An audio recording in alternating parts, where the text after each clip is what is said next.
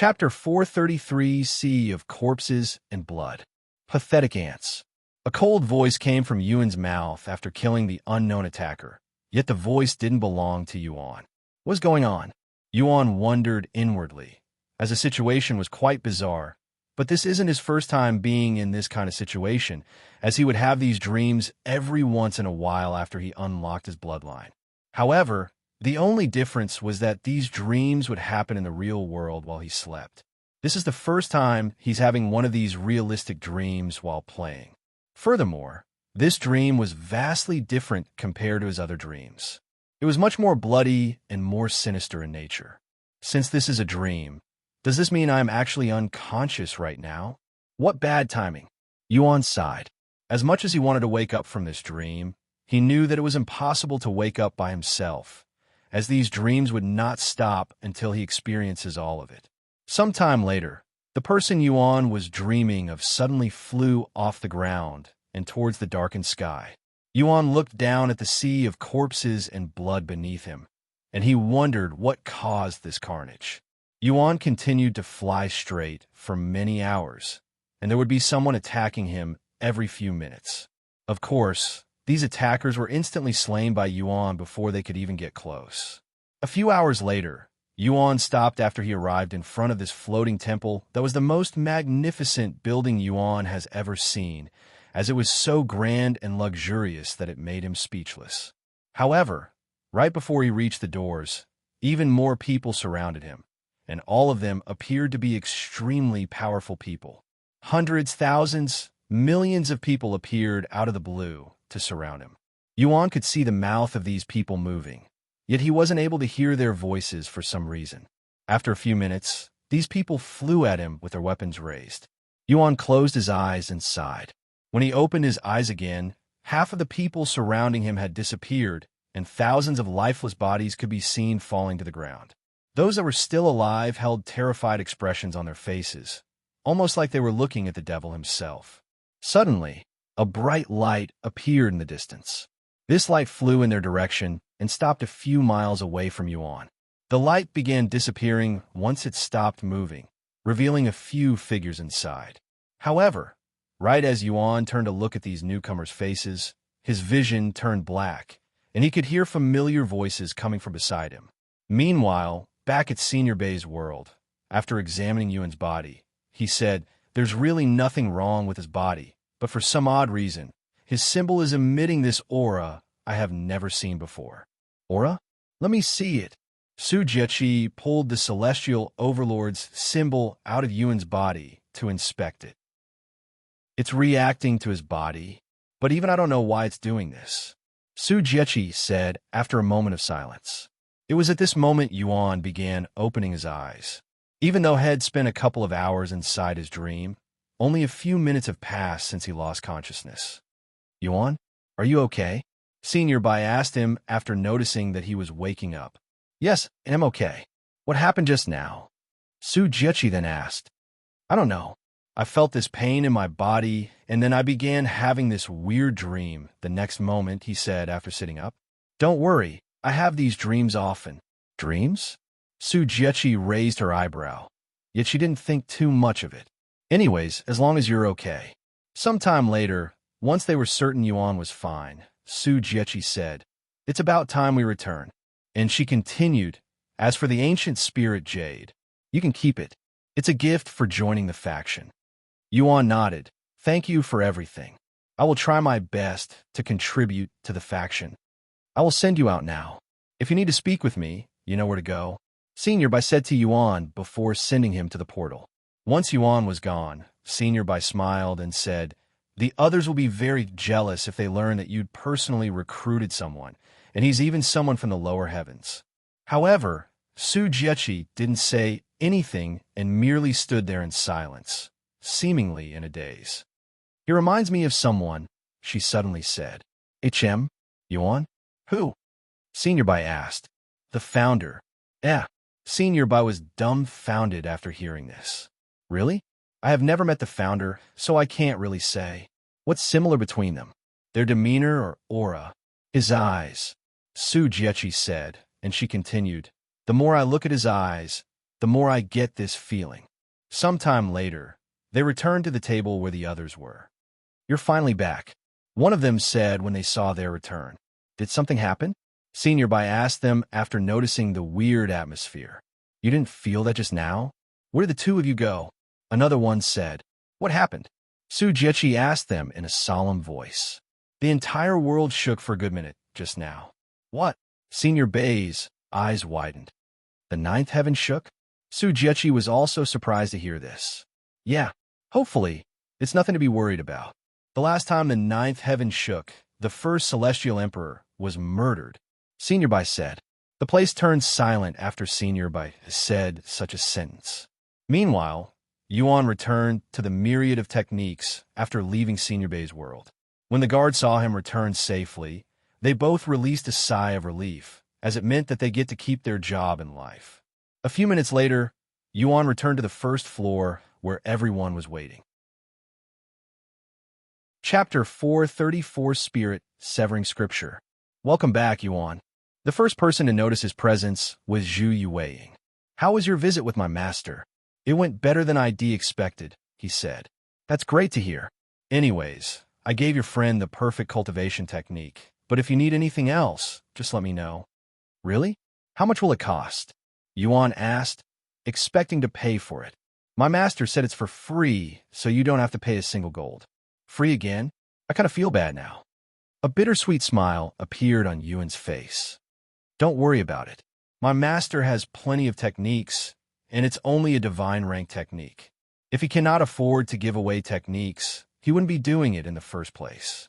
All right, Yuan nodded. Sometime later, Yuan and the others prepared to leave the myriad of techniques. See you again next time, Yuan. Though, I will be replaced in a few weeks, so I might not be able to see you until you reach the fifth heaven. The fifth heaven? Yuan asked. There are 9 heavens, and the place you're at right now is the first heaven, also known as the lower heavens. I see, but that might take a while. It's okay. I can wait, Zhu Yueying said with a bright smile on her face. A few minutes later, Yuan and the others left the store, and they returned to Longchen City. What are we going to do now, young master? Feng Yuxiang asked him. Let's find a place where Meixiu can cultivate in peace, he said. Is there a cultivator's haven in this city? I think so. Feng Yuxiang nodded. Okay, let's go. Feng Yuxiang and Lan Yingying returned to his body to make traveling more convenient. But Xiao decided to stay with Yuan and Meixiu. Are you okay, brother Yuan? Xiao asked him when she noticed him staring at her. Yes, I am fine. Yuan nodded. Although Su Jiechi warned him about Xiao, even telling him to separate from her, he still trusted her. An exile, huh? I never got to ask them about it. Though it doesn't matter. Xiao is still Xiao, no matter what background she has. Yuan thought to himself. Sometime later, Yuan asked the pedestrians about the Cultivators' haven. Once he had the directions, they began making their way towards the place. About half an hour later, they arrived before a tall building that looked very familiar to Yuan, as the place resembled the one in Spring City. Welcome to Cultivators' Haven. How may I help you today? A pretty lady asked them from behind the desk. I'd like to borrow one room from the highest floor for 7 days, Yuan said to her. You seem like you've been with us before. Do you have a key? The worker asked him. No, I don't. That's okay. We could give you a new one. For 7 days, it will cost you 7,000 gold coins. It was at this moment Yuan realized that he had no money besides the spirit stones given to him by Shimeli. Actually, can you make it 10 days instead of 7? I will pay with a spirit stone. It is worth 10,000 gold, right? Spirit stones? If you pay with spirit stones, you get bonus time, so you'll actually get 15 days instead of 10. That sounds great. Yuan nodded and handed one spirit stone to the worker behind the desk. After accepting the spirit stone, the lady went to the back to prepare his key. A few minutes later, she returned with the key and handed it to him. Once they had the key, Yuan went upstairs with the others until they reached the top floor. How do I cultivate this technique? I have never cultivated before. Meixiu asked him after they entered the room. You basically read whatever is in the technique and recite it until you comprehend the technique. Once you comprehend it, You can practice it and begin absorbing the spiritual energy in the air and cultivate. Okay. Meixiu then took a seat in the middle of the room and opened the scroll in her hands. Spirit Severing Scripture? It has the same name as my physique. Meixiu mumbled. It was no wonder Zhao Yuanying picked this cultivation technique for her, as the technique seemed like it was literally created for her physique. Meixiu began to read the scripture. Although the words were foreign and she has never seen them before, Meixiu was able to comprehend the words for some reason and read the scripture without a problem. And a few minutes later, after reading through the spirit-severing scripture just once, a notification appeared before Meixiu. Ding! You have learned spirit-severing scripture. Spirit-severing scripture. Rank, divine. Mastery level. 1 description. Absorbs 5 chi per second. If used during spirit form, you will absorb 50 chi per second instead. Once she learned the cultivation technique, Meixiu closed her eyes and began reciting the technique inside her mind. Soon, her breathing patterns changed. You have cultivated for the first time, unlocking chi experience. Due to chi gathering array, your chi absorption rate has increased slight. 5/5, 000, 12/5, 000, 17/5, 000, 24/5, 000. In just a couple of minutes after Meixiu started cultivating, she reached her first breakthrough. You have succeeded in breaking through your mortal shackles, becoming a spirit apprentice. Physical strength, physical defense plus 75. Mental strength, mental defense plus 105 name. Meixiu cultivation. First level spirit apprentice legacy. None bloodline. None physique. Spirit severing physique physical strength. 157 mental strength. 870 soul strength. 555 physical defense. 109 mental defense. 300-inch wow. She made a breakthrough already? That was faster than ID expected. This cultivation technique was definitely made for her. Yuan mumbled in a low voice when he saw Meixiu absorbing spiritual energy after a single read and breaking through mere minutes after she started cultivating. Although she was assisted by the Qi gathering array in the Cultivator's Haven, Meixiu still managed to break through faster than Yuan when he first started cultivating. Chapter 435, Meixiu's Cultivation. Yuan, I had a breakthrough. Meixiu stopped cultivating and said to him with a slightly excited feeling in her chest. I noticed. Congratulations on becoming a cultivator. Yuan said with a smile. What do I do now? She then asked. You continue to cultivate, I guess. When should I stop? Whenever you like or feel like the progress has started to slow down significantly. I understand. I will try to cultivate some more. Meixiu nodded and returned to her cultivation. She's probably the most talented person behind Brother Yuan that Xiao Hua has seen in the lower heavens, not including the divine beasts. Xiao Hua said sometime after Meixiu continued her cultivation. This is the first time I've seen you approve of someone, Yuan said with a smile. Xiao Hua nodded silently. About 5 hours later, Meixiu reached the 4th level Spirit Apprentice. You have absorbed enough Qi for a breakthrough. You have reached 2nd level Spirit Apprentice. Physical strength, physical defense plus 100. Mental strength, mental defense plus 175. You have absorbed enough Qi for a breakthrough. You have reached 3rd level Spirit Apprentice. Physical strength, physical defense plus 125. Mental strength, mental defense plus 200. You have absorbed enough Qi for a breakthrough. You have reached 4th level Spirit Apprentice. Physical strength, physical defense plus 150. Mental strength, mental defense plus 225. How long have I been cultivating? Meixiu asked him after she lost track of time. About 5 hours, Yuan said after he looked at the time left on the key. 5 hours? Meixiu was surprised to hear that so much time had passed because it didn't feel that long for her. If you want to continue cultivating, I don't mind. We don't really have anything else planned, anyway. Yuan said to her. Meixiu nodded, okay. I will continue to cultivate for some more, or until Ro calls us to play. But let me cook dinner first. Let's leave this room first before we log off, so that we don't waste our limited time, Yuan said. See you later, Xiao Hua. Yuan said to her before they logged off the game. Once they left the game, Meixiu went to prepare for dinner, whilst Yuan cultivated in the real world. After dinner, Meixiu helped Yuan take a quick shower. Sometime later, Meixiu sat on her bed and tried to cultivate the spirit-severing scripture. However, she was unable to succeed in just a few minutes. Yuan, are you awake? Meixiu knocked on his door after seeing no progress, hoping he'd have some advice for her. I'm still up. Yuan's voice resounded a moment later. I'm having trouble with my cultivation, she said. What do you need help with? There's very little I can do to help you in this world, unfortunately. I am trying to use the spirit-severing scripture, but every time I try to recall it, it's like I cannot remember it, she said. Oh, that is probably because you've only just learned the technique today. Try cultivating the technique inside Cultivation online for a few more days. Yuan advised her. Okay. Meixiu returned to her room shortly after and went back inside Cultivation online to continue cultivating for the rest of the night. In the morning, she stopped cultivating to cook breakfast for Yuan. After breakfast, they both entered the game together. I managed to reach the 5th level last night. It's taking much longer to break through with each level. Meixiu said to him. Although it only took her 5 hours to reach the 4th level, it took her the entire night, 8 hours of straight cultivation to reach the next level. Of course, her progression was still much faster than most of the players in Cultivation Online at this moment. Haha. Welcome to Cultivation, Meixiu. Once you reach my level, it'll take you days if not weeks to increase even a single level. Yuan laughed.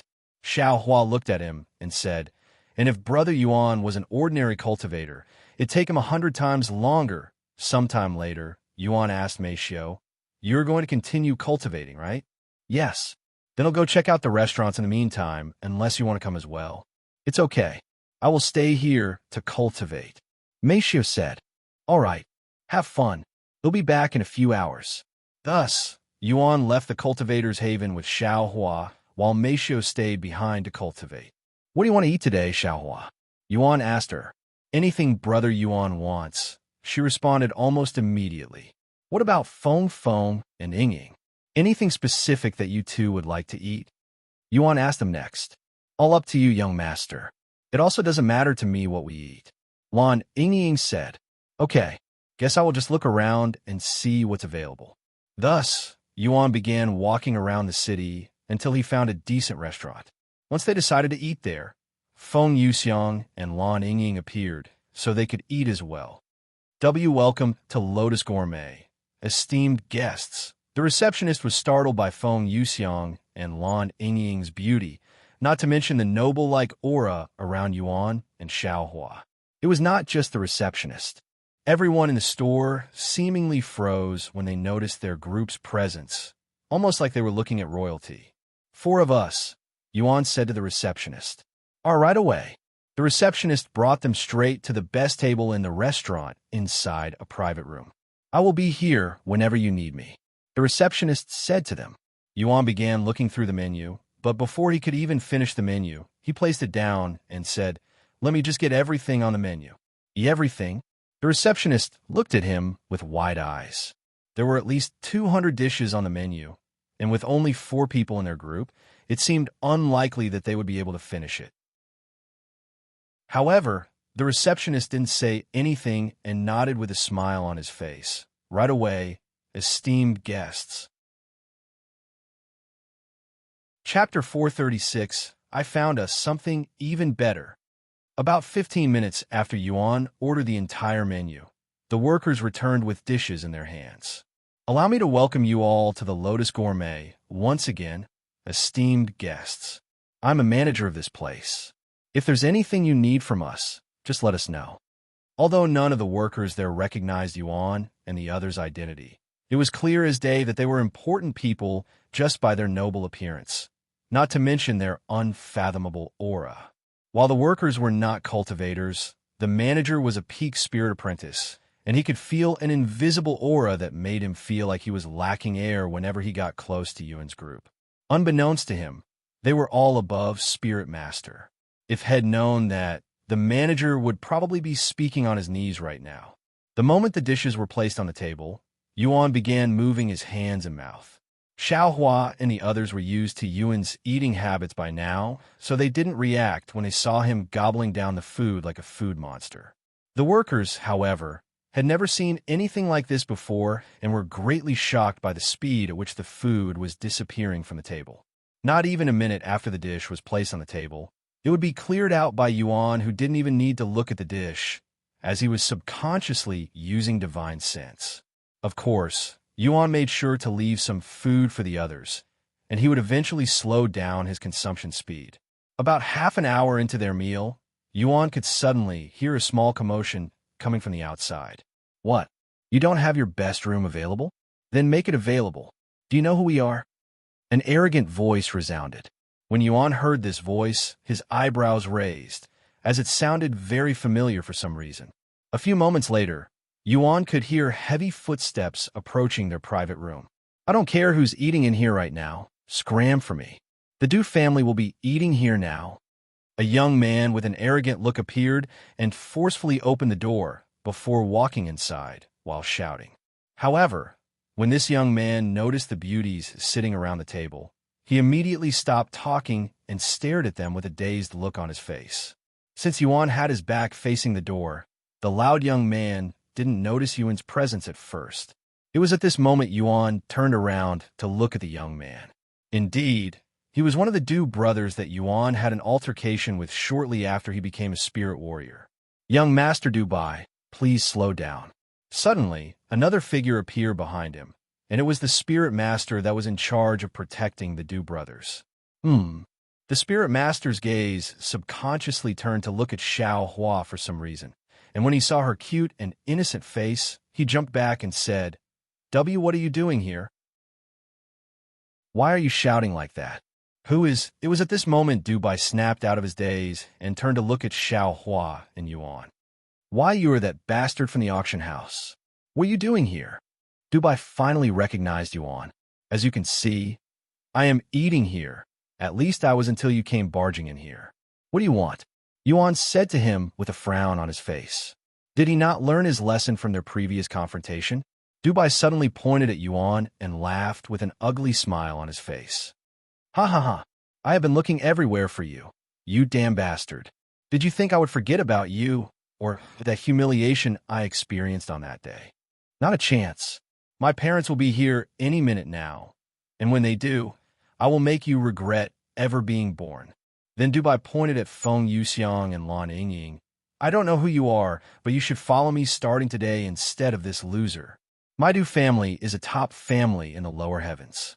My parents are also spirit masters." "The Du family, huh?" Feng Yuxiang mumbled in a nonchalant manner. A moment later, Du Bei's brother, entered the restaurant alongside a pair of couples and two other families and their children. "Du, come look at what we have here." Dubai shouted to him. "What is it? I know you want to reserve the seats, but did you have to run all the way here?" Duhai sighed as he approached the private room. His eyes widened when he saw Yuan's handsome face. "It's you. Are you two looking for a beating again?" Yuan said to them after wiping his hands and mouth with a wet cloth. "Ha ha ha, beat us? I would love to see you try."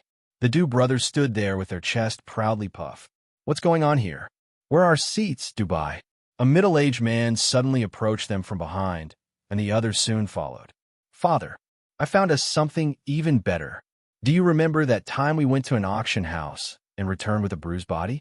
This is the bastard that assaulted us on that day. We finally found him." Dubai ran to his father before pointing at Yuan. "What?" The Du brothers' father and the others there turned to look at Yuan and his table. However, their eyes didn't linger on Yuan for more than a second because something else had caught their attention. The beautiful young woman sitting across from Yuan. Madame Feng, what are you doing here?" The middle-aged man exclaimed in a shocked voice when he saw Feng Yuxiang sitting there with a frown on her face.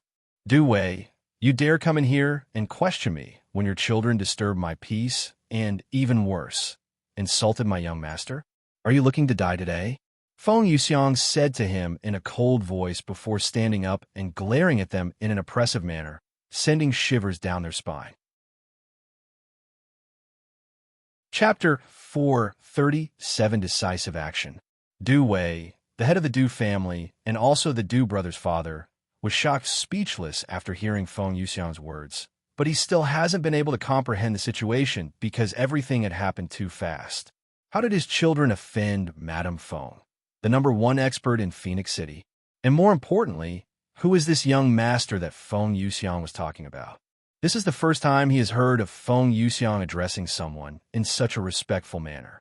Meanwhile, the other two families that had followed the Du family to this restaurant were already regretting their decision, as they were potentially in jeopardy because of the Du family.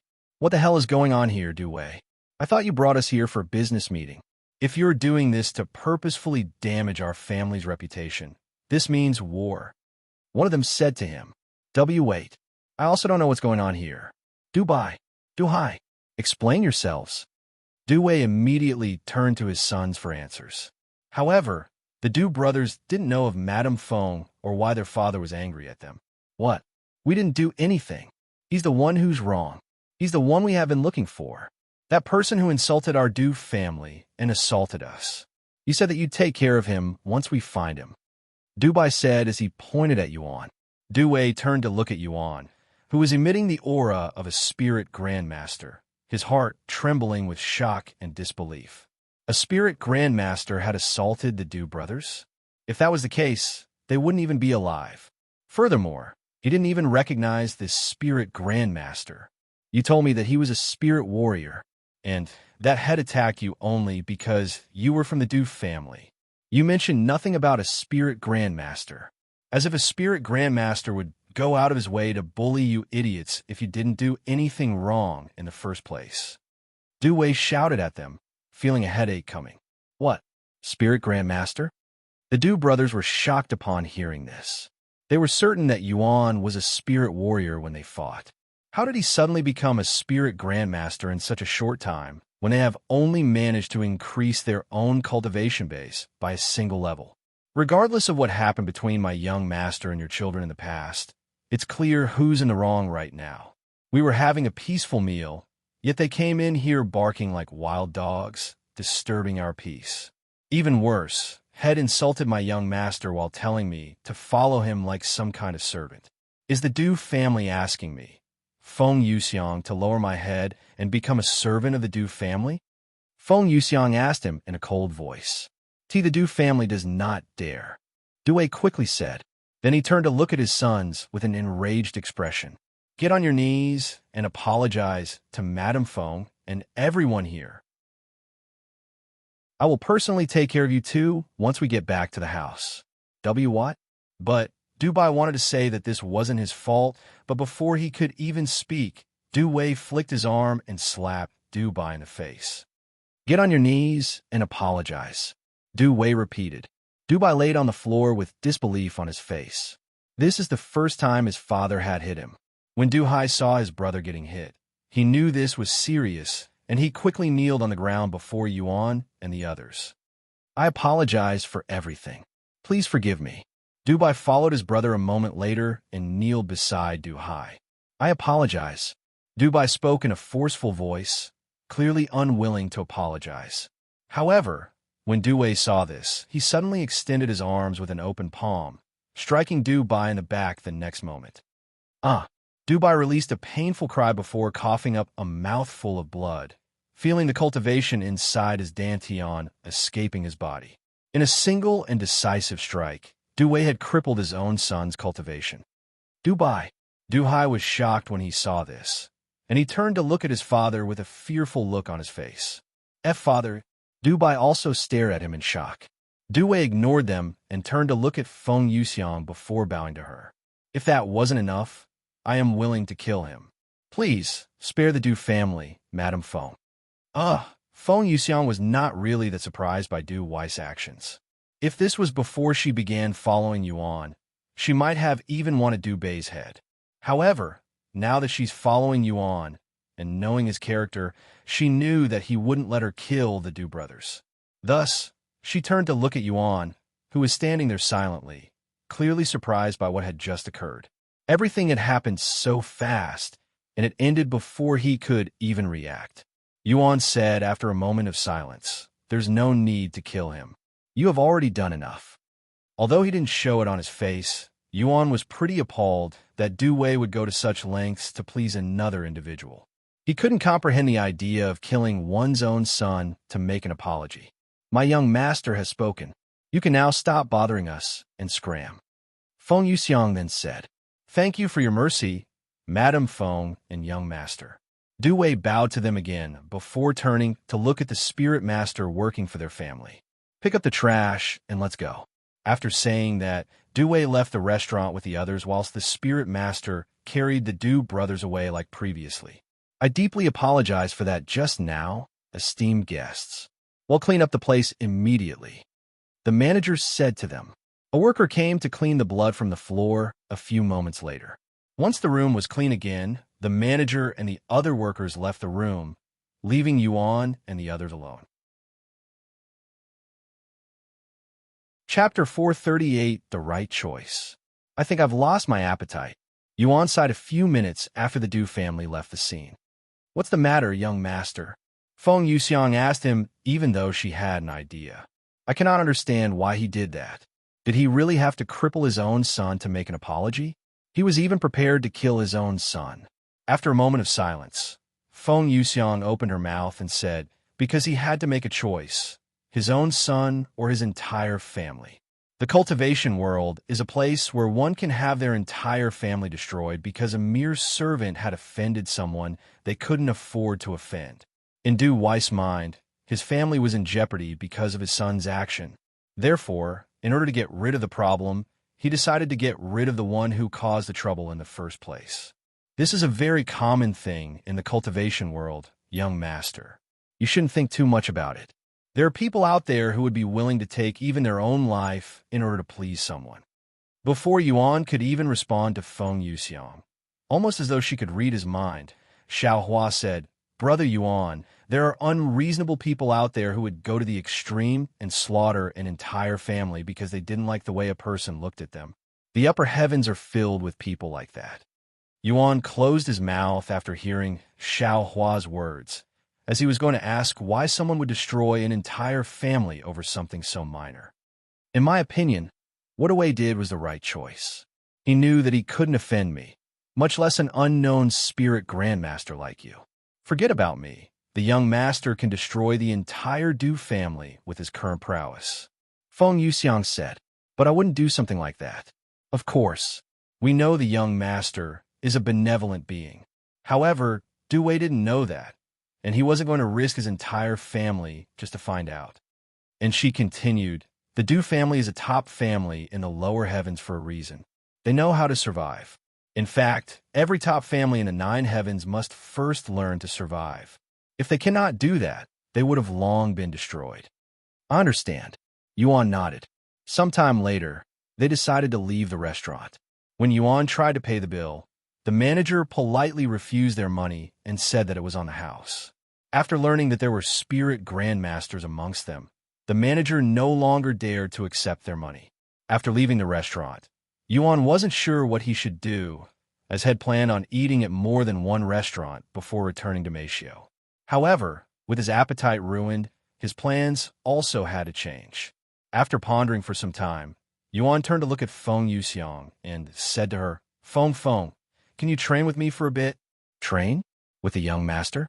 Feng Yuxiang expressed surprise.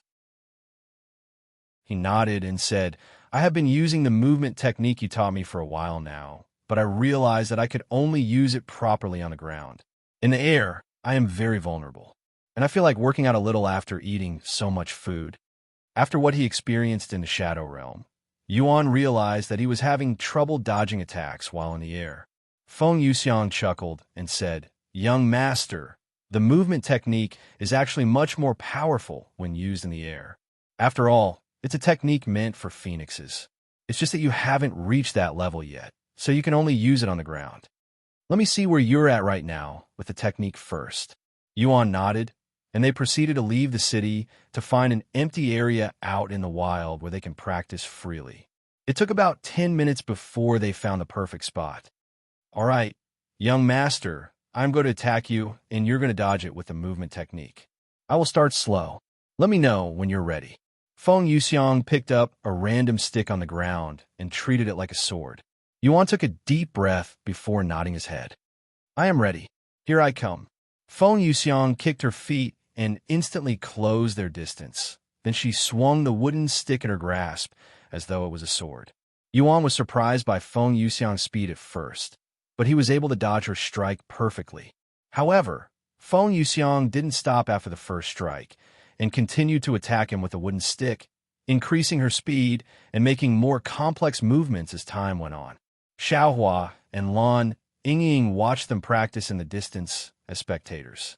Although Xiao didn't show any reactions, Lan Yingying was greatly impressed by their practice, as this is her first time witnessing such intensive sparring. Of course, the one who was most surprised there was Feng Yuxiang. Heavens! How long has it been since he learned the movement technique? It took me years of practice to reach this stage, yet it's only been a couple of weeks since he learned the technique. Furthermore, he probably achieved all of this while he was inside the mystic realm, because I have yet to see him practice this technique while I am with him. It took less than a minute before Feng Yuxiang realized how much Yuan had progressed with the technique, and she thought to herself, how interesting. Let me experience your talents firsthand, young master. A smile suddenly appeared on Feng Yuxiang's beautiful face, and her movement speed doubled the next moment. Whoa!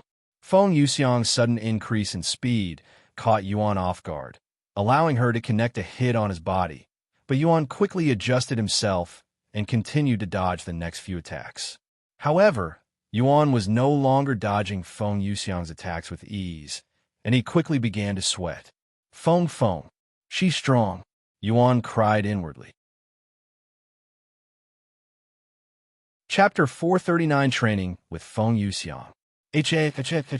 Yuan laid on the soft ground with his body covered in sweat while panting in an exhausted manner.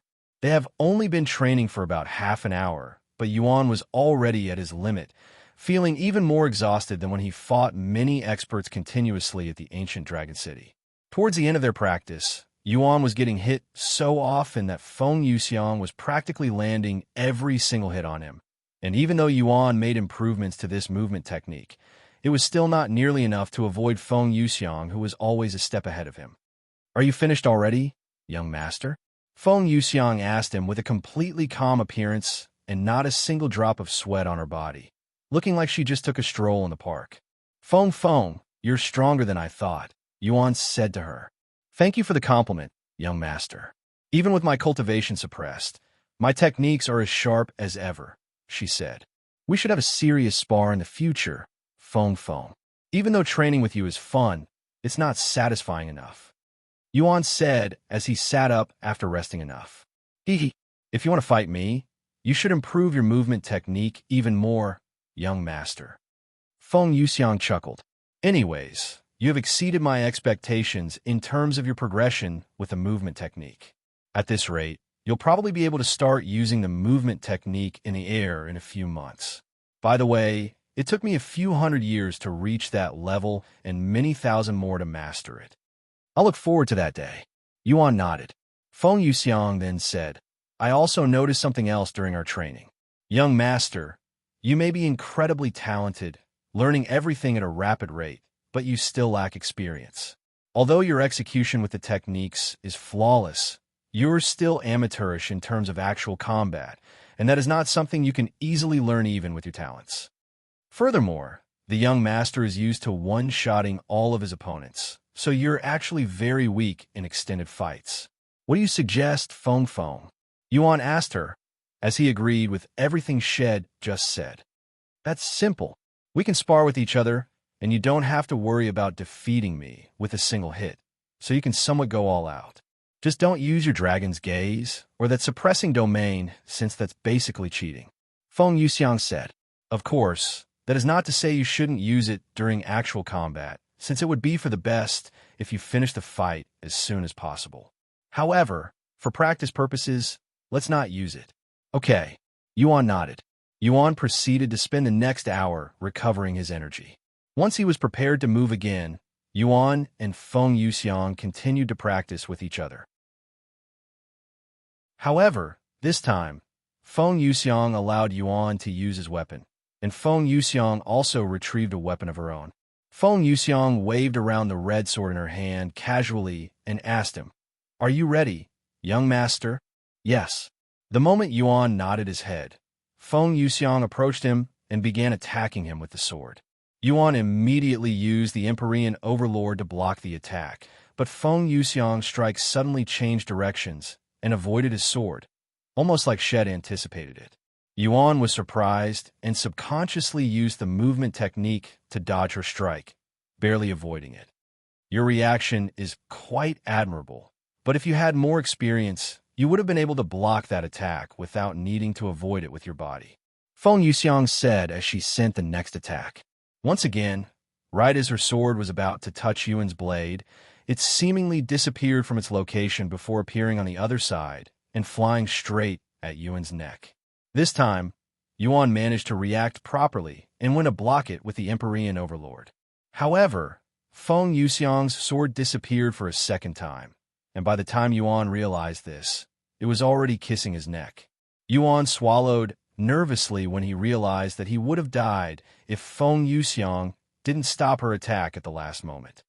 Young master, there are some things you cannot overcome with pure strength. Before an experienced cultivator, you may not be at an advantage even if you have a higher cultivation base, Feng Yuxiang said to him as she retrieved the sword from his neck. Yuan was speechless. This is the first time he's felt so powerless before someone. Even though it was a spar and he wasn't using his full strength, that was the same for Feng Yuxiang. After giving Yuan some time to prepare himself again, Feng Yuxiang began attacking him again. Ding, ding, ding. Feng Yuxiang didn't use her disappearing sword strikes without stopping and would purposefully let Yuan block her attacks at times. But whenever she would see an opening, she would use that to her advantage and corner Yuan in a decisive moment. In just 10 minutes of practice, Feng Yuxiang had killed Yuan over a dozen times. "Are you ready to give up yet, young master?" Feng Yuxiang asked him with a somewhat smug look on her beautiful face. "And not yet. Let's keep going." Yuan wiped the sweat off his face and prepared himself again. "That's what I like to hear." Yuan was so absorbed in his training with Feng Yuxiang that had completely forgotten about Meixiu. However, Meixiu was also absorbed in her cultivation, and they both missed dinner without even realizing it until it was already morning the next day. "Oh, I completely forgot to log off." Yuan panicked when he realized this, as it hasn't been long since his last mistake. Thus, Yuan logged off on the spot. However, when he realized that Meixiu also hadn't logged off, he returned to the game and then to the Cultivators' Haven with the others. Chapter 440 Fierce Beauty. After returning to the Cultivators' Haven, Yuan went straight to the top floor to see if Meixiu was still cultivating. And just as had expected, the door to her cultivation room was still closed shut. Although he wanted to go inside to make sure, he didn't have the key as it was inside the room with Meixiu. "I probably shouldn't disturb Meixiu if she's still cultivating, right?" Yuan asked Xiao. She nodded and said, "That would be very dangerous, as disturbing someone that's absorbed in cultivation could be harmful. There are even cases where some cultivators have been crippled after being disturbed during their breakthroughs. This is why cultivators must find a secure and peaceful place before they begin their cultivation." "Crippled? That's definitely not good. I guess we can only wait outside until she's done," Yuan said as he took a seat directly in front of the door to Meixiu's room. Unbeknownst to them, inside the room, Meixiu was actually experiencing enlightenment, hence why she became oblivious to the time. In the blink of an eye, 2 days have passed since Meixiu entered the Cultivators' Haven. She's taking longer than ID expected. It's already been 2 days. I hope she's fine inside. Yuan sighed, and he wondered inwardly, is this what Meixiu felt when I didn't come out of the game for 3 whole days? Now that I have experienced it for myself, it certainly doesn't feel good, and I don't blame her for worrying. If Brother Yuan is that worried, why don't you take a look inside with your divine sense? Xiao said to him in a calm voice, clearly aware of what was happening inside the room. "Oh, right. I forgot I could do that." Yuan immediately closed his eyes and activated his divine sense that penetrated the door and walls in the Cultivator's Haven. "Oh, I can see Meixiu. She looks fine to me." Yuan released a sigh of relief after seeing that she was perfectly fine inside. Wait, what's this weird aura around her? It feels familiar. Yuan suddenly noticed the unfathomable aura around Meixiu. She is currently experiencing enlightenment, said Xiao. Enlightenment? No wonder. Yuan mumbled.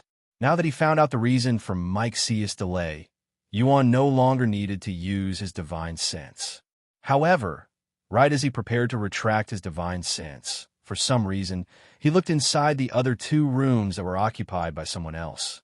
One of them was a middle-aged man who emitted the aura of a peak spirit warrior. The other person was a young lady with a fairly unique appearance. Long hair that touched the ground, and a golden color made it look as though her silky hair was silk made of gold. Furthermore, she was wearing a pair of luxurious-looking robes, making it seem like she was royalty. However, what Yuan found the most interesting about this young lady was her cultivation base, or her lack of cultivation base. Despite being a spirit grandmaster, he was unable to see this young girl's cultivation base, and she looked to be around his age. Unless this young lady had a much higher cultivation base than him, which was unlikely, Yuan couldn't figure out why he couldn't see her cultivation base. Xiao, how come I cannot see that girl's cultivation base? He decided to ask the expert. Surely, a spirit king like Xiao would be able to see her cultivation base, right? Xiao used her divine sense to look at the person Yuan was talking about for a moment before speaking. That girl is using a cultivation technique to hide her cultivation base, and it's a fairly powerful one because even Xiao cannot see her cultivation base. Even you cannot see her cultivation base? Yuan was more surprised than Xiao herself, and he wondered whether this young lady was an NPC or a player like him. Suddenly, the mysterious young girl opened her eyelids, revealing a beautiful pair of azure-colored eyes, and she looked to the ceiling with a deep frown on her face, seemingly unhappy about something. She then stood up and proceeded to leave the room in heavy and angry steps. Once she was outside, she turned to look at Yuan before pointing at him and shouting, "Hey, I'm trying to cultivate here. How dare you peek at me while I cultivate? Did your parents not teach you any manners?" Yuan was speechless when this fierce-looking beauty suddenly started yelling at him. "You're lucky I wasn't having a breakthrough, or I would have smashed your face in by now." The fierce beauty continued. "I apologize for peeking at you. My curiosity got the better of me." Yuan quickly said to her, as he recognized that he was wrong in this situation. "What a rude kid."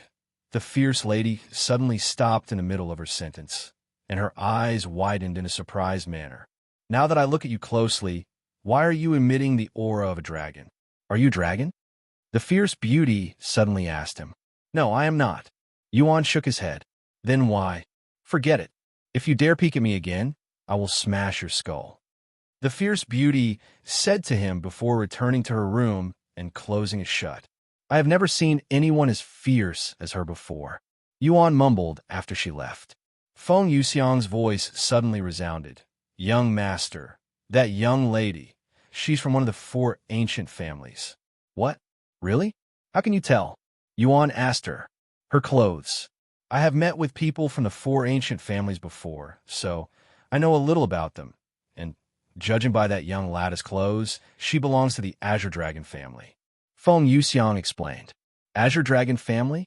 Are they anything like the dragons in the ancient dragon city?" Yuan asked, his interest piqued. "Well, I don't know anything about the ancient dragon city, but judging by what you told us about them, they should be real dragons. The Azure Dragon family, however, are not really dragons. Instead, they are half-dragons," Feng Yuxiang said. "Half-dragons? What's the difference?" Yuan continued to ask. Chapter 441, 4 Ancient Families. Someone who is a half-dragon is usually a human with dragon blood mixed within their blood. They're not really dragons, but they have the power of dragons. Feng Yuxiang explained to him. "I see. That explains her unique appearance. A half-dragon, huh? Does this mean there are also half-phoenixes and half-serpents out there as well?" Yuan then asked. "That's correct," Feng Yuxiang said. "By the way, you said the 4 ancient families, right? I remember hearing about them at the Dragon Essence Temple. How do they differ from the 7 legacy families? Yuan continued to ask, as he found these powerful families that have existed for thousands of years to be very interesting. Yes, they're similar to the 7 legacy families in the way that they're only branches of the main family somewhere in the upper heavens. However, compared to the 7 legacy families, the 4 ancient families are far superior in terms of prowess and influence in the 9 heavens. While the 7 legacy families would have at most 2 or 3 spirit grandmasters in each family, the 4 ancient families have at least 7 spirit grandmasters in each family. Furthermore, they have near inexhaustible resources compared to the 7 legacy families. However, unlike the 7 legacy families that enjoy being in the spotlight, the 4 ancient families are very secluded and private. They won't make an appearance unless absolutely necessary. Then what is someone from the 4 ancient families doing in this place? Yuan then asked. She's probably doing her trial. Trial? Members of the 4 ancient families are required to leave the family after they reach a certain age to go on a trial. The trial differs from person to person, but if they are unable to pass the trial in 10 years, they are forced to leave the family, and their cultivation will be crippled before they leave. However, if they pass the trial, they will be allowed to ascend to the next world. Crippled and forced to leave the family if they fail the trial? That's even stricter than the 7 legacy families. Yuan was speechless upon hearing this, and he wondered why there's so many families like this in the cultivation world. It was at this moment the door behind him suddenly opened, and Meixiu came running outside in a panicked manner. Yuan. Meixiu didn't expect Yuan to be sitting right in front of the door and fell on top of him. Are you okay? Yuan said to her who was on top of him, and he could feel 2 round and soft sensations pressing against his body. Meixiu quickly got off his body and stood up with a flushed face. Looks like you're finally done with your cultivation. It's been 2 days, you know. Yuan said to her in a calm manner. I'm so sorry. I don't know what happened, but it didn't feel that long when I was cultivating. I thought only a couple of hours had passed at most. Meixiu's habits as a servant kicked in, causing her to lower her body until she was bowing to Yuan. It's okay, Meixiu. What you experienced is called enlightenment. You easily lose track of time when you're in that state, so I don't blame you. It also happened to me before, so we can call even with this. Yuan said with a smile on his face. When Meixiu got out of her enlightenment and saw how much time she had left in the room, she almost thought that she was dreaming, so she logged off to see the time, and sure enough, 2 whole days have passed since she started cultivating. In other words, she didn't cook food for 2 straight days, leaving Yuan to starve. This is definitely the biggest blunder she has made in her entire life thus far. Sometime later, they logged off once Meixiu calmed down. After cooking the meal, she went to Yuan's room while still feeling guilty. I'm sorry, Yuan. She apologized to him again as she fed him the food. Don't worry about it, Yuan said. Cultivation, it's dangerous, especially if this happens again. Meixiu sighed in a worried voice. I don't think you have to worry about that since enlightenment doesn't happen often. I heard that some people even live their whole life without experiencing enlightenment a single time, and those who have already experienced enlightenment most likely won't experience it again. Yuan explained to her. Is that so? Meixiu was relieved to hear this. What cultivation are you now after 2 whole days of cultivation? Yuan asked her a moment later. 9th level Spirit Apprentice, she said. Peak Spirit Apprentice already? Yuan was surprised by her progress. Are you going to try cultivating in the real world now? You might be able to do it since you have plenty of experience now. I will try later. And she continued, by the way, how do you improve soul strength? Soul strength? Doesn't it increase as you improve your cultivation? Yuan said, as he would get soul strength alongside other stats every time he had a breakthrough. Although the other stats have improved, my soul strength hasn't increased since I started cultivation, and I was just wondering if it requires a special method to train that, Meixiu said. Well, I know that you can improve your soul strength with soul techniques and treasures, but I'm not sure why your soul strength isn't increasing. Maybe it has something to do with your physique. We can ask Xiao Hua and the others tomorrow. Okay. Sometime later, after they finished their meal, Meixiu went to her room and tried to cultivate. As for Yuan, he also started cultivating. Inside her room, Meixiu sat in the lotus position on the floor since the bed was soft and uneven, and she was used to cultivating on a hard surface. After taking a deep breath and clearing her mind, Meixiu began reciting the spirit-severing technique inside her head, and to her surprise, she was able to remember the technique very easily, unlike previously when she couldn't even recall the technique no matter how much she tried. Chapter 442: Increase in Crime and Violence. When Meixiu began cultivating, a small wind picked up in her room despite the closed window, and it swirled around her as though it was trying to communicate with her. About an hour later, Meixiu felt a refreshing sensation spread throughout her body, almost as though she just took a cool bath on a burning day. It felt just like when she first became a cultivator but it also felt much more intense. I'm a cultivator now. Meixiu looked at her own hands. Besides feeling more energetic than before, there wasn't much change to her body. Meixiu stood up before taking out some dumbbells from underneath her bed.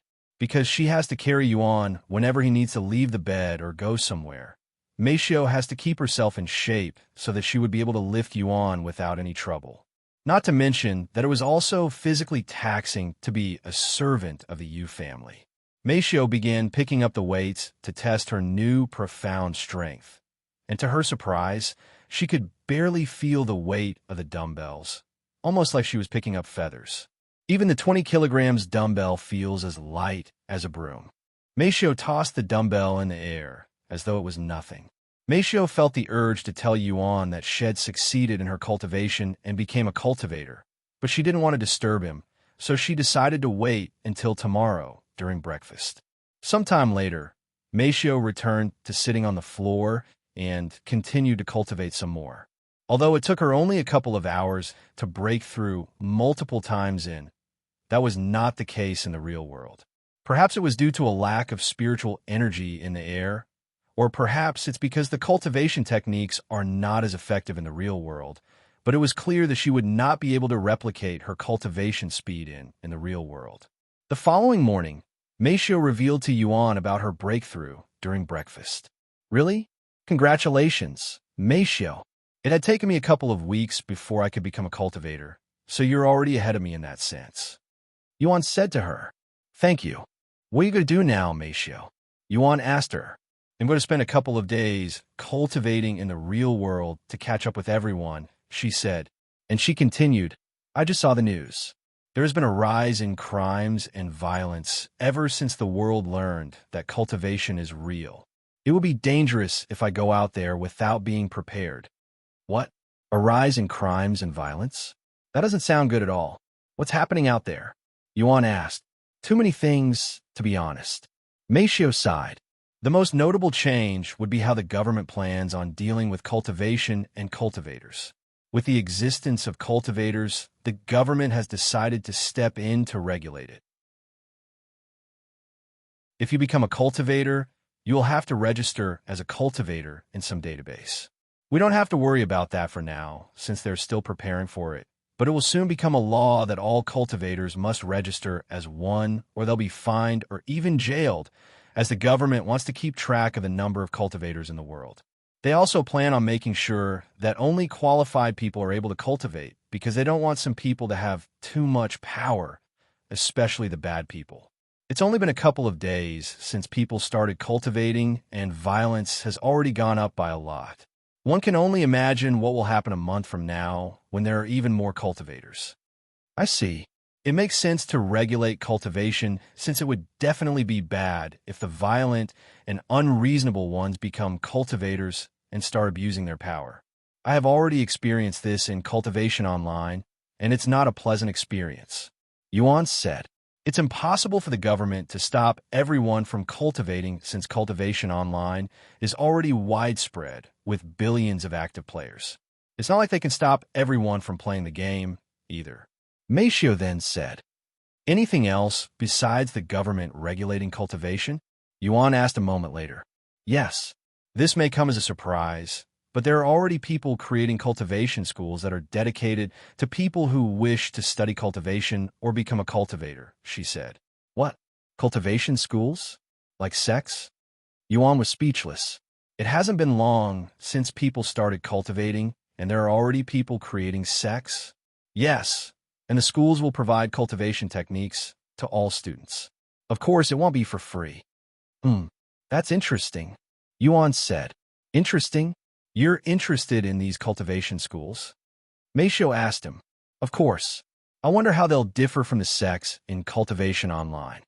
A few moments later, Meixiu continued, Oh, influential families around the world are also recruiting talented cultivators.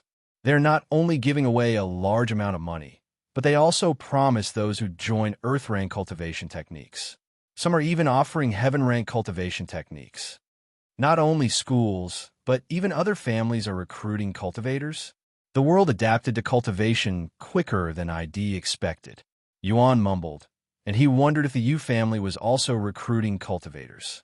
Sometime later, Meixiu returned to her own room whilst Yuan returned to Cultivation Online. However, Yuan didn't stay inside the game for long, as he only went inside to let Xiao Hua and the others know that he won't be returning for a while.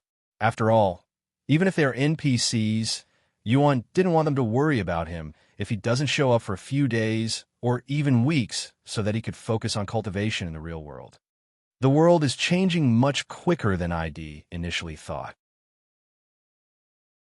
I must also quickly recover so that I can be there for Ro and Meixiu if anything ever happens to them. With this in mind, Yuan took a deep breath and began absorbing the spiritual energy in the world. Chapter 443, The Future of the Yu Family. After eating dinner and brushing her teeth, Ro returned to her own room to spend the rest of the night cultivating. The following morning, right before sunrise, Ro experienced a breakthrough in her cultivation, reaching second-level Spirit Apprentice.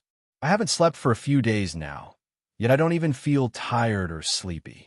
Cultivation is such a miraculous thing. Ro sighed to herself afterward. I wonder how Meixiu and brother are doing. They should be awake now for breakfast. Ro decided to call them on her phone. Hello. Meixiu answered the phone after 3 rings. How's it going, Meixiu? Have you started cultivating yet? I just reached the second level, but it took longer than ID expected, at least compared to. Yes, I have also started to cultivate a few days ago. Meixiu's voice resounded from the phone. Really? Congratulations, Ro said, and she asked, also, you're with Brother Tianin, right? What are you two doing right now? We have decided to take a break from the focus on cultivation in the real world, Meixiu said. Really? Yes. With the increased crime and violence, because of the cultivation thing, I have decided to spend some extra time preparing myself for the future. Meixiu said. Ro was speechless after hearing this, and she mumbled in a low voice. Now that you mention it, you were right. I didn't really think too much about it when I saw the news, but it looks like I should probably prepare myself just in case things get much worse. Anyways, since you two are busy with cultivation, I won't bother you too much. Just call me when you are finished so that we can play together okay? It's been a while since I have seen you two, after all. Okay, I will call you when we plan on playing again. Meixiu said. After hanging up the phone, Ro proceeded to call Xiao. I hope I'm not bothering your cultivation. Ro said after Xiao picked up the phone. Not at all. How's your cultivation going? Have you reached the second level yet? No, I haven't. What about you? Yes, I just reached it not long ago. Wow. Congratulations, Sister Ro. There aren't many people who have reached the second level. You're definitely a cultivation genius. Most of my friends are just entering the first level, yet you're already at the second level. I think I still need at least another week or 2 before I can reach the second level. Cultivation genius. A bittersweet smile appeared on Ro's face.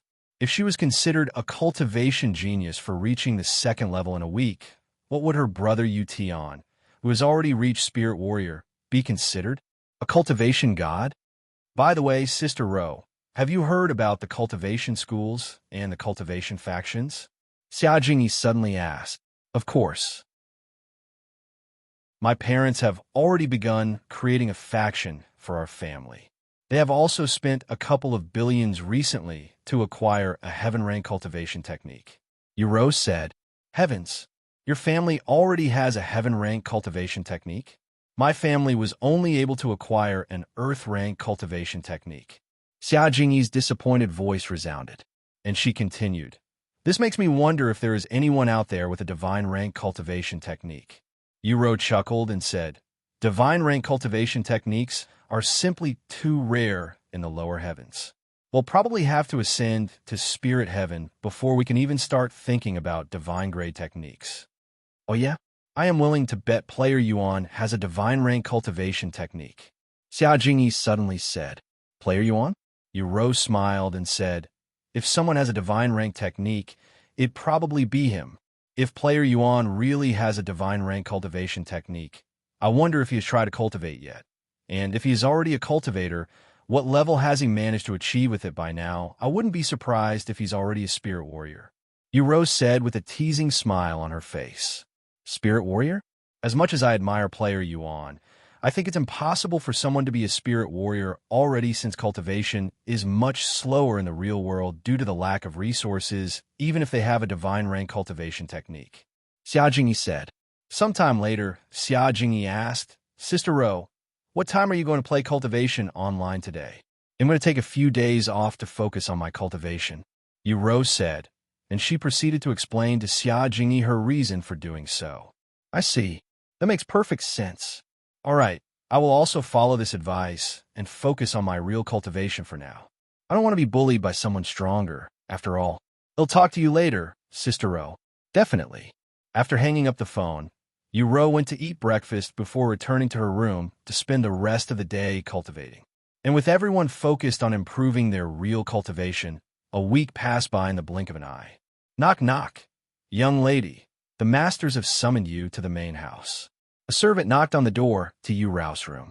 Yuro stopped her cultivation and stood up to open the door. Let them know that I am on my way, she said. Sometime later, after taking a quick shower and dressing up properly, Yuro traveled to the Yu family's main house where her parents were waiting. Once Yuro met up with her parents at the main house, they brought her to another large building that was almost just as big as Yuro's house a few miles away from the main house. And inside this building were multiple rooms with hundreds of comfortable beds lined up with the console required to play cultivation online set up for each bed. What is this? Yuro asked them. This is the future of our Yu family and the company, Tang Li said with a confident smile on her face, and she continued, It will also be where all of our players will be living and playing starting today. Author's note, check out Heroes Carnage, my other novel. Chapter 444 Cultivators Association. Everyone, Yuro raised her eyebrows. Despite the luxurious background, the atmosphere of this place was a little suffocating, and Yuro felt like she was in a hospital or something similar. As you already know, we have acquired a heaven rank cultivation technique recently. This is where those who decide to join our Yu family will get to practice the cultivation technique. Of course, we don't want them running away with our technique, so we'll have them cultivate in this place. Yuxiang said. He then turned to look at Yuro and asked her, What is your cultivation base right now? Second level spirit apprentice, she responded in a calm voice. Not bad considering that you'd started only a week ago. Yuxiang nodded his head before continuing to speak. We have sent out the applications yesterday, and in less than 24 hours, we have received over 1,000 requests to join our family, with most of them being at the second level and a couple at the third level. In fact, we even have someone at the fourth level. What? Someone has already reached the fourth level already? Yuro was surprised to hear this. Yuxiang nodded and said, This person has been cultivating in secrecy even before the world knew that we could cultivate in the real world, so he's ahead of the majority of cultivators currently. Oh, that makes sense. Yuro didn't say anything else. Anyways, we called you here today to let you experience the heaven rank cultivation technique that we acquired recently. You only have the basic cultivation technique, right? Yes. Yuro nodded.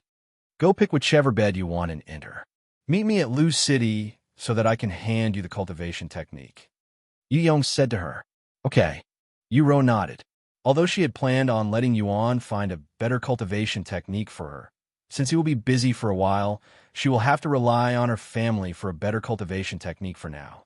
Furthermore, this new cultivation technique should help boost her cultivation speed in the real world as well. Thus, Yu entered the game and traveled to Lu City before meeting with Yuxiang. Inside the game, Yuxiang and Yu went to a cultivator's haven so that Yu could learn the cultivation technique safely. Do you need a key for this place? Yuxiang asked her. No, I already have one, she said. After they arrived at the highest floor in the place, Yuxiang handed the cultivation technique to her and said with a solemn face, Don't lose this. It cost us a fortune to acquire it. If you lose it, we'll sell you to make up for the losses. Yu didn't show any reaction and nodded silently. Let me know when you've learned the cultivation technique so that we can start training the people in our family. Yuxiang said to her before entering one of the rooms to cultivate. Once Yu entered the room and the door closed, she began trying to comprehend the heaven-rank cultivation technique. A week later, Yu emerged from her room with a happy expression on her face. Finally, it took me an entire week to learn this cultivation technique. Besides the martial technique Shed gotten with Yuan's help, Yu hasn't tried to learn another technique, hence why she was excited to finally learn something new even though it had taken her an entire week. Sometime later, she met up with Yuxiang again to return the cultivation technique to him. Now that you have a heaven-rank cultivation technique, I expect significant improvements to your progress, both in cultivation online and your real cultivation. Don't disappoint me. Yuxiang said to her after storing the cultivation technique inside a storage pouch. I understand. Yu nodded. Yu logged off the game shortly after. I can finally go home and sleep in my own bed. Yu sighed inwardly, as she had to stay in this place until she learned the cultivation technique. However, before she could leave the place, her mother, Tang Li, stood before her. Yu, make sure you register yourself as a cultivator at the Cultivators Association that was completed just today within the next 90 days. If you don't and get caught, you'll be fined by the government and possibly go to jail. Tang Li warned her. Cultivators Association? It's already finished? I wasn't expecting it for at least a few more weeks, if not months, she said. The Cultivators Association is a government-funded organization that was created to regulate cultivation to a certain extent, and it has governments from around the world supporting it, quickly becoming the strongest cultivation faction in the real world. Furthermore, not only does the Cultivators Association regulate cultivators, but they were also recruiting cultivators to assist them in maintaining public order, just like the police forces. Understand. I will try to register today, Yu said. Thus, after leaving the place, Yu made her way to the Cultivators Association that replaced a large park in the middle of the city. Of course, the place was crowded with people. Maybe I should come back another day. Yu mumbled to herself before telling the driver to go back to her house, where she started cultivating with her new cultivation technique and seeing significant improvements to her progression. No wonder why people are paying fortunes for better cultivation techniques. My speed almost doubled with this new cultivation technique. Feeling excited about her new cultivation speed, Yu proceeded to spend the entire day cultivating. Meanwhile, back at Yuan's apartment, Meixiu entered Yuan's room and said to him, Yuan, the Cultivators Association has been completed. We must register as a cultivator within the next 90 days, or well be considered as illegal cultivators. We have 3 months? That's plenty of time, Yuan said. And he continued, How's your cultivation going? I just reached the 5th level, she said in a calm voice. Nice. I should be entering the 8th level after another week, he said. 8th level Spirit Warrior. Meixiu sighed inwardly, wondering what might happen when he has to register his cultivation at the Cultivators Association in the near future. Chapter 445, A New Rumor. A little over a week after the Cultivators Association was announced, Over 100,000 cultivators from Yuan City alone had registered as a cultivator, with less than 1% of them also joining the Cultivators Association. 1% may seem like very little, but the requirements to join the Cultivators Association were not low, as one needed to be at least a third-level Spirit Apprentice before they could even take the examination. After joining the Cultivators Association, the cultivators are given a special badge and assigned to a certain location in the city where they will be working almost like actual police, but with higher pay and more authority. As for the number of cultivators that have registered at the Cultivators Association worldwide, it reached 10 million people in less than a month. Meanwhile, Yuan had reached the 8th-level Spirit Warrior and improved immensely for his condition, to the point where he could push his upper body off the bed a few inches with his arms. However, despite his seemingly fit physique and feeling like he was overwhelming with energy, Yuan actually couldn't exert much strength, feeling like something was blocking him from utilizing his full potential. Maybe Dr. Wang is right, that I might be cursed. Yuan sighed inwardly. Hopefully, he could sit up on the bed without external help by the time he enters the 9th level. Sometime later, Meixiu entered his room and said, Wang Xiaoying said, "Shall be visiting later today for your checkup." Now that Wang Xiaoying knew his identity as Player Yuan, she has pretty much replaced Dr. Wang when it comes to taking care of him, such as the weekly checkups, especially when Dr. Wang and his hospital has seen an explosive increase in patients recently due to the increased violence in the community between cultivators. Okay, Yuan said. About 2 hours later, Wang Xiaoying arrived at their apartment and began examining Yuan's condition. Everything looks normal this week as well. Wang Xiaoying said to him afterward, I see. Thank you. What cultivation are you at right now, Yuan? Wang Xiaoying then asked him, and she continued, I just reached the 4th level yesterday. 8th level, Yuan said.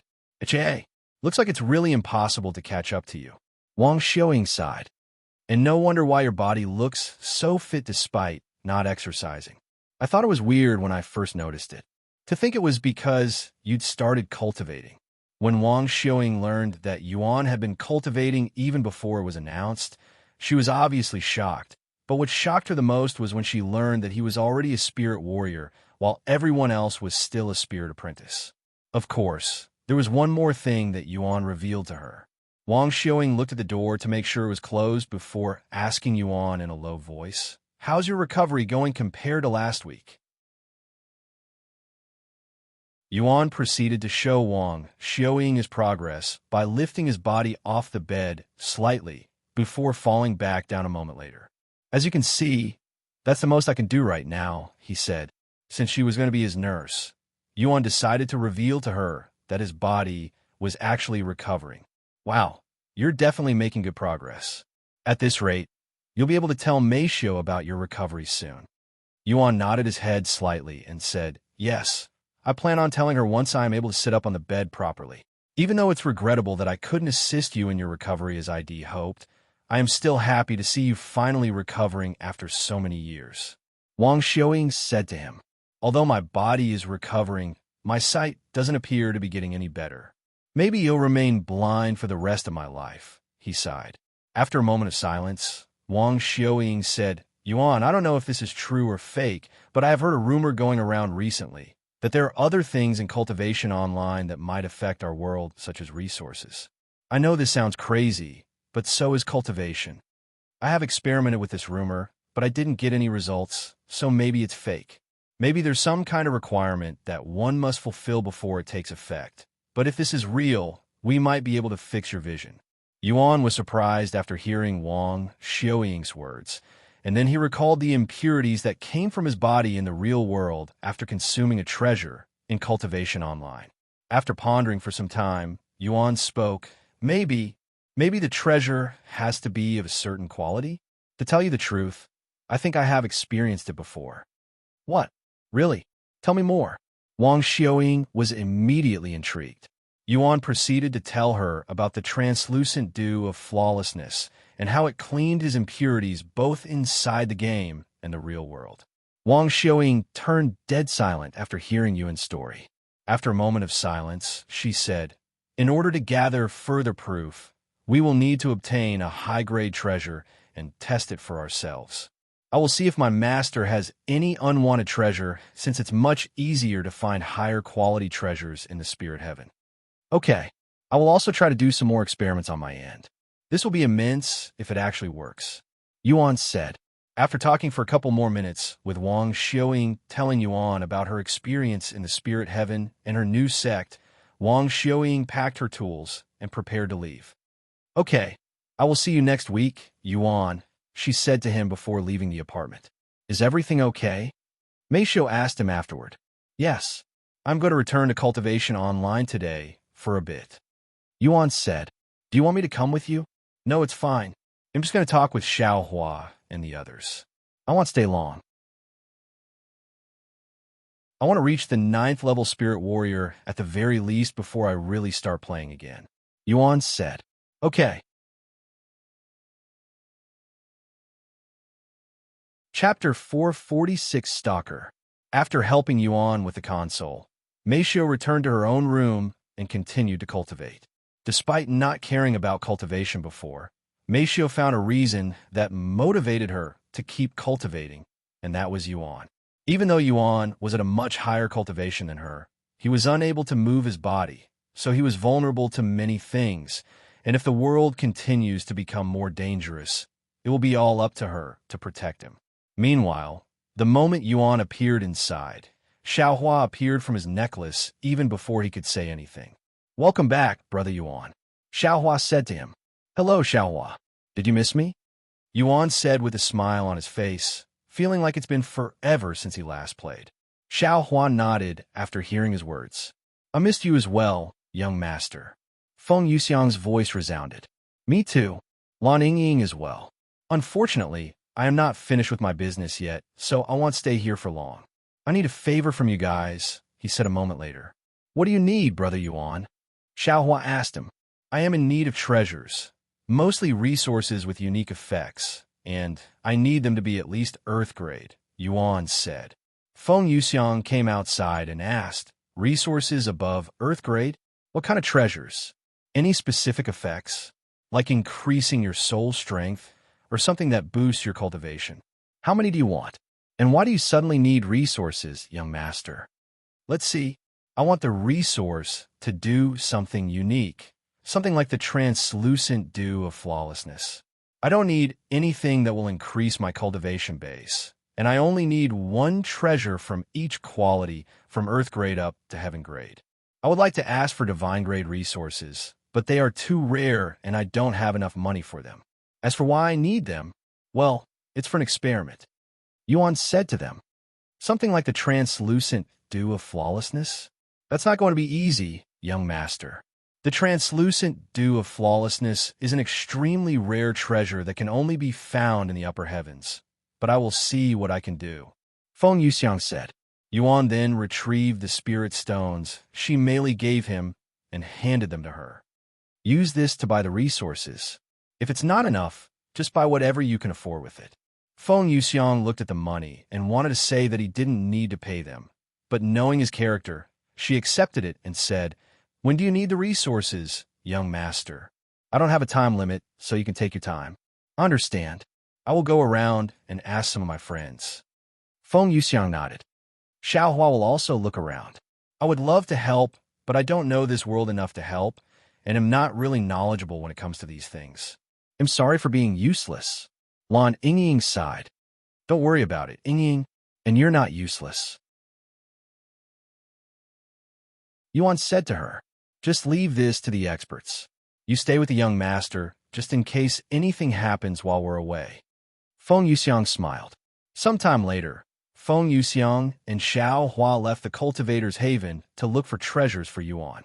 Once he was alone, Yuan prepared to log off. However, right as he was about to log off, one of the doors there opened, and a beautiful young lady with silky golden hair walked outside. This was the same fierce girl who yelled at Yuan for peeking at her, the mysterious girl from one of the 4 ancient families. Apparently, she has been cultivating this entire time without leaving the Cultivators' haven, which wasn't too surprising if one thought about it, since cultivation sessions usually last for weeks. When this young lady saw Yuan standing there, She immediately frowned before approaching him in an aggressive manner. Hey, don't tell me that you've been standing there this entire time. Are you stalking me or something? Who are you? What? Yuan's eyes widened with disbelief. I just got here, he said. Bullshit. You barely moved since I last saw you a couple weeks ago. You're definitely a stalker. Once she was in front of him, the fierce girl raised her hands and prepared to slap him. When Yuan saw this, he also raised his hand. Whoosh! The fierce girl swung her hands at Yuan's face, but he easily caught it. How can you hit people so easily? I didn't even do anything wrong. You need to stop assuming things, Yuan said to her with a frown. However, he cried inwardly, what a strong girl. I'm a spirit grandmaster, yet I am struggling to hold her back. Meanwhile, the fierce girl was also surprised that Yuan had managed to stop her strike, as this is the first time that someone has stopped her ever since she left her family to go on a journey. Usually, she would just send them flying with a single strike and without any hassle. Let me go, you pervert. The girl suddenly shouted at him. Only if you promise me that you won't try to hit me if I let you.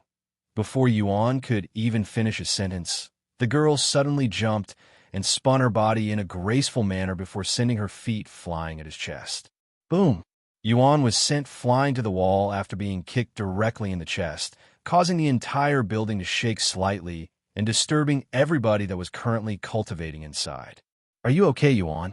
Lan Yingying exclaimed when she saw this, even forgetting to address him as Lord, and she appeared beside him. I'm not hurt. Physical attacks won't harm me unless they come from Spirit King, Yuan said to her. Meanwhile, the fierce girl who had just sent Yuan flying with a powerful kick knelt on the floor while clutching to her small feet after the kick, feeling like Shed just kicked a metal ball. What the heck is his body made of? Metal, she cried inwardly, regretting her actions. Chapter 447, Returning to the Golden Phoenix Bazaar. Damn it, what is your body made of? Why is it so freaking durable? It feels like I broke a bone or something. The fierce girl cried out loud after kicking Yuan with her feet. You should probably stop kicking people out of nowhere. I hope you've learned your lesson. Yuan patted the dust off his clothes and approached her in a casual manner, looking like he wasn't harmed even in the slightest. The fierce girl gritted her teeth in anger. Despite her urge to punch Yuan in the face, she didn't dare to attack him after her last strike, fearing that she might hurt herself instead. Anyways, I'm not stalking you, nor do I have any reason to stalk you. It was merely a coincidence that I am still here, Yuan said to her. Yingying, let's go. Yuan proceeded to ignore the young lady and walked downstairs with Lan Yingying following behind him. After meeting many unreasonable people, Yuan has learned that it would be easier to just ignore them and leave the scene immediately. If this fierce lady still decides to follow him, he will use his cultivation to scare her away. He'll remember your face. If I see you again, I'm going to smash your face. Yuan could hear the fierce girl's voice shouting from behind him. Once they descended a couple of floors, Lan Yingying returned to Yuan's wrist as a bracelet, and Yuan logged off on the spot. Since Meixiu was still in this place, there was no reason for them to leave. After logging off, Yuan took a moment to clear his mind before he started cultivating towards the 9th level spirit warrior. Meanwhile, inside, after leaving Yuan's side, Feng Yuxiang and Xiao Hua left the city together before going their separate ways. Xiao Hua, hey, race the young master's spirit stones. I have plenty of money, so I don't need it. Feng Yuxiang handed Xiao Hua the spirit stones. Xiao Hua looked at the spirit stones for a moment before accepting it. Although she had plenty of valuable weapons, she doesn't have much money, only the gold coins they'd obtained from selling her treasure at the auction house, and that amount won't be enough to buy any unique treasures. Of course, she had planned on trading her weapons for other treasures or even selling a few of her treasures to get the necessary funds to buy the treasures. Let's see which of us will find the most valuable treasures for the young master, shall we? Don't worry, this is a friendly competition. With that being said, I don't plan on going easy on you, Feng Yuxiang said to Xiao Hua, and she flew away before Xiao Hua could even respond. Sometime later, Feng Yuxiang arrived at a city that had a teleportation device and used it to travel to Phoenix City. I didn't think I'd return to this place so soon after leaving, but when it comes to finding rare and valuable treasures, there's no better place in the lower heavens than Phoenix City. Feng Yuxiang hovered above the city with a smile on her face, feeling quite confident that she would win this competition. Feng Yuxiang then flew straight into the city, landing directly in front of the Golden Phoenix Bazaar. Who dares? The guards standing there were taken by surprise by Feng Yuxiang's grand entrance and subconsciously pointed their weapons at her. What are you going to do with me with those toys? Feng Yuxiang glanced at them with a sharp gaze. And Madame Feng, when the guards realized her identity, they immediately dropped their weapons and got onto their knees. We apologize for pointing our weapons at you, Madame Feng, they said in union with sweat soaking their foreheads. Whatever, Feng Yuxiang said before walking past them, ignoring their offense. What? The two guards looked at Feng Yuxiang's disappearing back before looking at each other with shocked expressions on their faces. She's not going to punish us.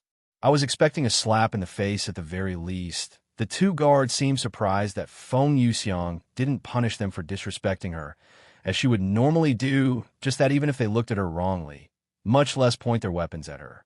After entering the Golden Phoenix Bazaar, Feng Yuxiang entered one of the stores there. Welcome to our Heavens Resource. A worker standing at the entrance started his welcoming sentence even before he could see the customer's face. And when he saw Feng Yuxiang's beautiful face, he began coughing like head choked on something. Madame Feng, the worker exclaimed. Is Zhongli here? She asked him. Why, yes. He nodded vigorously. Feng Yuxiang didn't say anything else and began walking upstairs like this place was her house. Once she was on the third floor, she knocked on the only door on that floor and entered it without waiting for a response. Inside the room, a middle-aged man in black robes and a young woman wearing similar clothes to the worker at the entrance were flirting with each other. Who dares? The middle-aged man slammed the desk in anger before turning around to look at the beautiful woman standing at the entrance. The middle-aged man gasped in shock when he saw Feng Yuxiang standing there with an angry look on her face. Feeling this suffocating atmosphere, the young woman quickly tightened her loosened clothes before running out of the room. Madame Feng, when did you come back? And where have you been recently? The Golden Phoenix Bazaar isn't the same without your presence. The middle-aged man quickly changed the topic and acted like nothing just happened. Feng Yuxiang closed her eyes for a moment to calm down before speaking. I'm here to collect your debt, Zhongli. The middle-aged man named Zhongli swallowed nervously and asked, what do you want? Nothing much. Just a few treasures from your store. Feng Yuxiang said. That's it? Zhongli looked surprised at her response, and it was even a pleasant one. If you want me to take everything in your store, I wouldn't mind doing so. Feng Yuxiang said to him. Please have mercy. Zhongli quickly got off his seat and kowtowed to her. Then I'll go look around. Feng Yuxiang said, ignoring him idly.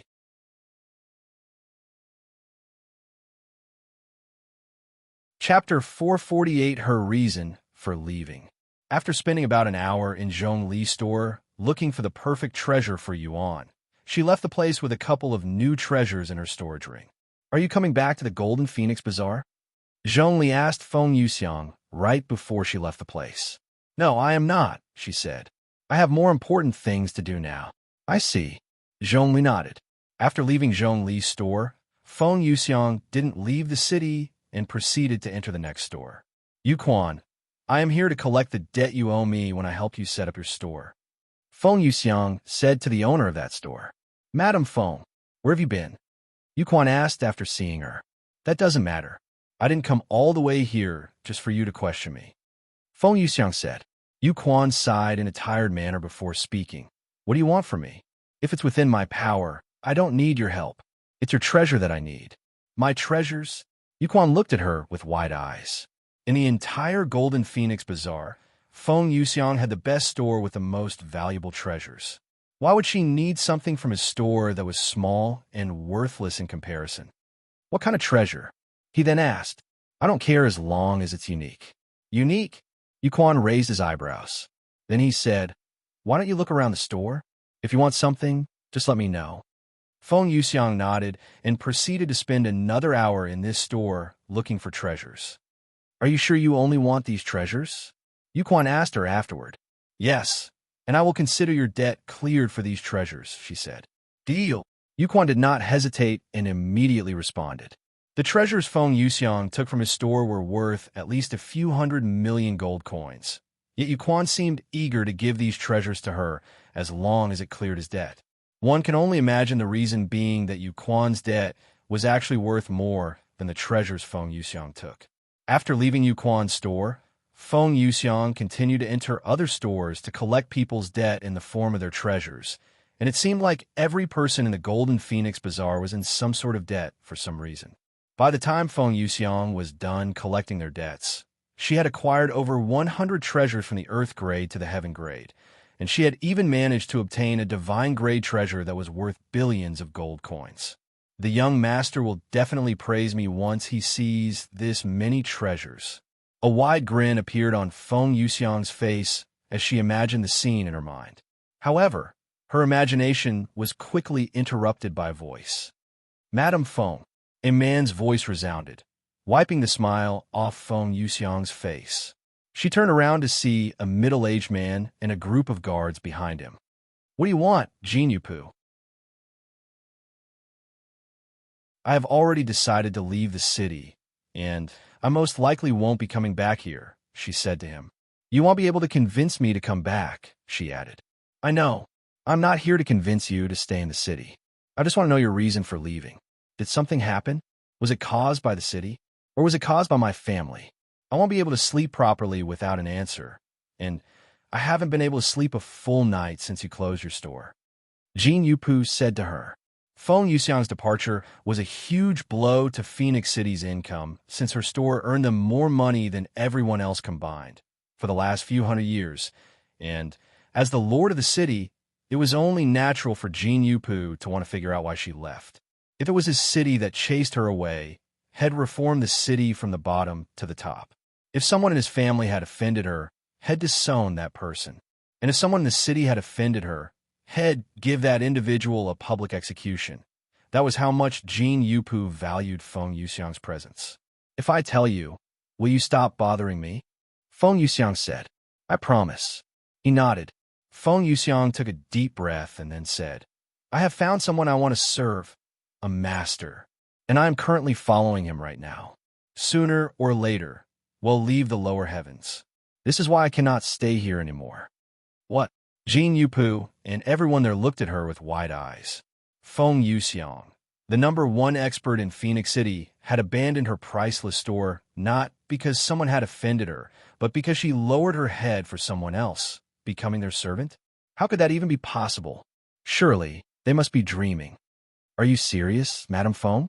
Nobody offended you, causing you to leave the city? Jin Yupu was clearly in disbelief. After all, there was no way that a peak spirit grandmaster like Feng Yuxiang could become a servant for another person, especially if they consider her arrogant and prideful demeanor. Don't look down on my young master. He's a once-in-lifetime genius who will surely dominate the 9 heavens one day, and I want to be there to witness it. Although I had a different goal when I first met him, after spending some time with him, I have decided that I want to follow him to the end. Feng Yuxiang said, Now that you know why I am leaving, you can stop bothering me. See ya. Feng Yuxiang then flew into the sky before disappearing into the distance, leaving Jin Yupu and the others speechless. I have acquired more treasures than I anticipated. Hopefully, this means the young master will praise me more. Feng Yuxiang chuckled to herself as she sped back to Longchen City.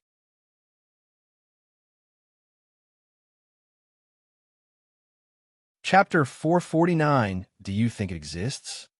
Another week has passed since Yuan asked Feng Yuxiang and Xiao to look for treasures, and Wang Xiuying arrived at their apartment for another weekly checkup. Yuan, I have consumed a couple of Earth-grade treasures and even one Heaven-grade treasure, but none of them affected my real body. Wang Xiuying said to him, What? You have already acquired the treasures? That was quick. Yuan said to her, Well, it's not hard when you're one of the most prominent disciples in the Spirit Healing Academy. Wang Xiuying said in a prideful tone, My master usually gives me all of the resources I need if I ask nicely, and it's a reasonable amount, she continued. Before joining the Spirit Healing Academy, Wang Xiaoying had to undertake their disciple examination, and to their surprise, she passed it with flying colors, even obtaining a high score that their sect hadn't seen in a very long time. Thus, Wang Xiaoying had instantly become the Spirit Healing Academy's treasure, one of their most valued disciples, and this gave her a lot of privileges and benefits, one of them being that she almost had unlimited resources to supply her growth. As a result, in just a single month, Wang Xiaoying's cultivation base soared to the peak of Spirit Warrior, becoming a top player in. Of course, Wang Xiaoying wasn't the only player to experience significant progress and growth, as Lightning Emperor, the other player who ascended with her, also experienced similar growth. So, treasures below heaven grade don't work, huh? Maybe we need to consume divine grade treasures. Yuan mumbled. Who knows? Maybe it really works, but with a much lower chance, and higher grade treasures will have a higher chance for it to transfer to our real bodies. Wang Xiaoying said. After a moment of silence, she continued, Hey, Yuan, this may sound like an odd question, but do you think the world inside actually exists somewhere in this seemingly boundless universe? Like another world? Exists? Yuan mumbled in a dazed voice. Although he never mentioned it to anyone fearing that they might call him crazy, he has indeed had such thoughts before. I mean, how else can you explain the cultivation phenomenon and other things? I'm not the only one with such thoughts. There are many people questioning why cultivation techniques work in our world, and there are already plenty of theories about the cultivation world being real. I kind of believe it, but it's also quite unbelievable at the same time. What do you think? A smile appeared on Yuan's face as he spoke in a longing voice. If the world of cultivation truly exists, how nice would that be? I mean, if you ignore the unreasonable people, the cultivation world is such a wonderful place that's filled with mysteries and miracles. I wouldn't mind it at all if it really exists. Yes, I think so too, Wang Xiaoying said. Sometime later, right before Wang Xiaoying left, Yuan said to her, I'm going to log in today to see if the others have returned yet. I'll let you know the results soon. Okay, he'll be waiting, Wang Xiaoying said. After Wang Xiaoying left, Yuan asked Meixiu, How's your cultivation?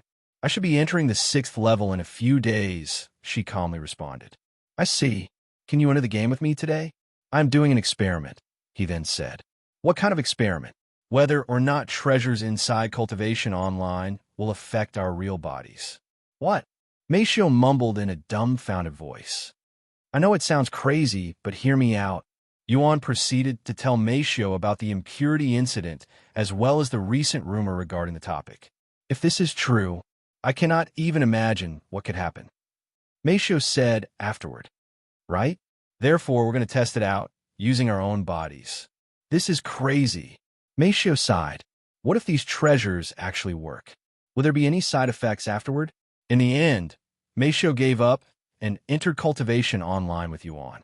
Inside Cultivation Online, Yuan went back upstairs to meet up with Meixiu, as he was forced to leave before by that fierce girl. Hopefully she's gone by now. Yuan sighed inwardly as he approached the top floor. Feng, Xiao Hua, can you hear me? Yuan tried to speak with them through their servant-master connection. Yes, I can hear you, young master. Are you still at the Cultivators' Haven? I will be there in a minute. Feng Yuxiang responded a moment later. As for Xiao Hua, Yuan has yet to hear a response from her even after Feng Yuxiang showed up. Xiao Hua is not with you. Yuan asked her. Feng Yuxiang shook her head and said, We went our separate ways. I see. Then she's probably too far away to hear my voice. I hope she's okay. Yuan said. There's nothing in the lower heavens that can harm her, so you don't have to worry, said Feng Yuxiang. I hope that's the case. Sometime later, Yuan entered one of the cultivation rooms with Meixiu and Feng Yuxiang. Here you go. Once they had some privacy, Feng Yuxiang proceeded to retrieve the treasures she had acquired at the Golden Phoenix Bazaar. Yuan and Meixiu were shaken when they saw the number of treasures Feng Yuxiang had acquired. Why you obtained this many treasures with a number of spirit stones I gave you? Yuan asked her in a trembling voice.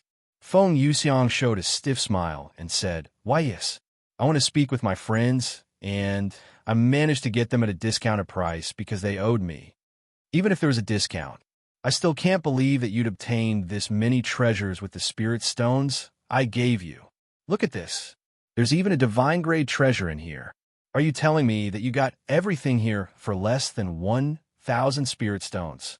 That's only worth around 10 million gold coins," Yuan said to her, clearly doubting her claims.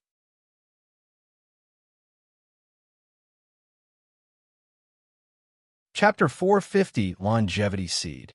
Chapter 450, Longevity Seed. Fine, they'll tell you the truth, young master. Feng Yuxiang sighed, and then she continued. Truth is, they were given to me for free. What? That sounds even less likely, Yuan said. After all, who would give up such precious treasures for free? I'm telling you the truth, young master. I went to the Golden Phoenix Bazaar to acquire these treasures, she said. Golden Phoenix Bazaar? Yuan raised his eyebrows. She nodded and said, I know everybody that owns a store there, and they're all indebted to me. So I decided to go there to collect their debt since I will be leaving this place soon, and they gave me these treasures to clear their debt. I guess these treasures weren't free, technically, but let's not ponder about the minor stuff. Feng Yuxiang told him the truth. Do you see any treasures that you want, young master? She then asked him again. Yuan looked at the treasures and said, I will have to look through them one by one first. Take your time, she said. Anyways, thank you, Feng. I owe you for this. Yuan then said to her, I'm just doing my job, she said with a smile. If you want, I can give you some of my blood later.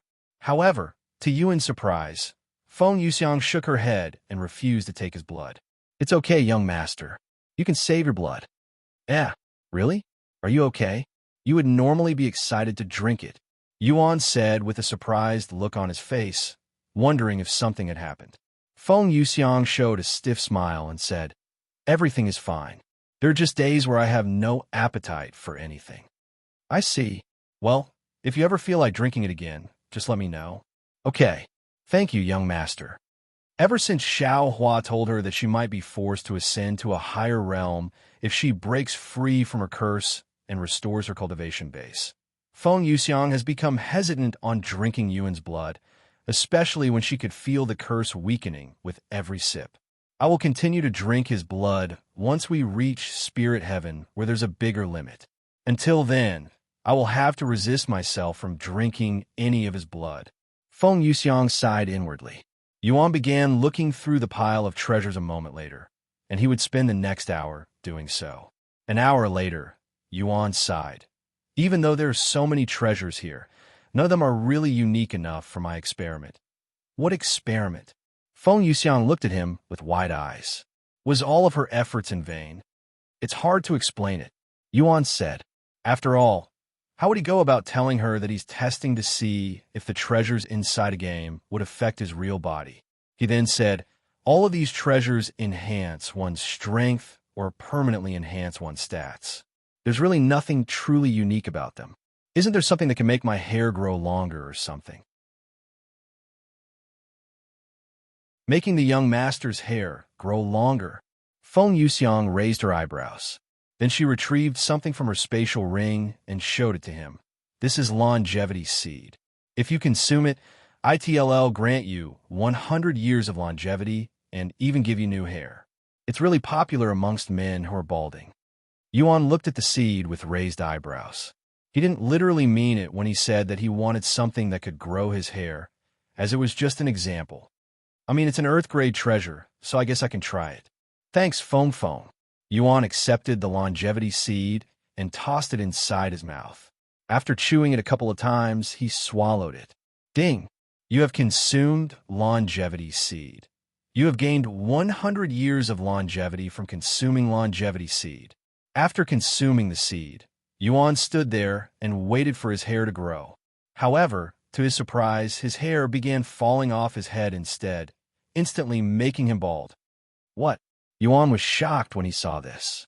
Feng, you lied to me. This thing is doing the exact opposite of what you said. Yuan looked at her with a frown on his face. PFT. Feng Yuxiang almost burst out laughing when she saw Yuan's bald appearance. Meixiu was no different, and she tried her best to resist her urges. Wait a moment, young master. I didn't lie to you, Feng Yuxiang then said. Your hair will grow back in a bit. The treasure killed all of your old hair to remake new ones. And just like Feng Yuxiang claimed, silky black hair began emerging from Yuan's bald head shortly after. However, it grew more than he expected, and by the time it stopped growing, his new hair had reached his butt. There's too much hair now. Yuan sighed. Now I have to get a haircut, he then said. Why? I think you look much better with long hair, young master. Feng Yuxiang said to him, Here, you can use this to tie your hair. She then handed him a golden hairband. I guess this will do for now. Yuan then tied his long and silky hair into a ponytail. Now you look more like a cultivator, young master. Feng Yuxiang chuckled. Oh, and more handsome. Handsome? Wouldn't this make me look more feminine instead? Yuan raised his eyebrows. What do you think, Meixiu? He suddenly asked her. Meixiu was taken by surprise, and when she saw his new appearance that had a certain charm and elegance to it, she began blushing. I think it's fine, she finally said after a moment of awkward silence. Okay, then we'll be right back. Meixiu, I need you to check my hair for me. Yuan said to her before logging off shortly after. Sometime later, Meixiu went to his room. Well, did my hair grow longer? Yuan asked her. No, nothing happened, she said. I see. Then let's go try some more treasures. The two of them returned to the game a moment later and began looking through the treasures again.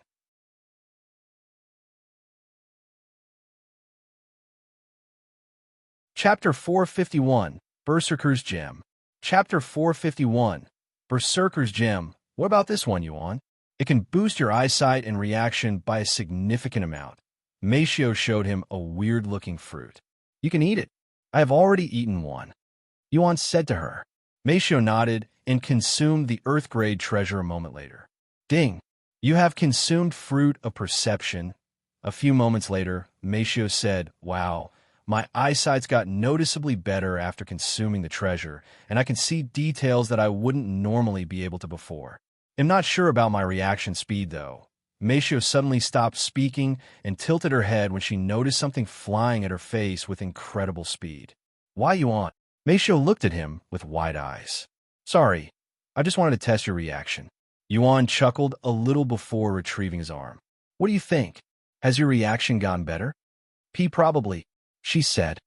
Now see if these changes apply outside. Yuan then said. Meixiu nodded and logged off the game shortly after to see the results. She returned a few moments later and shook her head. I don't think it worked. What about this treasure? It's a heaven-grade treasure, and it boosts your strength significantly. Yuan asked, You want me to take this treasure as well? I mean, I wouldn't be able to test the results even if I use it, Yuan said with a stiff smile on his face. Oh, okay. Meixiu realized what Yuan was trying to say and subconsciously nodded. Ding! You have consumed Berserker's Gem, plus 20,000 physical strength. That's a lot of strength. Meixiu muttered in a dazed voice before logging off to see if her physical strength had improved. How should I go about testing my strength? As a cultivator, I'm already strong enough to lift an entire desk without any issues. Meixiu wondered to herself as she looked around her room for something extremely heavy. However, there was nothing in her room that would challenge her already profound strength. After pondering for some time, Meixiu decided to go outside the apartment where plenty of heavy objects were available. She then approached one of the cars parked in front of the apartment before looking left and right to make sure nobody was looking at her. Once she was clear, Meixiu bent her knees and tried to pick up the car. As ridiculous and embarrassing as it felt, Meixiu was also curious about the rumor. When she had a good grip on the car, Meixiu tried to stand up with the car. The moment she stood up, the car in her grasp also went up with her. This shocked her so much that she accidentally dropped the car back down. Meixiu looked left and right again to make sure nobody saw her before she ran back into the apartment. I am only dreaming, right? Meixiu looked at her own palms with clear disbelief on her face. After taking a moment to calm down, Meixiu went inside her room and and tried to lift her bed. Although she could lift her bed before she consumed the treasure, it wasn't easy. Once she had a good grip on the bed, Meixiu took a deep breath before lifting the bed into the air like it weighed nothing. Heavens! Meixiu mumbled in a dazed voice as she stared at the bed that was directly above her head. And to make sure it wasn't just a fluke, Meixiu began benching the bed as though it were a barbell. After benching the bed a dozen times, Meixiu carefully placed the bed back down onto the floor without a single bead of sweat on her face or body. It's real. The treasure inside the game really affected my real body. After taking a moment to calm down, Meixiu returned to Cultivation online to share her results.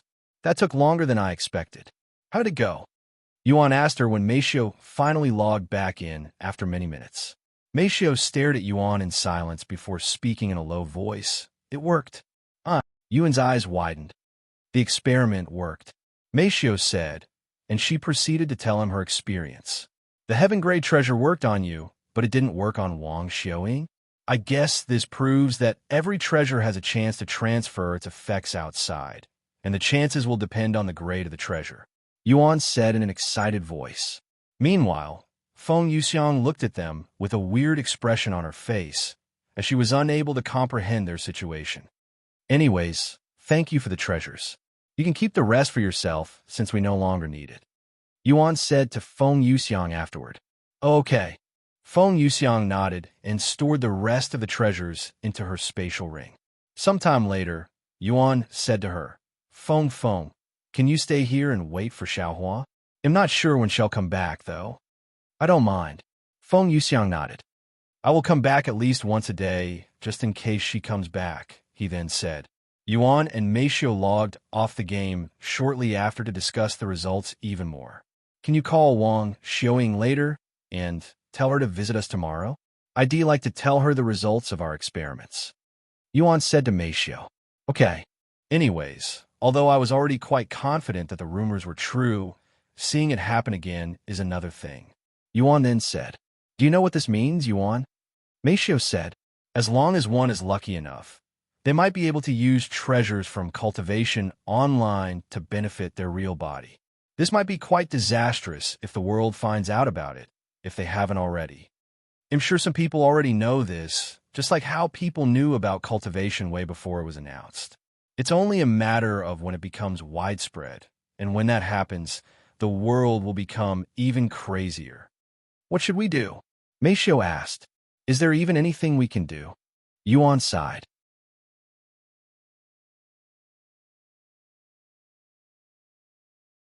Chapter 452, Peak of Spirit Warrior. Chapter 452, Peak of Spirit Warrior. I think the only thing we can do is prepare ourselves for it. Though I don't think it'll be that bad, due to the rarity of treasures. Maybe I'm wrong. Who knows?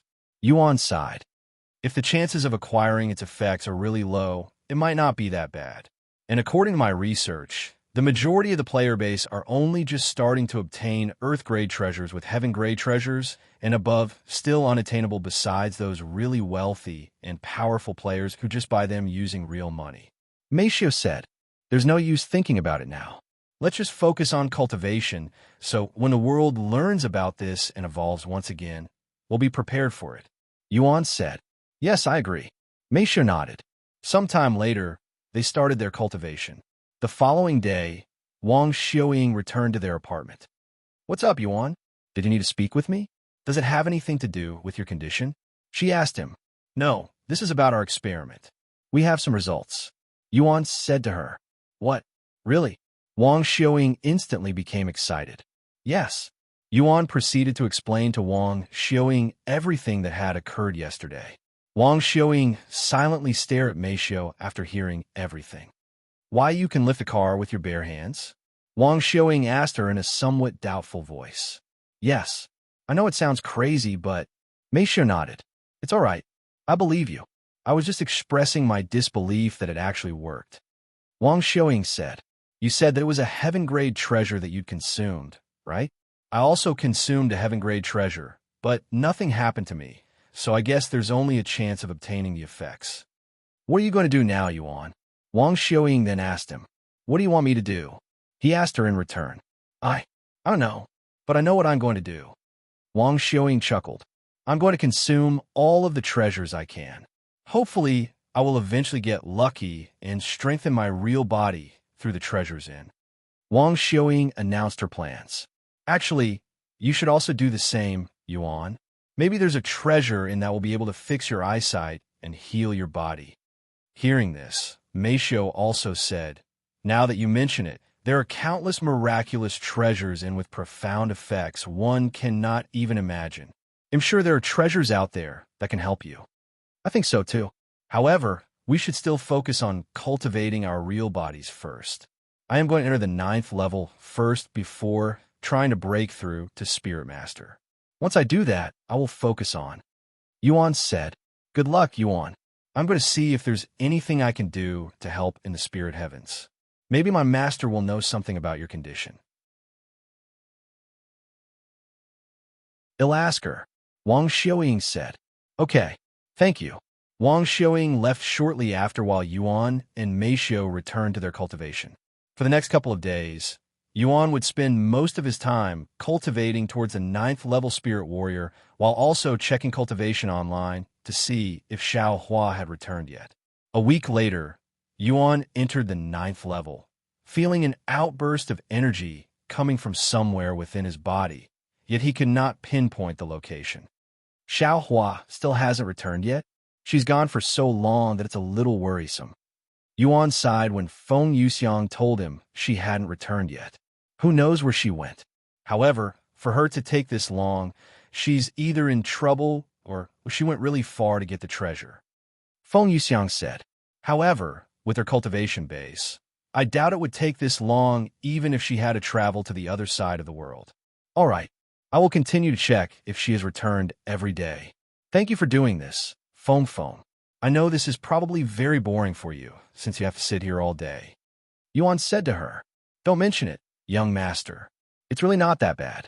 As someone who has lived for thousands of years, how I experience time may differ from your experience. Sometime later, Yuan logged off and continued to cultivate. 1 week, 2 weeks, 3 weeks. An entire month has passed since Yuan reached the 9th level of Spirit Warrior, and he has reached the peak of Spirit Warrior, being only a step from entering Spirit Master. However, this single step was by no means small, and even after trying to break through for an entire week, Yuan remained stuck as a Spirit Warrior. Meanwhile, Meixiu had managed to enter the 8th level of Spirit Apprentice, preparing to enter the 9th level. I entered Spirit Master as easily as breathing in Cultivation Online, yet I cannot do the same in the real world. This also happened when I tried to enter Spirit Warrior. I guess I can only continue trying. He sighed. After spending a few hours trying to break through and failing, Yuan decided to enter Cultivation Online to see if Xiao Hua has returned yet. Is there anything I could do to contact her? Yuan asked Feng Yuxiang, as he was getting impatient waiting for Xiao Hua, worried that something might have happened to her. Normally, you can speak with us telepathically because of the master and servant connection between us, but that only works for a certain amount of distance. Once we are outside the range, we won't be able to hear her voice. I see. Guess I can only keep trying to contact her. After taking a deep breath, Yuan closed his eyes and proceeded to spend the next couple of minutes calling Xiao Hua. Many minutes later, with no result, Yuan prepared to log off. However, just as he gave up, he could hear a familiar voice resound in his head. Sorry for making you wait, Brother Yuan. Hearing Xiao Hua's voice, Yuan was ecstatic. Xiao Hua, you're back, he exclaimed.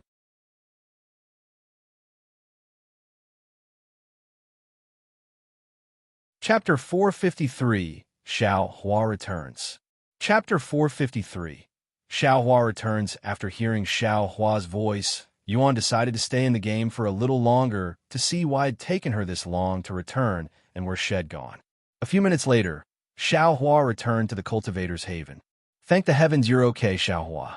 I was worried that something bad might have happened to you because you have been gone for so long. Yuan gave her a tight hug after seeing her again. Xiao Hua didn't immediately respond and merely enjoyed the sensation of being hugged by Yuan while silently blushing. By the way, I returned after just 2 days. Feng Yuxiang said to her, I'm sorry, Brother Yuan, but Xiao Hua wanted to fulfill your request. So Xiao Hua did her best trying to find a unique treasure, she said. She then reached inside her storage pouch before taking out a small glass bottle of semi-transparent azure-colored liquid that had around 1 ounce of liquid inside. What is this? Yuan raised his eyebrows. Celestial water. Xiao Hua said in a calm voice. What did you just say? Feng Yuxiang was the first to speak, and she sounded like she was in disbelief. Celestial water. Xiao Hua repeated. Celestial water? Impossible. Where in heaven's name did you go to obtain celestial water? I refuse to believe that you have found that in the lower heavens. Even the spirit heaven wouldn't have something like this. Feng Yuxiang quickly said, What's so valuable about this celestial water? Yuan asked. Celestial water is from an extremely rare treasure known as the celestial tree. This treasure can only be found in the 5th heaven and above, and the celestial tree can only produce 1 drop of celestial water every 10,000 years. An ounce of celestial water is worth even more than mythic-grade treasures. Feng Yuxiang explained. Furthermore, celestial water has the ability to increase one's innate talent by at least 10%. Although it only works if you drink an ounce at a time, it's still incredibly sought after.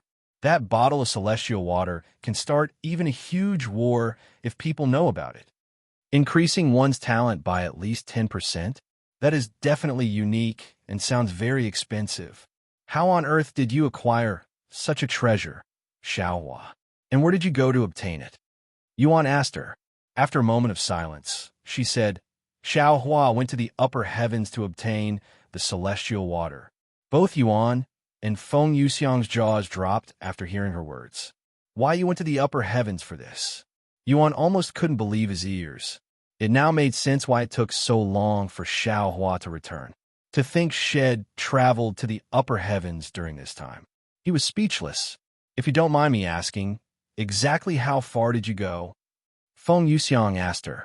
However, Xiao Hua remained silent, clearly unwilling to reveal everything. Yuan and Feng Yuxiang looked at each other, unsure how they should react anymore. Does Brother Yuan not like it?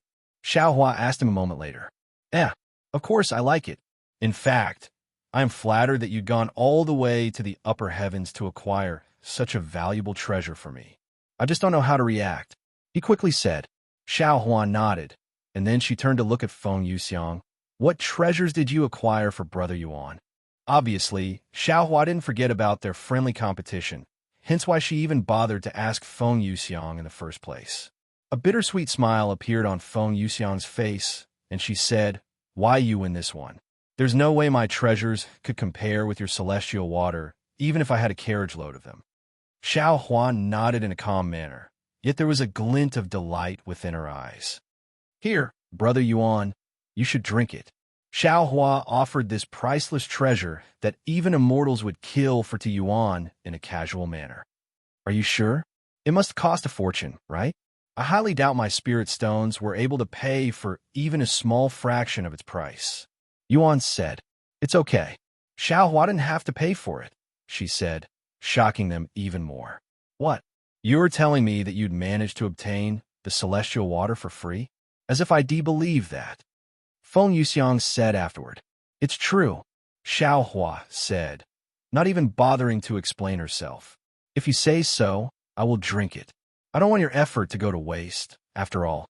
Yuan said, no matter how Shed acquired this treasure, it was a fact that Shed gone all the way to the upper heavens to obtain this treasure for him. After taking a deep breath, Yuan removed the seal on the glass bottle and chugged the celestial water down in a single gulp. Whoa! Yuan immediately kneeled on the floor after he drank the celestial water, feeling his entire body heating up at a significant rate. What is this? I feel so hot, Yuan exclaimed, recalling when Head first awakened his bloodline, as this was a familiar feeling. However, unlike previously, he didn't feel any pain from the heat no matter how hot it felt. In fact, he didn't feel any discomfort. Yuan's eyes suddenly began flickering with a golden glow, almost like his dragon's gaze was activating and deactivating itself continuously. Is this supposed to happen? Feng Yuxiang asked Xiao. This is her first time witnessing someone consuming celestial water, too. I don't know, she said, as this was her first time witnessing it as well. Meanwhile, somewhere in the upper heavens, the jade tablet with the word destiny engraved into it began glowing once again. When this happened, an old man suddenly appeared before it like a ghost, and he proceeded to stare at the jade tablet with a profound look on his face. The jade tablet is reacting once again, yet I cannot sense your presence. Just where in the 9 heavens are you, master? The old man muttered in a low voice.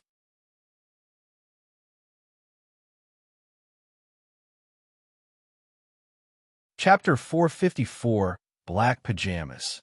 Chapter 454, Black Pajamas. A couple of minutes had passed since Yuan consumed the celestial water, and the heat in his body had finally subsided. Young master, are you okay? Feng Yuxiang asked him afterward. Yes, I am fine, Yuan said as he stood up, feeling a little lightheaded. Do you feel any different? Xiao asked him. Yuan patted himself and shook his head. No, I don't. In fact, he didn't even get any notification. Normally, whenever he consumes a treasure, it would be followed by a notification and how it's affected his body. However, there was nothing this time. No notifications, nothing. This was incredibly odd. Does this mean the celestial water didn't affect him at all? But how is that possible? Clearly, his body reacted to it. Nothing at all? How weird. The celestial water is a priceless treasure even in the supreme heaven. Feng Yuxiang said. Maybe it takes time to take effect? Xiao theorized. That makes sense. Maybe ITLL take effect later once your body fully absorbs it. There are many treasures like that out there. Feng Yuxiang agreed. Okay, guess I'll just have to wait and see. Yuan nodded. Sometime later, Feng Yuxiang and Xiao returned to his body before Yuan logged off the game to cultivate. Now that Xiao has returned safely, Yuan was able to cultivate with a peaceful mind. However, he quickly noticed a change in the way that he cultivated, that it suddenly become easier to cultivate. Normally, he'd need to clear his mind and recite the cultivation technique inside his mind to absorb spiritual energy. Now, he could absorb the spiritual energy around him as though it was natural, almost like breathing. Unfortunately for him, even if he could cultivate easier, it wouldn't matter since he cannot obtain any more spiritual energy until he break through to Spirit Master. I think there's a term for this. What was it? A bottleneck? Yuan sighed inwardly. Sometime later, Yuan thought to himself, since I cannot advance my cultivation anymore, I should practice something else like my divine sense. Ever since he started focusing on his cultivation base, Yuan had neglected training his divine sense. In fact, it has been a while since he tried to activate his divine sense. The last time I tried, it felt like I was on the verge of succeeding. Now that I am at the peak of Spirit Warrior, I might be able to do it. After taking a deep breath, Yuan began trying to activate his divine sense again. Meanwhile, in the room beside Yuan's room, Meixiu suddenly opened her eyes and looked at the ceiling for some reason. It's probably just my imagination, Meixiu thought to herself. However, unbeknownst to Meixiu, somebody was actually staring at her. It worked, Yuan exclaimed in an excited voice when his divine sense activated properly, allowing him to see inside his room and half of Meixiu's room. How long has it been since he was able to see? Almost a decade ago. Once Yuan was certain that his divine sense was working, tears flowed down his face, quickly soaking the pillow. Are you okay, Yuan? Meixiu asked him from outside when she heard his shouting. Yes, I am okay, Yuan said as his divine sense focused on a Meixiu's beautiful face. Although he was already used to seeing her face, there was just something different about seeing her in the real world. Compared to her avatar in Cultivation Online, Meixiu looked almost identical, with the only thing being different was their aura. And just as Meixiu prepared to return to her own room to cultivate, Yuan's voice resounded. Meixiu, you look great in those black pajamas. Meixiu's movement froze the moment she heard this, and she turned to look at his room with a look of disbelief on her face. What did you just say?" she asked him in a dazed voice. Yuan chuckled and said, "You should see your face right now. It's quite funny." A shiver went down Meixiu's spine. Why does it sound like Yuan can see her right now? What's going on, Yuan? Meixiu decided to enter his room and ask him. The first thing she noticed when she entered his room was the smile on his face, and then the tears flowing down his closed eyes. Why are you crying?" she asked him. "Because I can see," he responded. "What?" Meixiu's eyes widened. "I can see again, Meixiu. I can use divine sense to see." Yuan revealed to her. Wait a moment. You can use divine sense? Right now? Yes. I am looking at you right now, through divine sense. You're wearing a pair of black pajamas, right? Meixiu had to look down at her own clothes to make sure he was correct. And sure enough, she was wearing black pajamas. Unbelievable. Meixiu muttered in a dazed voice. However, it's a little exhausting to use it continuously. Once she had calmed down enough, Meixiu said with a warm smile on her face, "Congratulations, Yuan. This is one massive step towards your recovery." "Yes, I think so too. However, there's one more thing I want to tell you," Yuan suddenly said. "What is it?" "Come closer," he said. Meixiu nodded and approached him, feeling a little nervous for some reason. Once she was by the bed, Yuan said, "Give me your hand for a moment." "My hand?" Meixiu raised her eyebrow. "Yes. Place it on my chest," he said. Meixiu didn't know what he was trying to do, but she kneeled on the floor and placed her fair hand on his chest nevertheless. Feeling Meixiu's hand on his chest, Yuan took a deep breath and proceeded to move his right hand that had been resting on his side. Meixiu's eyes widened with shock as she witnessed Yuan's right hand lift into the air without any support, and then she watched as it approached her hand. Before she realized it, Yuan's right hand was directly on top of her own hand. "Not only can I see, but I can move as well," Yuan's voice resounded a second later, snapping Meixiu out of her daze.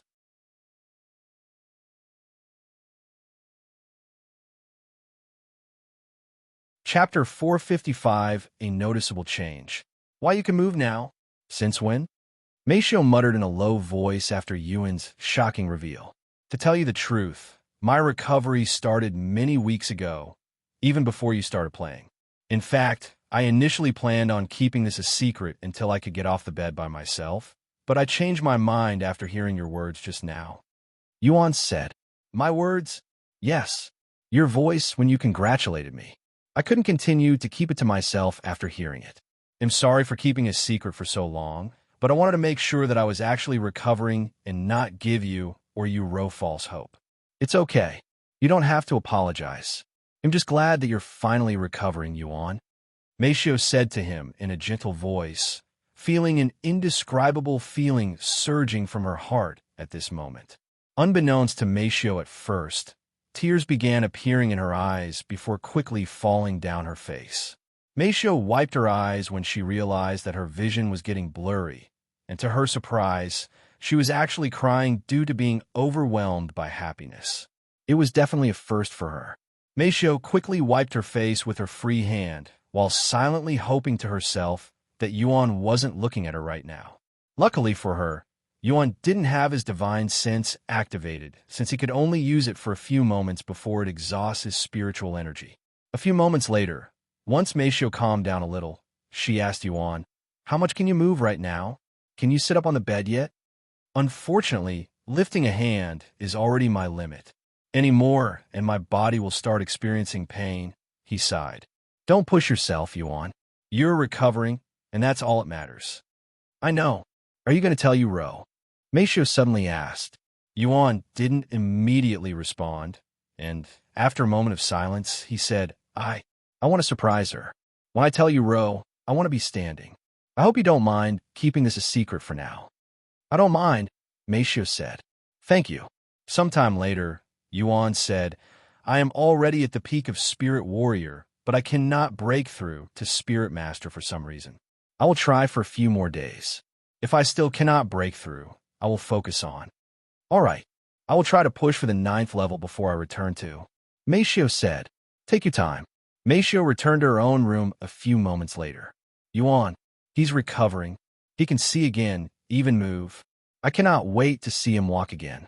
Meixiu thought to herself as she took a seat on the hard floor and began her cultivation. To her surprise, when she cultivated, Meixiu noticed a noticeable change in her cultivation speed, as she was absorbing the spiritual energy around her at a much quicker rate than she could previously achieve, almost twice as fast. Meixiu didn't know what was causing this phenomenon, but she welcomed it. A few days later, Meixiu entered the 9th level of Spirit Apprentice. Yuan, did you manage to break through? Meixiu asked him. Nope. Yuan sighed. Every time it feels like I am about to have a breakthrough, that feeling would suddenly disappear. It's like walking toward an open door, but just as you're about to enter that door, it closes in your face. Meixiu pondered for a moment before speaking. Maybe it has something to do with our world? What if there's not enough spiritual energy for you to break through? Spirit Master is pretty high, right? Now that you mention it, that does make sense. Okay, I will ask Xiao Hua and the others later. Yuan said, what about you? Have you reached your goal? Yuan asked her. Yes, but the 3-month time limit for the registration is getting close, so I was thinking about registering myself first so I can get out of the way. What about you, Yuan? Registering, huh? Okay, let's go register ourselves and get this over with. Let's do it tomorrow, since it's already late today, Meixiu suggested. Sometime later, Meixiu went to prepare dinner. After dinner, they went to sleep, taking a break from cultivation. The following morning after breakfast, Meixiu helped Yuan change into a more fitting outfit for their journey outside, before carrying him to his wheelchair. Are you ready to go? Meixiu asked him after she prepared herself. Yuan didn't say anything, but he closed his hand into a fist before giving her a thumbs up. A smile appeared on Meixiu's face, and she pushed the wheelchair outside, leaving the apartment with him. How far away is the Cultivators Association from here? Yuan asked her once they were downstairs. It's about an hour from here on foot, she said. Do you want to take the taxi instead? I want to look at the scenery if you don't mind. I'm okay. We can walk. Thank you, Meixiu. I should probably buy a car to make traveling more convenient in case we need it. Meixiu muttered to herself shortly after they started moving. Despite her young age, Meixiu already has a driver's license, so she was qualified to drive a car. A car, huh?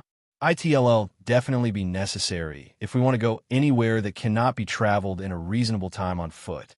Yuan said, yeah, you should probably get a car. Yuan agreed with her. Really? What kind of car should I get? Yes, you can get whatever you want. They'll let you choose. Okay, they'll look around after we register at the Cultivators Association.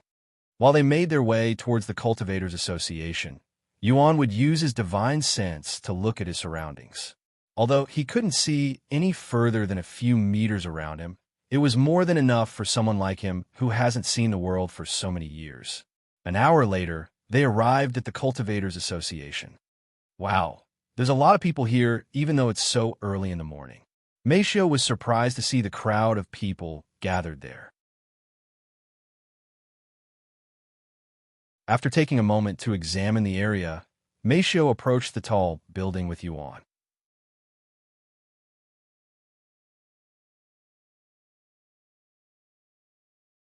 Chapter 456, A True Cultivation Genius. After avoiding the crowd with much effort, Meixiu pushed the wheelchair inside the building, where there were even more people, but since the people were in line in an orderly fashion, it felt much more spacious than outside.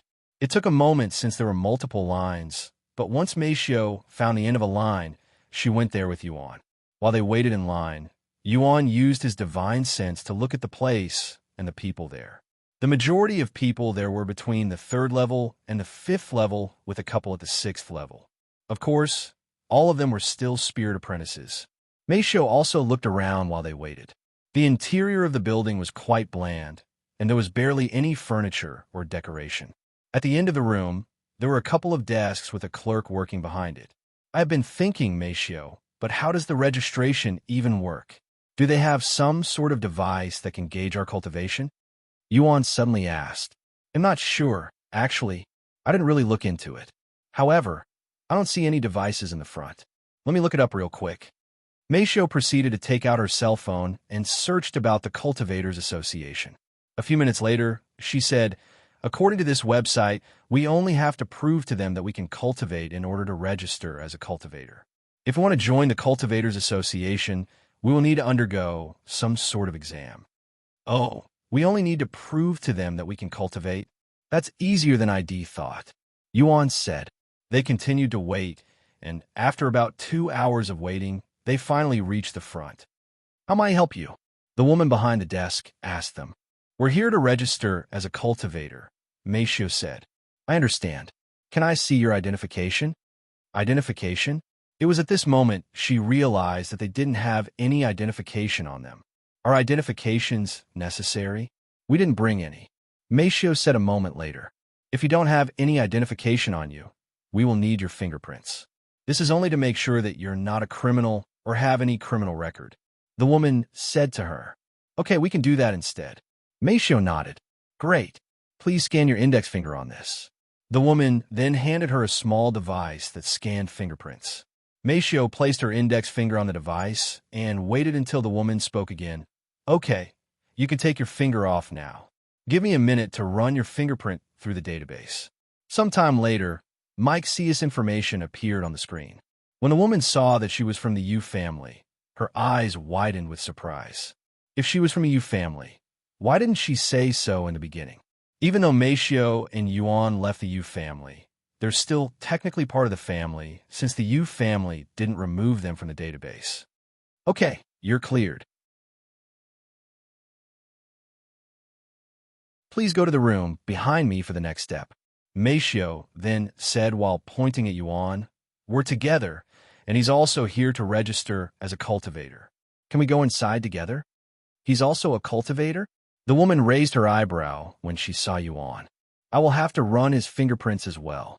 The woman said. Okay. Meixiu proceeded to help Yuan place his finger on the device. Sometime later, Yuan's information appeared on the screen for the woman to see. Yuxiang? He's also from the Yu family, and he's even their son. I thought they only had a daughter. The woman was shocked to see this, as she was only aware of Yu Rao's existence. All right, I have cleared him as well, the woman said a moment later. Thank you. Meixiu left the desk and walked to the door at the end of the hall a moment later with Yuan, which led to another large and spacious room. The interior of this room looked like an empty gym, and there were people sitting in the lotus position near the middle of the room, absorbing the spiritual energy in the air. A person only needed to continuously absorb spiritual energy for a minute straight to be deemed a cultivator, so the line moved relatively fast. About half an hour later, Meixiu and Yuan reached the front of the line. Next, a bulky middle-aged man with a stopwatch turned to look at Meixiu after the previous individual left his seat. I will be right back, Yuan, Meixiu said as she left aside and took a seat beside the bulky man. Good luck, he said to her. I will start the time once you begin to cultivate. You must cultivate without stopping for an entire minute to qualify as a cultivator, he said to her. Meixiu nodded and closed her eyes. She then took a deep breath and began to recite the divine-grade cultivation technique inside her mind. Very quickly, the spiritual energy in the building began flying towards Meixiu, creating a small vortex around her. What the heck is that cultivation speed? The bulky man and the others were shocked when they saw how quickly Meixiu was absorbing the spiritual energy. Heavens! She is a true cultivation genius. The bulky man mumbled in a dazed voice as he stared at Meixiu's beautiful face, seemingly mesmerized by her. He has been working here ever since the Cultivators Association was created, and he has watched tens of thousands of people cultivate during the past few weeks, but none of them could compare to this young beauty cultivating before him right now. More than a minute has passed since Meixiu started cultivating, but the bulky man didn't say anything, as had completely forgotten about the time when watching Meixiu cultivate. A few more minutes later, Meixiu opened her eyes and turned to look at the bulky man. Excuse me, I think it's been more than a minute, she said to him in a calm voice.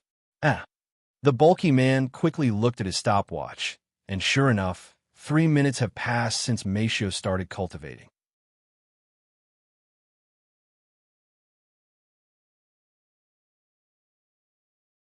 Chapter 457. Chairman Zhao.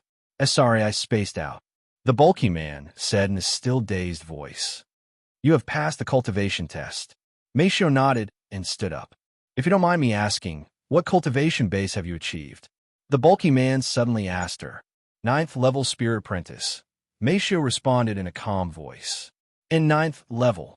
The bulky man trembled upon hearing this. Is there anything else? Meixiu then asked him. And no. He quickly shook his head. However, just as Meixiu started walking back to Yuan, a loud voice suddenly resounded, causing everyone to turn to look at the source. Wait a second, young lady. At the end of the hall, an old man followed by 4 other individuals could be seen approaching them in a hurry. See, Chairman. The bulky man exclaimed when he saw this old man, and he quickly lowered his head to bow. Who? Meixiu wondered inwardly as they approached her. Hello, young lady. My name is Zhao, and I am the chairman of the Cultivators Association. I saw your cultivation just now, and it left me in awe. Can I get your name? Meixiu, she responded. Then, Lady Meixiu, would you like to join my Cultivators Association? We are currently in need of talented cultivators, and you're exactly what we're looking for. If you join us, we can guarantee you a heaven-grade cultivation technique, and when we acquire a divine-grade cultivation technique in the future, you will also get to practice it.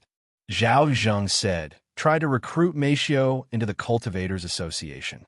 However, Meixiu quickly shook her head and said, Thank you for the offer, but I do not wish to join the Cultivators Association. The spectators were shocked when Meixiu refused Zhao's offer so casually. Many of them had plans to join the Cultivators Association after this. So when they saw Meixiu getting recruited by the chairman of the association, they were overwhelmed with jealousy. What? The chairman himself personally invited you to join the Cultivators Association, and you dare refuse? Know your place. One of the figures standing behind Zhao suddenly exclaimed. Another one then said, You may have some talent in cultivation, but without a proper cultivation technique, you can only go so far. However, if you join us, we can guarantee you a limitless future. Despite their words, Meixiu remained calm and said, I refuse. You. Stop. Zhao suddenly interrupted. Once there was silence, he continued, Can you at least tell me why you're refusing my offer? Are you already part of another power? Or do you have something against our association? I have nothing against the association. My hands are already fully occupied with other matters, and am not interested in the Cultivators Association in general. Meixiu said, Other matters? There's nothing my association cannot solve. If you join us, we'll help you with whatever you're occupied with. Zhao wasn't willing to give up someone as talented as Meixiu so easily. Hearing his words, Meixiu smiled and said, No, thank you. I enjoy what I am doing, and I will continue doing it until I am no longer needed. What a pity. Zhao shook his head. He then said, Well, if you ever decide to change your mind, my Cultivators Association will always have its doors open for you. Zhao turned around and walked away without saying anything else. The 4 people with him lingered for a little longer to stare at Meixiu with displeased looks on their faces before leaving with Zhao. Once the place returned to being somewhat peaceful, the bulky man could finally breathe properly, and he continued the examination shortly after. Young lady, you're going the wrong way, the bulky man said to Meixiu when he noticed her returning to the line. He then pointed at the door on the other side and continued, If you're finished, you go to that room. I didn't come alone, she said to him. Meixiu then walked to Yuan and began pushing his wheelchair. He's with me, and he's also here to register, she said. He's also a cultivator? The bulky man raised his eyebrows when he saw Yuan. This is his first time seeing someone in a wheelchair registering as a cultivator. As they approached the bulky man, Meixiu whispered to Yuan, I think you should keep it low-key. I don't want those people coming back to bother you. They're definitely a troublesome bunch. I can only imagine what will happen if they see your real talents. I know. I'll restrain myself, Yuan said. Meanwhile, after they left the test room, Zhao didn't actually leave and stayed behind to continue watching Meixiu. Do we have any information on that girl? He asked the four behind him. One of them pulled out his phone and said, "According to the clerk that spoke with them, she's a servant from the Yu family. They're a powerhouse in the entertainment industry." "What about that young man in a wheelchair? How is he related to her?" "He's also from the Yu family, their son. That girl is probably his caretaker or something." "I see." Back in the other room, the bulky man said, "Whenever you're ready." Yuan took a deep breath and began to absorb the spiritual energy in the room, making sure to keep things to a minimum by imitating the cultivation speed of other cultivators that went before him. When Zhao saw Yuan's abysmal cultivating speed when compared to Meixiu, he sneered in a cold voice. "She's throwing away her talents for that trash. Ridiculous." After a moment of silence, he said, "Get the Yu family on the line and tell them that I would like a meeting with them. I'm not going to let such a talented cultivator go to waste for that useless thing." Right away, Chairman Zhao. The person proceeded to look for the Yu family's contact information before dialing their number. A minute later, the bulky man said, "All right, you passed. Go through those doors to complete your registration." Meixiu nodded and left the room with Yuan shortly after. There's a new voting system for web novel called Golden Tickets for the premium novels that will reset once a month. You can get them through spending coins or gifting the novel a certain amount, 500 plus. If you don't have this in your app, update the app. Therefore, in order to bribe you into voting, I shall give you 3 bonus chapters, including daily chapters, for both Dual Cultivation and Cultivation Online if Heroes Carnage, my new novel, reaches 1,000 golden tickets.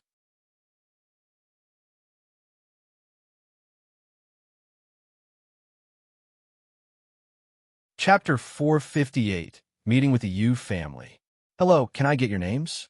A clerk working behind the desk asked Meixiu when she approached him with Yuan. "Meixiu and Yuxiang," she said. "Okay, give me a minute to create your identifications." The clerk then looked up their information before creating an identification card with it. "I just need a picture of your face now," the clerk then said. Meixiu went first, taking a headshot by standing in front of the camera on the desk. Yuan went next. Once they both took a picture, the clerk printed it on their identification card before handing it to them. "Here you go. You're done." "Thank you." Meixiu accepted the cards and left the building shortly after.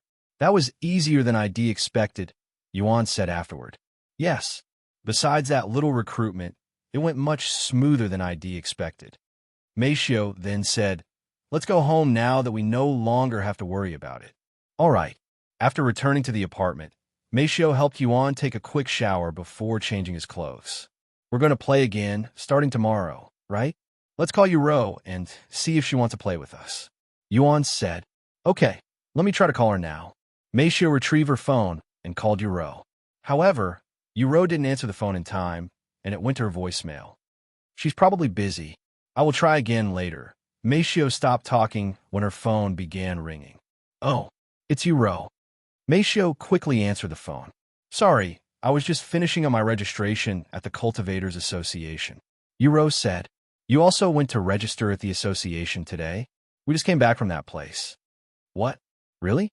What a pity that we didn't meet." Ro sighed out loud. "Anyways, do you need something?" "Yes, we plan on playing again, starting tomorrow." Yuan asked if you want to play together. "Of course." Ro quickly said, "Where are you located?" "We'll come to you." Ro then gave Meixiu her location. "Okay, we will see you there tomorrow," Meixiu said afterward. "Yup." After hanging up, Meixiu said, "Ro said she'll play with us. She's also at a place called Seashell City." "Great." Yuan proceeded to spend the rest of the day trying to break through to Spirit Master. Meanwhile, at the Yu family's main house, Yu Yong and Tang Li sat before an old man. "How can we help you, Chairman Zhao?" Yu Yong asked him. "Thank you for seeing me on such short notice, Yu family," Chairman Zhao said, and then he placed a small box on the table. "Accept this compensation for me." Yu Yong accepted the box without even opening it. "Thank you." Chairman Zhao took a deep breath before speaking. "Anyways, I have come here today regarding someone from your family." Yu Yong frowned slightly upon hearing this, wondering if someone from his family had offended the chairman of the Cultivators Association. She's a servant from your family, and I believe her name is Meixiu. Chairman Zhao then revealed Meixiu's name. What? Meixiu? Yuxiang's eyes widened. Did she do something? He then asked. No, she didn't. She was at the Cultivators Association today to register as a cultivator, and I was impressed by her cultivation talents. I wanted her to join my Cultivators Association, but she refused, so I was hoping you could do something about it. The chairman is impressed by Meixiu's talents? Really? Yuxiang was in disbelief after hearing this. Yes. In terms of talents, she's definitely one of the best I have personally seen. Furthermore, she even claimed to be a 9th-level spirit apprentice. 9th level? That's impossible. Tang Li exclaimed. She has only reached the 6th level even with her heaven-grade cultivation technique. How could a servant who ran away from home reach the 9th level? With what cultivation technique? I know it's hard to believe, but if you saw her cultivation speed, Chairman Zhao said, I am willing to negotiate. No, I will buy Meixiu from the Yu family. How much do you want? Chairman Zhao then asked. Yuxiang exchanged surprised looks with Tang Li.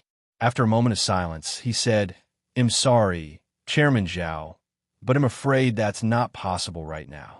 What do you mean by that? Chairman Zhao frowned. Meixiu, she's actually no longer part of the Yu family, as she decided to leave the family a few months ago. Yuxiang said, What? Chairman Zhao sat there with a baffled look on his face. Then do you know where she is currently? Yuxiang shook his head. Unfortunately, we don't. Maybe her mother or my daughter knows something. I can ask them right now. Please do. Chairman Zhao nodded. All right, give me a few minutes. Yuxiang proceeded to take out his cell phone to call Feng. Feng, do you know where your daughter, Meixiu, is currently staying? Yuxiang asked her after she answered the phone. After a moment of silence, Feng responded, I'm sorry, but she didn't tell me anything. I have tried calling her before, but she didn't pick up. Then do you have any idea where she might have gone? I do not. I see. Thank you. If you don't mind me asking, why are you looking for Meixiu? Feng suddenly asked. Chairman Zhao from the Cultivators Association would like to speak with her, so if you see her or hear anything, let me know. I understand. I will let the masters know if I hear from her. Feng said. Yuxiang hung up shortly after and proceeded to call Yuro. Do I know where Meixiu went? No, I don't. Why do you ask? Yuro responded in a casual voice after hearing her father's question. Are you sure you don't know? Yuxiang asked again. Don't you have her contact information? You mean to tell me that you haven't spoken to her since she left? I don't believe it. I don't know what to tell you, father. I really don't know anything, but I can try calling her later. Okay. Let me know if you learn anything. Yuxiang said before hanging up. He then returned to Chairman Zhao and said, I apologize, but it seems like nobody knows her location. However, we'll try looking for her. If we find anything, we'll let you know. Although Chairman Zhao was unhappy about the results, there was nothing he could do about it. I understand. Thank you for trying. Here is my business card. Call me if you find her. Chairman Zhao left his business card on the table before leaving the place. Once Chairman Zhao was gone, Tang Li said, Unbelievable. To think Meixiu was a cultivation genius, that even the chairman of the Cultivators Association would go through such trouble to recruit. We need to find her, or we might risk offending the Cultivators Association, she added. Yuxiang nodded. I agree. I will call some people that specialize in finding people now. Meanwhile, after her phone call with Yuxiang ended, Feng dialed Meixiu's number. Mother, Meixiu quickly answered. Be careful, Meixiu. I don't know why, but the chairman of the Cultivators Association is looking for you. Feng wanted her. What? Meixiu was surprised to hear this. The chairman still hasn't given up on her.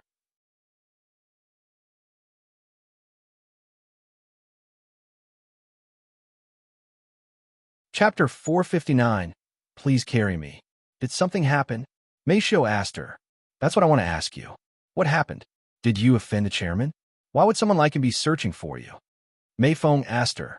Well, Meixiu proceeded to explain to her mother what had occurred at the Cultivators Association today. Feng remained silent for a good moment after hearing Meixiu's story, and all she said at the end was, just be careful and refrain from going outside for a while. Chairman Zhao is a powerful man who is at the top of the Cultivators Association. He may not be a powerful cultivator, but he has plenty of influence and more than enough people to suppress you. I understand. Thank you for the warning. Don't you get it, Meixiu? If you're in danger, the young master will also be in danger. Whatever you do, just make sure you protect him. You don't need to tell me that, Meixiu said. Feng hung up the phone shortly after. Meixiu sighed out loud.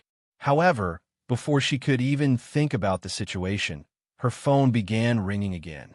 It was Yuro. Meixiu answered the phone, but didn't say anything. Meixiu, are you okay? My father is looking for you for some reason. Yuro's voice then resounded. Meixiu released a sigh of relief after hearing Yuro's voice, and she said, Yes, I am fine. As for what happened, after Yuro heard the story, she exclaimed in an angry voice, What? How shameless! You have already refused to join the Cultivators Association, yet they're still pursuing you. They even went out of their way to visit my parents. I cannot believe that there are people like them out there. It is what it is. There's no point getting angry about it, as it won't change anything. Meixiu said, What do you plan on doing? I doubt the Cultivators Association would give up on you. I don't know yet, but I will think of something. All right. If you need anything, call me, okay? I will. See you tomorrow. Meixiu said. After hanging up, Meixiu went to Yuan's room and explained to him the situation. What pain in the ass. Now I regret going to register. Yuan sighed out loud. What do you think we should do? Meixiu asked him. I don't think there's anything we can do besides hope that they give up on you. After all, they have the entire Cultivators Association behind them, while we're just two people who ran away from their family. Yuan said, Should we relocate just in case? Meixiu then asked, Wouldn't that just attract their attention? Judging by what Miss Feng and Yuro said, they don't know your location yet, so it's probably better if we stay put here. I'll try to think of something, but that's all I can think of for now. Okay. Meixiu nodded. Sometime later, Meixiu returned to her room and tried to sleep since she wasn't in the mood to cultivate. However, Yuan decided to enter. Young master, it's rare seeing you during the night. Did something happen? Feng Yuxiang asked him, as he usually doesn't return until morning. Something like that. Yuan nodded. Is there anything we can do to help? Xiao then asked. Unfortunately, no. He then said, Feng, do you remember when I asked you if you know any doctors? Yes, but I haven't been able to sense that person yet, and he never stays in one place for long, so I have no idea where he is. Why do you need to see him so suddenly? Feng Yuxiang said. After a moment of silence, he said, My friend, he's sick, and I need him to heal as soon as possible. Although he's recovering, he's not recovering not fast enough. I see. Okay, I will see what I can do. Feng Yuxiang came out of his body and continued. I will go ask around and see if I can find him. Yuan nodded. Thank you, Feng. I will be meeting my sister tomorrow at Seashell City. We probably won't go far. Don't worry, young master. I will be able to find you as long as you're still in the lower heavens. Feng Yuxiang said. I will return as soon as possible, young master. Yes, see you soon. Feng Yuxiang flew away shortly after. Xiao appeared beside him after Feng Yuxiang left, and she asked him, Are you really okay, brother Yuan? Yuan took a deep breath before sighing out loud. I hate feeling powerless. Even though my friend is in trouble, I cannot do anything about it. I really hate that feeling. Xiao wasn't sure what to say, as this is her first time seeing Yuan acting this gloomy. You're not powerless, my lord. Even if you feel helpless, you have us. I'm sure we'll figure something out. Lan Ying said to him. Thank you. Yuan said to her with a slight smile, feeling a little better. Sometime later, he said to them before logging off, I will see you guys tomorrow morning. Good night, my lord. See you later, brother Yuan. Once he logged off, Yuan proceeded to spend the rest of the night trying to break through to Spirit Master, but alas, it didn't work. The following morning, after breakfast, Yuan and Meixiu logged into the game and made their way to Seashell City to meet up with Yuro. Feng went somewhere last night. Meixiu was surprised to hear this. Who will carry her now? I can carry you if you don't mind, Yuan suddenly said to her. Or are you still not ready for it? He remembered what she said before. Meixiu wasn't sure how to respond. However, the scene of Xian Wuhan kissing Yuan on the cheeks suddenly flashed into her mind. Meixiu gritted her teeth for a moment before nodding her head with a resolute look on her face. Please carry me, she said with a rosy face. After getting her approval, Yuan retrieved the flying sword before carrying Meixiu in his arms like a princess. The next moment, Yuan jumped on the sword and soared towards the sky with Xiao Hua by his side, leaving Longchun City in a flash.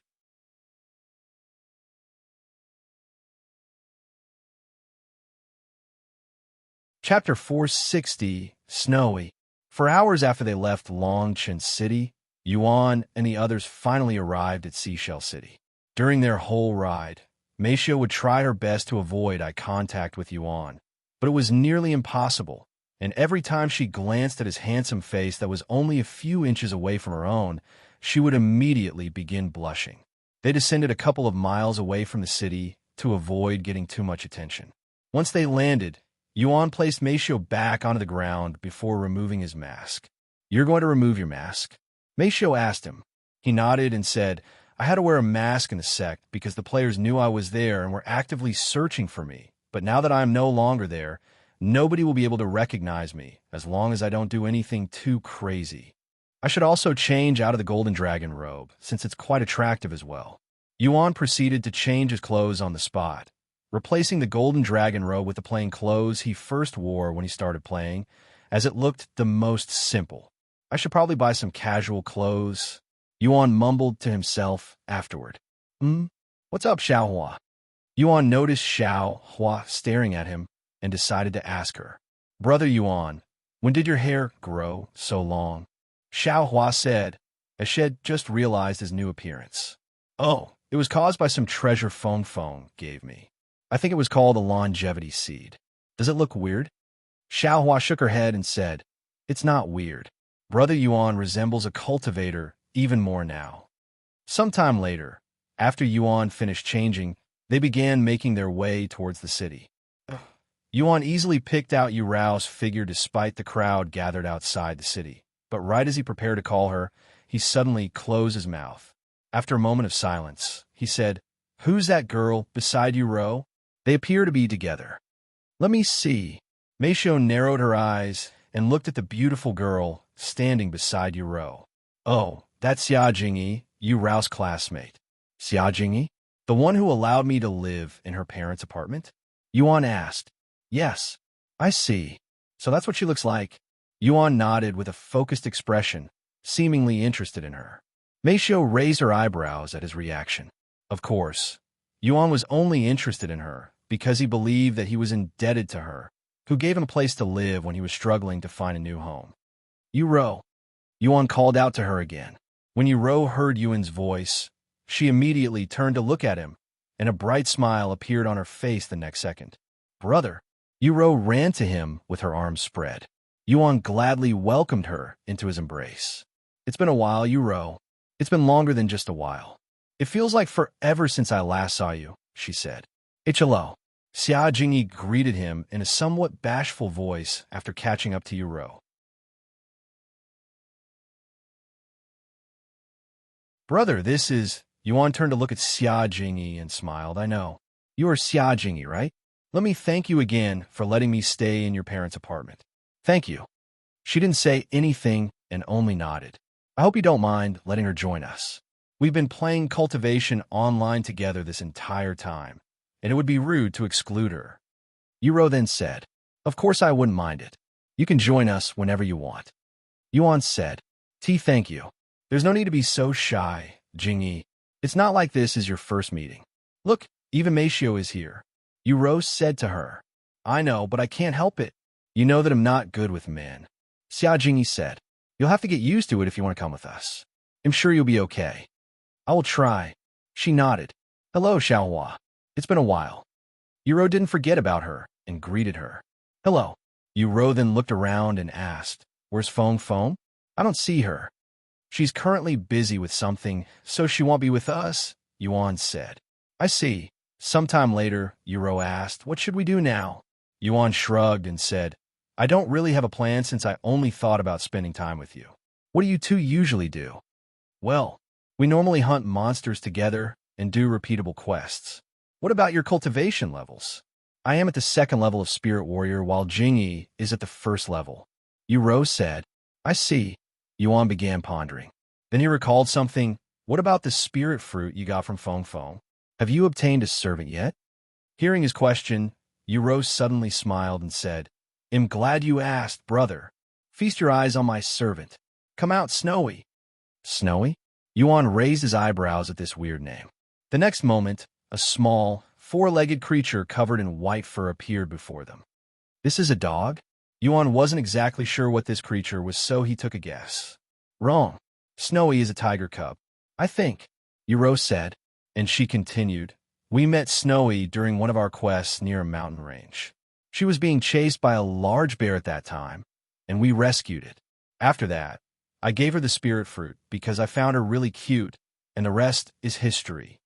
Also, don't be surprised when you hear this, but Snowy is actually a heaven-grade servant." Yuro said a moment later. "What? Really?" Yuan looked at the small white creature with a somewhat surprised look on his face, wondering how this small thing could possibly be a heaven-grade servant. Suddenly, Xiao approached them and said, "This cub is a spiritual beast." "A what?" Everybody there turned to look at her with wide eyes.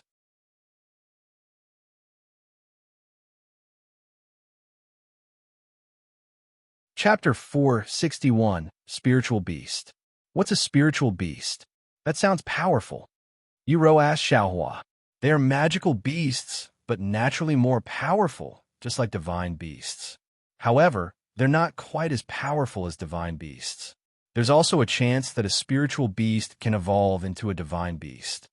Xiao said. She looked at the tiger cub and said, "It's very rare to find a spiritual beast this young since they're usually with their parents, and for you to make it into your servant. You got incredibly lucky." Yuro picked up a ball of fluff and hugged it. "Hee. I knew she was special the moment I saw her, but I didn't think she was this special.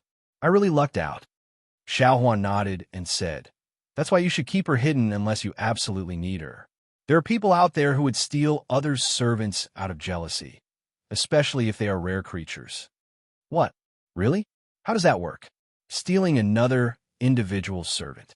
Yuro asked.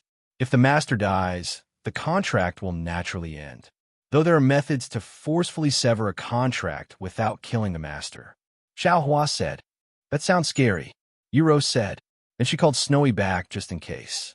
"There shouldn't be many people who can recognize a spiritual beast in the lower heavens since they are so rare, but you should still be careful."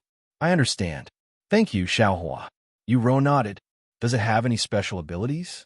Yuan suddenly asked her. "Nope. The only thing she can do is bite, but she's too small to even fight effectively," Yuro said.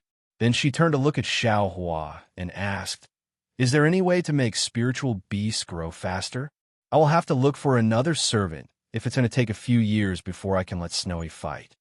Xiao nodded and said, "Yes, there are treasures that can speed up a magical beast growth, but they are incredibly rare." "Great. I will keep that in mind," Yuro said. Sometime later, Yuan said, "Let's do some quests together. You two can pick." "Are you sure? The quest may be too easy for you," Yuro said. "I don't mind. I just want to spend time with you." "Okay, then let's go look for some quests." Sometime later, they entered the city and asked around to see whether there was any quest they could do. After about an hour of looking, they accepted a quest that required them to gather some material that can only be obtained from a certain magical beast. The Blackhorn Bull can be found at the Orange Field. They're around the 7th level of Spirit Apprentice. I will need as many horns as you can gather, and I will pay 10 gold coins for each horn." A middle-aged man said to them before handing them a map. "I understand. We should return soon," Yuro said. After leaving the place, Yuro said, "According to the map, the Orange Land is quite far away. It's going to take us around 10 hours to get there if we walk. However, if we travel by horses or carriages, it'll be much quicker." "Carriages?" Yuan raised his eyebrows. He then said, I have never ridden in a carriage before.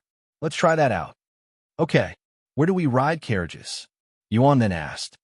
There's a store that rents horses with carriage service. Let's go there, Yuro said. Yuro proceeded to lead them to this store. 10 minutes later, they arrived before a large building that had almost a dozen horses on display, and there were even a couple of carriages in the back. Hello, I would like to purchase the carriage service.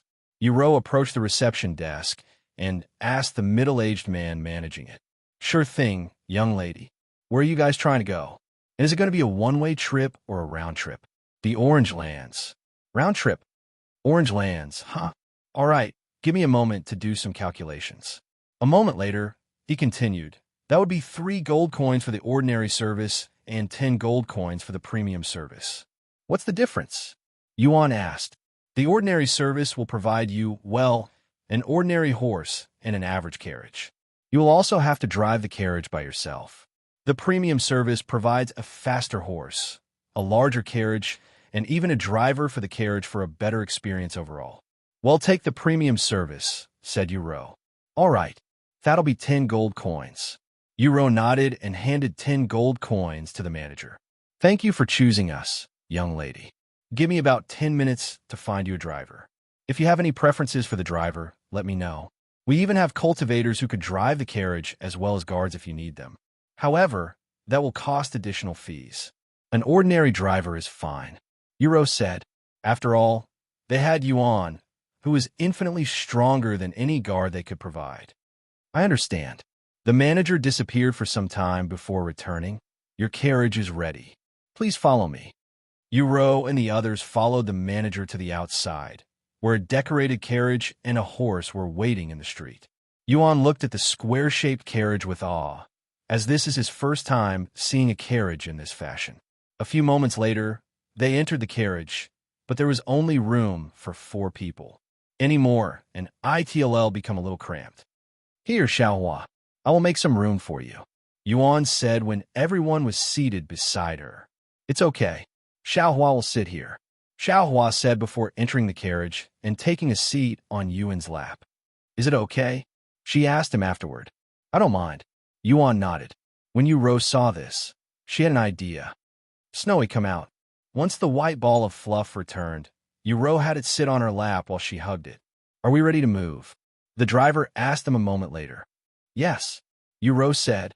Then I shall start moving the carriage now. Huh, the driver said before commanding the horses to move, pulling the carriage along with it.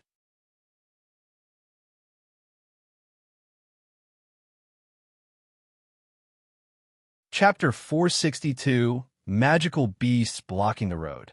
After the carriage left the city, the driver spoke in a loud voice. We should arrive at Orange Lands in 3 hours if we don't get attacked by wild magical beasts.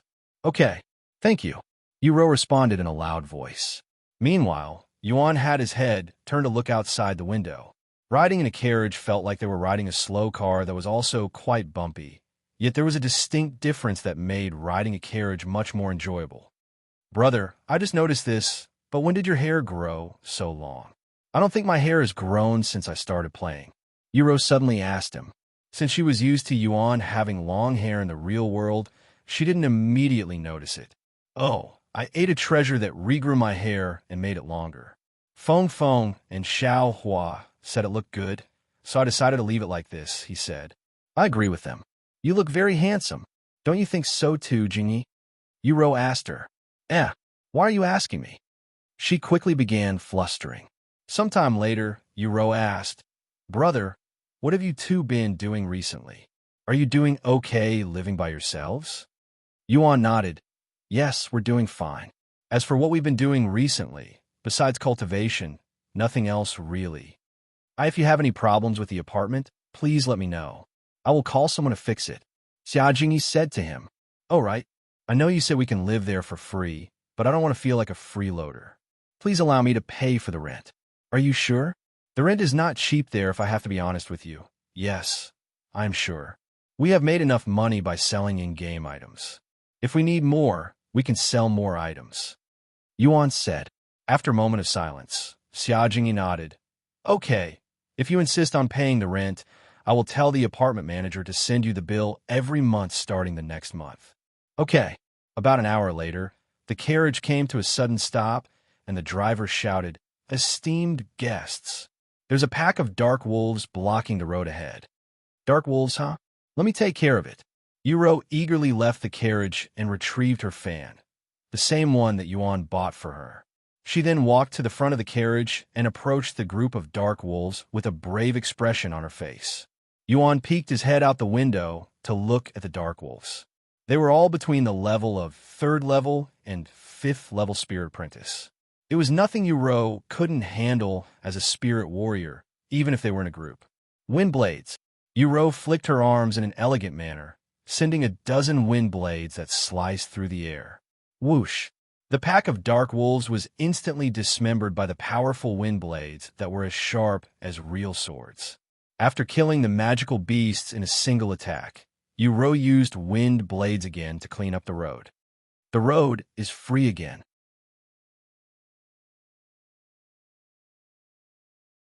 Yuro said to the dumbfounded carriage driver. "TT, thank you for your efforts, esteemed fairy." The driver stood up and bowed to her in a respectful manner after witnessing her effortlessly kill a dozen magical beasts. Once she returned to the carriage, Yuro rubbed her nose in a prideful manner and said, "Did you see that, brother? I have gotten much better with the technique." "Yes, I saw it very clearly. You have definitely gotten a lot stronger, especially with that technique," Yuan said with a smile on his face. "Well, it's the only offensive technique I have, so I use it all the time, allowing me to master it very quickly," Yuro said. It was at this moment that Yuan recalled something, that he'd get some cultivation techniques for her. I completely forgot to get you new techniques, even though we went to the Myriad of techniques. What a blunder. Yuan sighed. "It's okay. We can look for them later. I'm not in a hurry to look for new techniques, anyway," Yuro said. All right. About half an hour later, another magical beast blocked the road. Of course, Yuro went outside to take care of it again. 10 minutes later, the carriage stopped again. Why are there so many magical beasts blocking the road? Is it always like this? It's like they're doing this on purpose just to mess with us. Yuro was beginning to get tired of them after stopping for the 10th time. It's common because many people travel this road every day and magical beasts come here to find food. This is why nobody dares to travel without any guards unless they're a powerful cultivator. Xiao said to her. However, magical beasts aren't the only thing people have to worry about, as bandits and thieves would often target people, too. I hope we don't run into any bandits. I'm already overwhelmed by the magical beasts. Yuro sighed. I can take care of the magical beasts if you're tired, Yuan said to her. I'm not physically tired, but it does feel repetitive and boring. It's all right. I will take care of the magical beasts now. Okay. Yuro nodded. Sometime later, the carriage stopped again. Magical beasts, the driver warned. Yuan activated his divine sense and expanded it until he could see the magical beasts. Once he located them, he retrieved his invisible starry abyss and controlled it to clean out the magical beasts without stepping out of the carriage. The carriage driver was shocked when he saw this, as he was unable to comprehend the scene before him. In his eyes, the magical beasts blocking the road were being slaughtered by an invisible force. In just a moment, all of the magical beasts were killed, clearing the road once again. Brother, why are you just sitting there? Aren't you going to take care of the magical beasts? Yuro asked him. I've already taken care of them, Yuan said in a calm voice, dumbfounding Yuro and Xiao.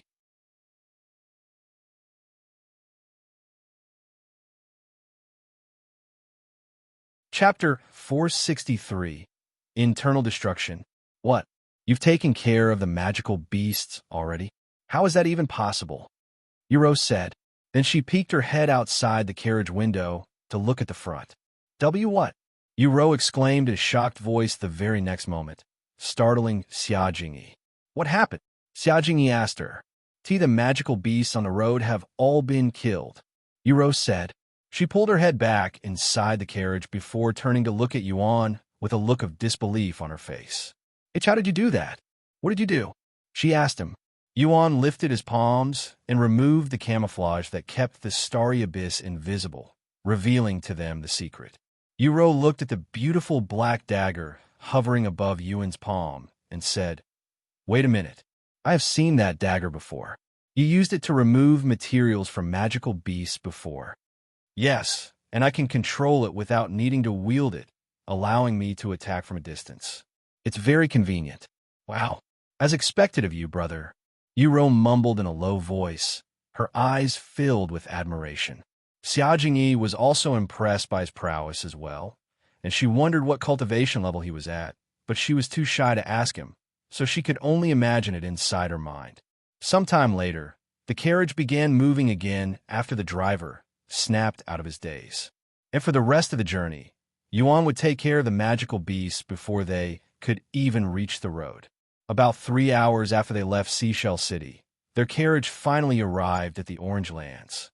Wow, no wonder why they named this place the Orange Lands. There's so much orange color in this place. Yuan mumbled as he admired the orange scenery. From the grass to the trees and the flowers, they were all orange in color, almost like this place was experiencing autumn while the rest of the world was in a different season. "Do you know where the Blackhorn Bulls?" Yuro asked the driver. He nodded and pointed to the wilderness in the distance and said, "You can find them a few miles in that direction. I will be stationed here until tomorrow or until you're all ready to return to the city." "All right, thank you." Sometime later, Yuro and the others followed the driver's directions and disappeared into the distance. Once they were inside the orange wilderness, Yuan said, "Xiao, can you look for the Blackhorn Bulls for us with your divine sense? Mine is still too weak to search for them efficiently." "Sure thing, Brother Yuan," she said. "What?" Xiao raised her eyebrows after hearing Xiao Hua's words. Did she just call him Yuan? It was at this moment that Yuan realized that Xiao wasn't aware of his identity and that he didn't tell Xiao Hua to not call him Yuan, as he wasn't prepared for Xiao presence. Meixiu and Yuro also realized this, but they couldn't think of any good excuses to make so quickly. "Xiao Hua, call me Brother Yuxiang." Yuan quickly used his divine sense to speak with Xiao Hua. "Be Brother Yuxiang?" Xiao Hua said. When Xiao heard this, she thought to herself, "Oh, so I really heard it wrong. The names sound kind of similar, too. After all, there was no way that Yu Rouse brother would be that famous player Yuan." Hopefully, she didn't find out.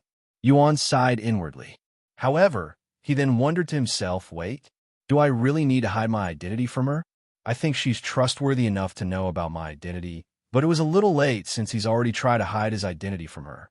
A moment later, Xiao Hua said, "Brother Yuxiang, there's a couple of Blackhorn Bull half a mile in that direction." "Okay, let's go." They started moving in the direction that Xiao Hua pointed towards.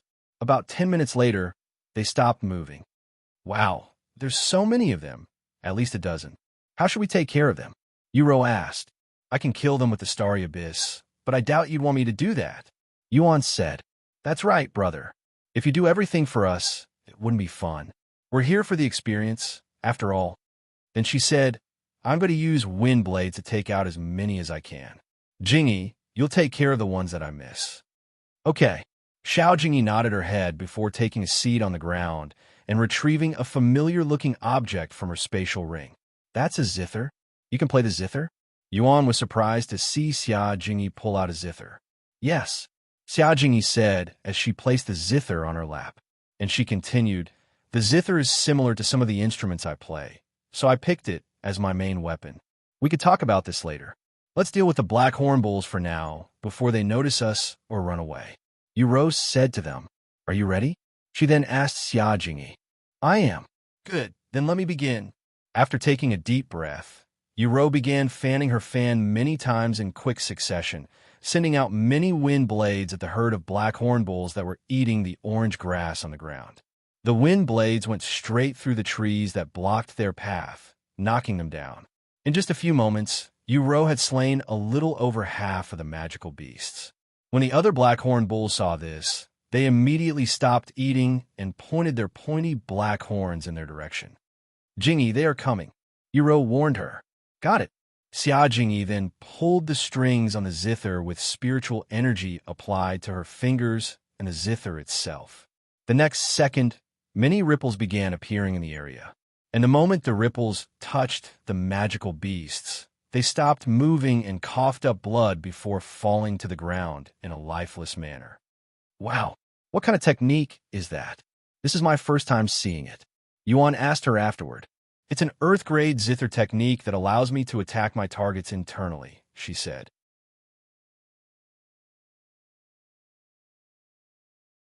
What? That sounds overpowered, attacking them internally. Doesn't this mean you can easily defeat all of your enemies? Yuan said, Not really. My attacks can easily be repelled if someone has enough spiritual energy protecting their body. Also, it doesn't have much of a range, so I can only use it when I'm close to them with someone protecting me. She then said, Do you want to learn the technique? I can lend you the technique if you want. Really? You won't mind? Yuan asked her. I don't mind. I bought it with my own money, and I've already learned it. Xiao then took out the technique from her spatial ring before handing it to Yuan casually. Yuan was speechless. He didn't think she'd be willing to give him an Earth-grade technique so easily and completely for free. You're too generous, Jingyi. Yu chuckled. I owe you, Yuan said to her. He then opened the book and started reading it. You're going to study it now? It took me almost 2 weeks to learn it. Xiao said to him. It's okay. I have already learned the technique, Yuan said as he closed the book literally half a minute later. What? Xiao stared at him with a baffled look on her face. Ha ha ha. You should look at your own face right now, Jingyi. Did you forget? My brother is a once-in-1,000-years genius who has mastered multiple instruments at a young age. Yu said to her. All right, I forgot about that. Sorry. Why are you apologizing? Hey, erase the technique. Thanks again. Yuan returned the technique to her after holding it for less than a minute. Let's harvest their horns before we continue, Yu then said. After spending a couple of minutes removing the black horns, Xiao used her divine sense to look for more black horn bulls. A mile that way. She pointed to the south a moment later. All right, let's go. I want to test out my new technique already, Yuan said, eagerly heading in that direction. While they walked, Xiao asked Yu in a low voice, how does she do that? Locating the black horn bulls from so far away. And who is she? I have been wondering for a while now. Xiao how should I explain this? Yu pondered for a moment before continuing. Well, she's an NPC, a really powerful one at that, and she's currently traveling with my brother for some reason. What? She's an NPC? I couldn't tell at all. Xiao said. That happens a lot in this game. Too often, in fact. Sometime later, they found more black horn bulls traveling slowly in a group. Great. Now let me test out this new technique. Yuan said. Do you want to use my zither as well? Xiao asked him. It's fine. I have my own zither. Thank you for the offer, though. He then retrieved the soul-ensnaring zither. Wow, what a beautiful zither. Xiao muttered in awe when she saw his zither, thinking to herself that it must be a high-grade treasure.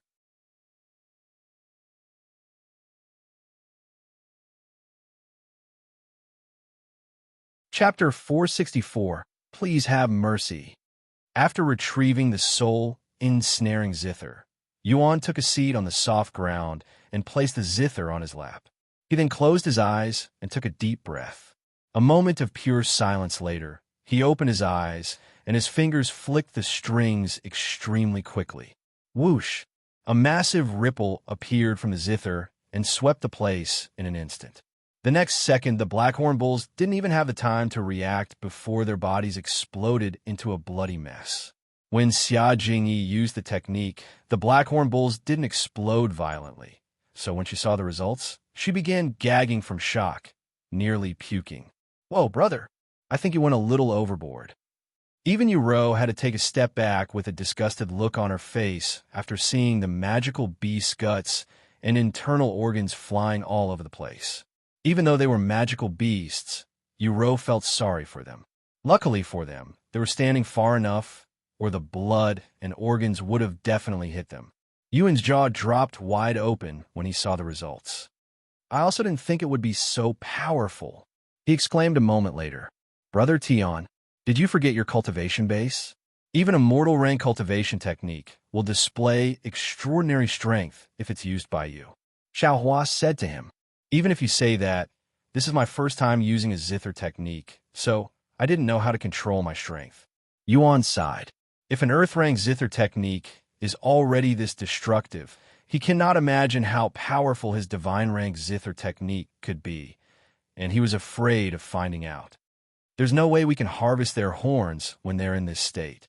Meixiu said a moment later, I'm sorry. Yuan apologized to them. Brother, you're banned from using that technique if we're with you. It's simply too gruesome, Yuro said to him afterward. I understand. Yuan nodded. He then turned to look at Xia Jingyi and asked her, Are you okay? She wiped the tears from her eyes and nodded. Yes. I was just shocked. I'm sorry. He apologized again. Shortly after, they went to look for more blackhorn bulls. Meixiu, do you want to try fighting them? Yuro suddenly asked her. I don't know any techniques besides my cultivation technique. She said, What? You still don't have any techniques? Yuro looked at her with wide eyes. She then looked at Yuan, who merely shook his head and said, Looks like we'll be returning to the myriad of techniques sooner than I'd anticipated. Since Meixiu didn't have any martial techniques, Yuro and Xia Jingyi took care of the magical beast without making a huge mess. After that batch, they continued to spend a couple more hours hunting black horn bulls until they essentially hunted almost all of them in the area.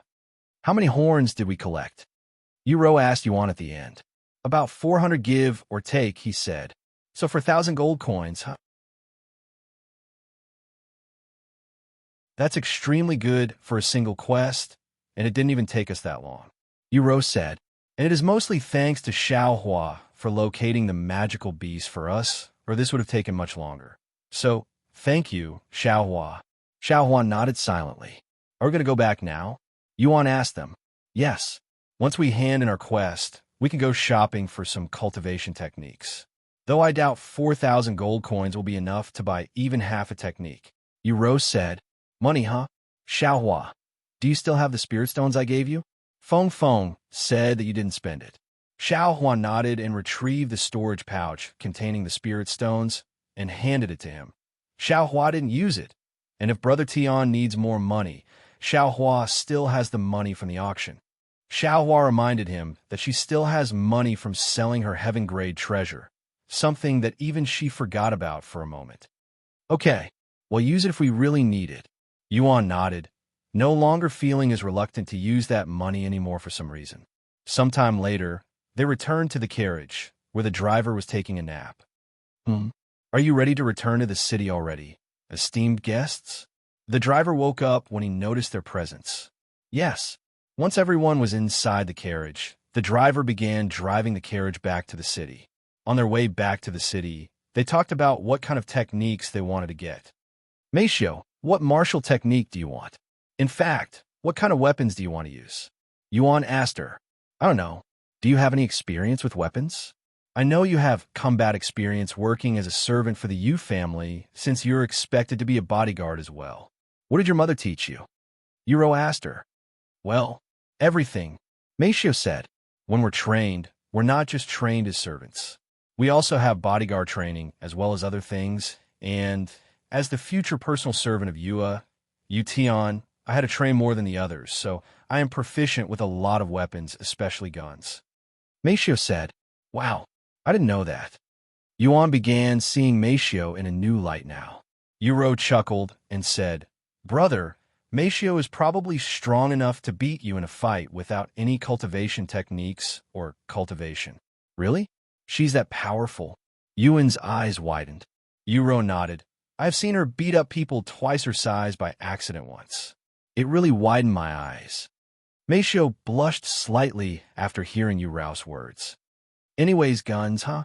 Are there any weapons in the cultivation world that resemble guns? Yuro wondered. What's a gun? Xiao Hua asked. Well, how should I explain this? It's a weapon that comes in many different sizes and shapes, but they all do the same thing, shooting bullets. Yuro said. However, Xiao Hua didn't understand a word Shed just said.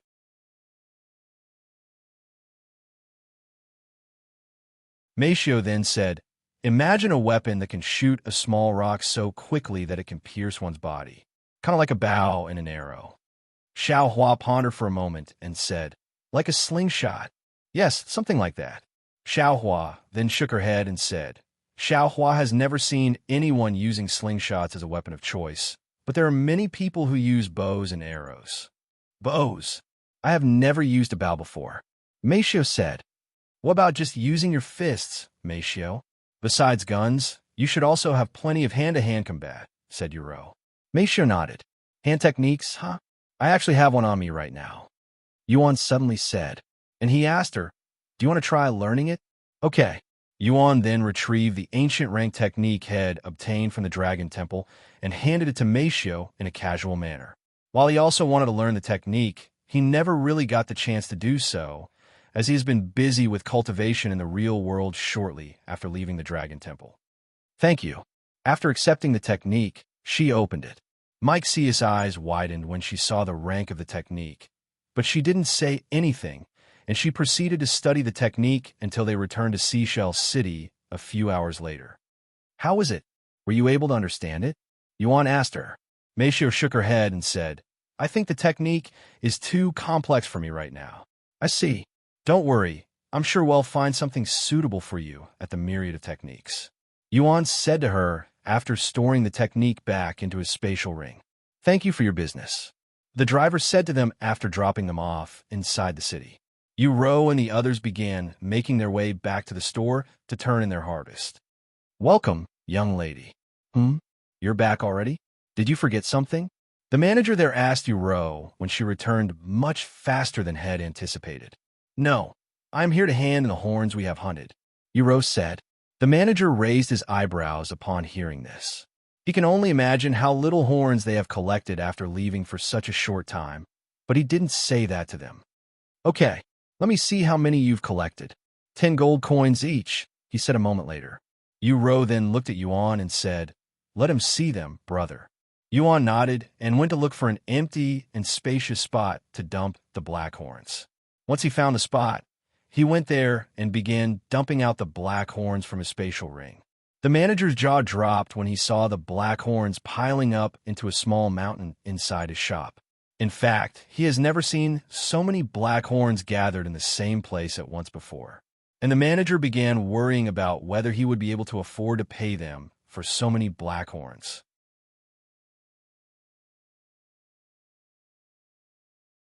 Yuro chuckled when she saw the manager's reaction, as this reminded her of her first quest with Yuan when they had to gather spirit grass, and Xiao Hua collected so much that the manager of that store began sweating. Okay, that should be the last one. Please count them, Yuan said to the manager after dumping out all of the black horns. The manager showed a crying smile before kneeling on the floor and crying out loud, Please have mercy. The manager's response immediately dumbfounded Yuan and the others, as they didn't know why he was crying or pleading for mercy.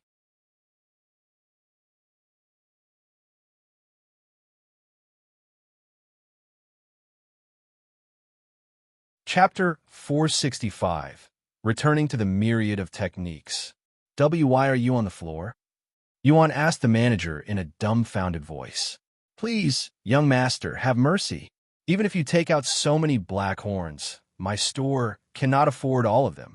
The manager said in a crying voice. Yuan was speechless.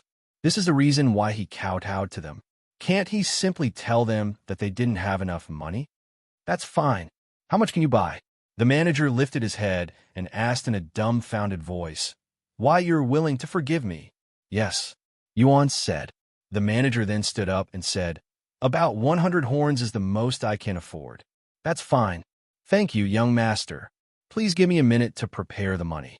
About 10 minutes later, the manager returned with 1,000 gold coins in his hands. Here you go, young master. After accepting the money, Yuan handed it to Yuro. Shall we leave now? Yuro nodded. Wait a moment. Young master, what about the rest of your black horns? The manager asked him. Oh, you can keep them, Yuan said in a casual manner. Excuse me? The manager looked at him with wide eyes filled with disbelief. Even if you cannot buy them, we have no use for them. So we'll give them to you for free, Yuan said to the manager. Oh, really? Yes. You don't mind it either, right, Yuro? Yuan asked her. I don't really care. We did it mostly for the experience. Anyway, she nodded. Although 3,000 gold coins may be worth a lot to the average player, in front of Yuro, who was exposed to wealth countless times more than that by Yuan, it was as little as a drop of water in an ocean. Thank you very much, esteemed guests. The manager bowed to them and refused to lift his head until they left. Are we going to the Myriad of Techniques now? Yuro asked after they left. It's getting dark outside, so let's wait until tomorrow, Yuan said as he looked at the darkening sky. All right, see you guys later. Yuro said to them. Good night, Xiao said. After logging off, Meixiu began cooking dinner. Meanwhile, Yuan tried his best to break through to Spirit Master. I should have asked Xiao when I had the chance. I guess I will do it tomorrow. Yuan sighed inwardly. After failing to break through, Yuan stopped trying until after dinner. The following morning after breakfast, Yuan and Meixiu met up with Yuro and Xiao. Good morning, brother. Yuro waved at them. Good morning, Xiao said. Morning. Are you guys ready to head to the Myriad of Techniques? Yuan asked them. Yes. Is there one in this city? Yuan then asked. There is. I looked it up yesterday. Follow me, Yuro said to them. Yuan and the others followed Yuro, and after walking for about 20 minutes, they arrived at this ordinary-looking store. It feels like yesterday, Yuan mumbled in a low voice. They entered the store a moment later, and a beautiful woman greeted them with a bright smile on her face. However, this beautiful woman wasn't Zhu Yuang like Yuan had expected. It was an entirely different person. She did say that she'll be replaced soon. Yuan thought to himself, welcome to the Myriad of Techniques. If this is your first time at our store, please put your hand on this crystal ball. Everybody there looked at Xiao, as this was her first time to this place, while everyone else had already been here before. Xiao stepped forward and placed her hand on the crystal ball, which glowed a golden color. A heavenly destiny? Congratulations, young lady. You can access the first and second floor of the store. As for everyone else, you may go to whichever floor you're authorized, and don't try to cheat, because we have records of your results. The woman said to them.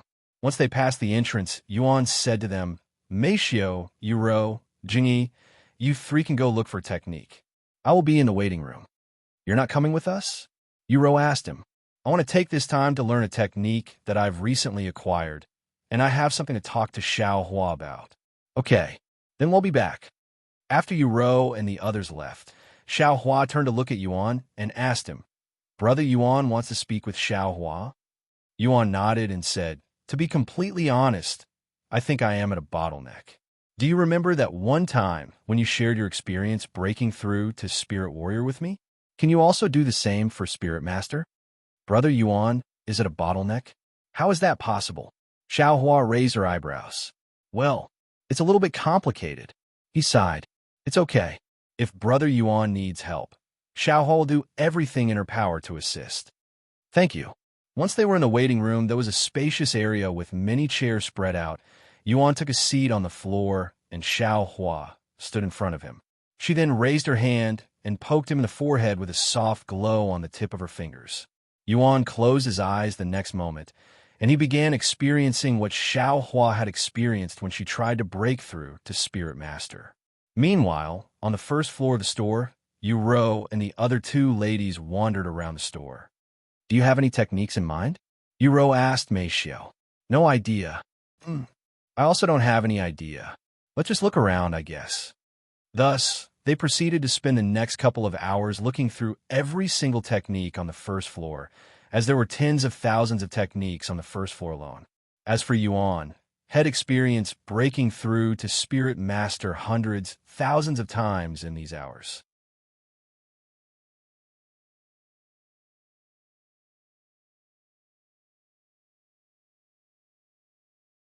Chapter 466, Ancient Seal.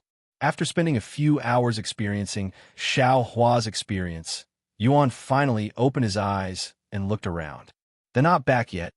They came back about an hour ago to tell us that they'll need a few more hours on the second floor, but Brother Yuan was absorbed in his own thing. Xiao said to him, "Oh, I see. That's fine. I still have a technique to learn, anyway. And thanks for showing me your experience, Xiao. I think I understand why I cannot break through." "Why?" Xiao asked. "It's most likely due to the lack of spiritual energy in that place," he said. Xiao nodded and said, "Spiritual energy is incredibly important when one is trying to break through, because they'll need a massive amount of spiritual energy, hence why people usually choose a place with the most spiritual energy before they attempt to break through." "I see. This is going to be pretty tricky," Yuan sighed. As a cripple who cannot move without the assistance of a wheelchair and Meixiu, it would be difficult for him to find a location with better spiritual energy than his room, and because of their situation, it wouldn't be smart to wander outside. "I guess I will have to put my breakthrough on hold and practice my divine sense for now," Yuan thought to himself. If Brother Yuan cannot find a place with good spiritual energy, he can look for treasures that contain a large amount of spiritual energy instead, Xiao suddenly said. "A treasure? That's even more tricky," Yuan said, as he wasn't sure if there were any treasures in the real world that contained spiritual energy. "If only we can somehow transfer the treasures in this world back to the real world." Yuan sighed inwardly. Unfortunately, unlike transferring knowledge from the real world, it was simply impossible to transfer physical objects like treasures to the real world, no matter how he thought about it. "Thanks for the advice, Xiao," Yuan said to her before taking out the ancient rank martial technique head obtained from the Dragon Temple and reading through it. The instant he opened the scroll, Yuan could see images flowing into his head, and it was like watching a movie play inside his head. There was a handsome young man with long blonde hair, practicing on a mountain peak, and every time he punched his fists out, it would create the image of a dragon that would fly into the distance before creating a hole in whatever it touched. What a powerful technique! Yuan mumbled in a low voice as he continued to watch this talented youth practice the technique Relentless Dragon overwhelms the nine heavens. Of course, what Yuan was experiencing right now didn't occur to Meixiu when she tried to learn the technique in the carriage. Perhaps it had something to do with their compatibility, but Yuan comprehended the technique at a frightening rate.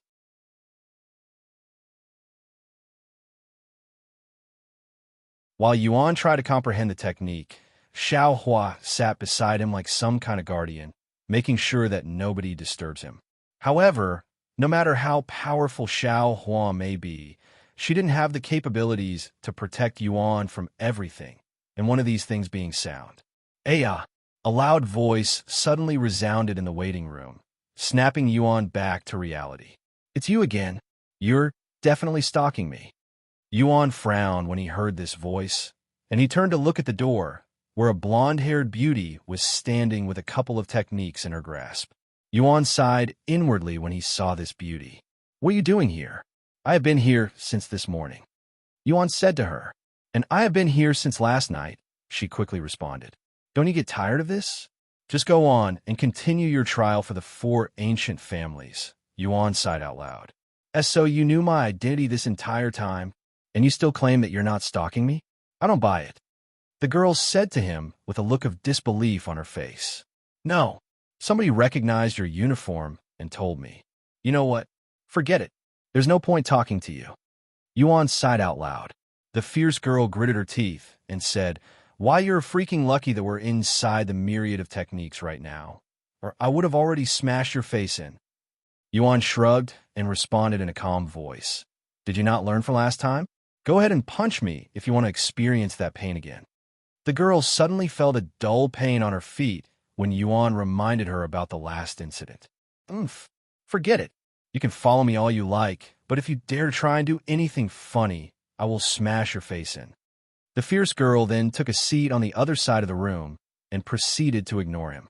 Yuan also ignored her and continued to study the technique. However, to Yuan's surprise, Xiao stood up and approached the fierce girl. The girl turned to look at Xiao with a frown on her face. "What do you want?" Xiao stared at her for a good moment before speaking. "You're from the 4 ancient families, right? How much power do you hold within the family?" "Huh? Why do you care?" Xiao Hua then said, "Do you have the ancient seal?" The girl's eyes widened with surprise, and she quickly stood up and backed away from Xiao Hua. "Who are you? Why do you know about the ancient seal?" Xiao Hua remained silent. "I asked you a question. Why do you know about the ancient seal?" The fierce girl then raised her hand before throwing it at Xiao Hua's face. "Xiao Hua!" Yuan stood up, but before he could even do anything, Xiao Hua waved her sleeves and calmly caught the attack perfectly. "Why you?" The girl's eyes widened with shock after feeling an unfathomable strength coming from Xiao Hua.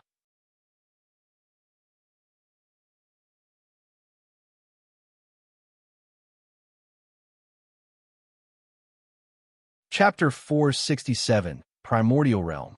"Let me go," the fierce lady shouted when Xiao Hua didn't release her fist. "If anything happens to me, my family will, without a doubt, avenge me." After a moment of silence, Xiao Hua released her grasp on the lady, letting her free. "Now tell me how you know about the ancient seal," the lady repeated. "That is something only the top ranks in the family should know about. If you do not have the ancient seal, then Xiao Hua is no longer interested in speaking with you." Xiao Hua said to her before turning around and walking back to Yuan in a nonchalant manner. "Why, you little brat?" The fierce girl gritted her teeth, yet she didn't dare to approach Xiao Hua. "If you don't tell me how you know about the ancient seal, I will tell my family about you. You can either answer me or answer my family. And if you choose the latter, just know that they won't be as patient as I am now." Xiao Hua turned to look at her and said, "The ancient seal may be a secret in the lower heavens, but in the upper heavens, everybody knows about it." "What?" The girl's eyes widened with shock, as this was new information for her. "Are you trying to tell me that you're from the upper heavens? What are you doing here? And why do you need the ancient seal?" she asked Xiao Hua. Xiao Hua didn't say anything and turned back around, ignoring her. If you tell me, I will tell you where the ancient seal is," the girl suddenly said. Xiao Hua immediately turned around upon hearing this, but when she saw the girl's face, Xiao Hua turned back around and said, "You're lying." What? I am not lying. I will really tell you." However, Xiao Hua ignored her. "Fine. If you want to play this game, I will play with you." The lady then grabbed her techniques before storming outside the place. "Is everything okay, Xiao Hua? Wouldn't it be problematic if the 4 ancient families came after us?" Yuan asked her afterward. Xiao Hua nodded and said, "She won't tell her family about this, and even if they do come after us, Xiao Hua can deal with them." "You sound confident that she won't tell her family. Why is that?" Yuan asked. "Because she cannot contact her family unless she completes her trial, no matter the situation." "I see. What about the ancient seal? What is that?" "The ancient seal is a treasure that each of the 4 ancient families owns, and if one gathers all 4, they will get to enter the Primordial Realm." "Primordial Realm? What kind of place is that?" Yuan asked, his interest piqued. Xiao Hua looked at Yuan in silence for a good moment before mumbling in a low voice, "The Primordial Realm is Xiao Hua's home." "What?"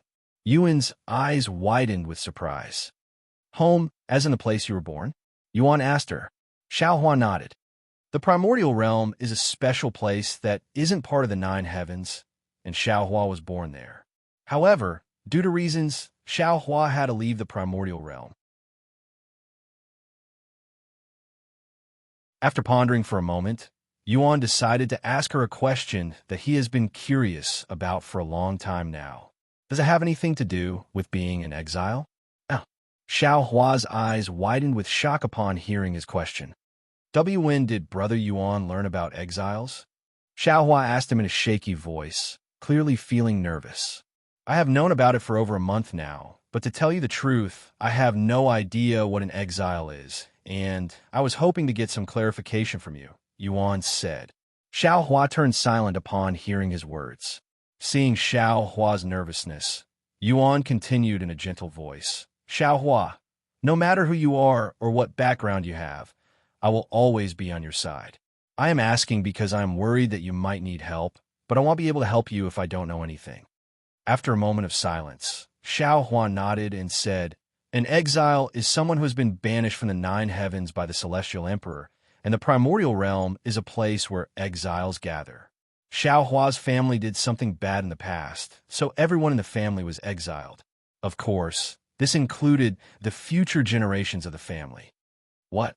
So someone in your family did something bad and everyone in the family got punished, including the innocent? Yuan was speechless, finding the judgment to be cruel and unfair, especially towards the innocent children and those who will join the family in the future. Xiao Hua nodded and continued. Once exiled, they cannot enter the 9 heavens again, or they will be hunted by everyone in the 9 heavens. And once someone is branded as an exile, they cannot remove that title no matter how much time passes or what they do. However, there is one exception, the Supreme Heaven's Legacy. If an exile can fulfill the legacy, that person and their family will be allowed to return to the 9 heavens and will no longer be regarded as exiles. However, only one person per family can hold the legacy, and Xiao Hua was chosen to fulfill this legacy. Unbelievable. To think your family would give someone so young so much responsibility, forcing you to bear such a heavy burden. Yuan sighed. It's okay. Xiao Hua wanted to do it as well. As for your legacy, we just need to reach the Supreme Heaven, right? Yuan then asked. Xiao Hua nodded, and she said, yes, but reaching the Supreme Heaven is just the beginning of the legacy. Xiao Hua doesn't know anything else beyond that. It's okay. We'll find out when we get there. Yuan said, Brother Yuan, there's still one more thing you should know about exiles. She suddenly said. Yuan looked at her with a smile and said, it's okay. You can tell me.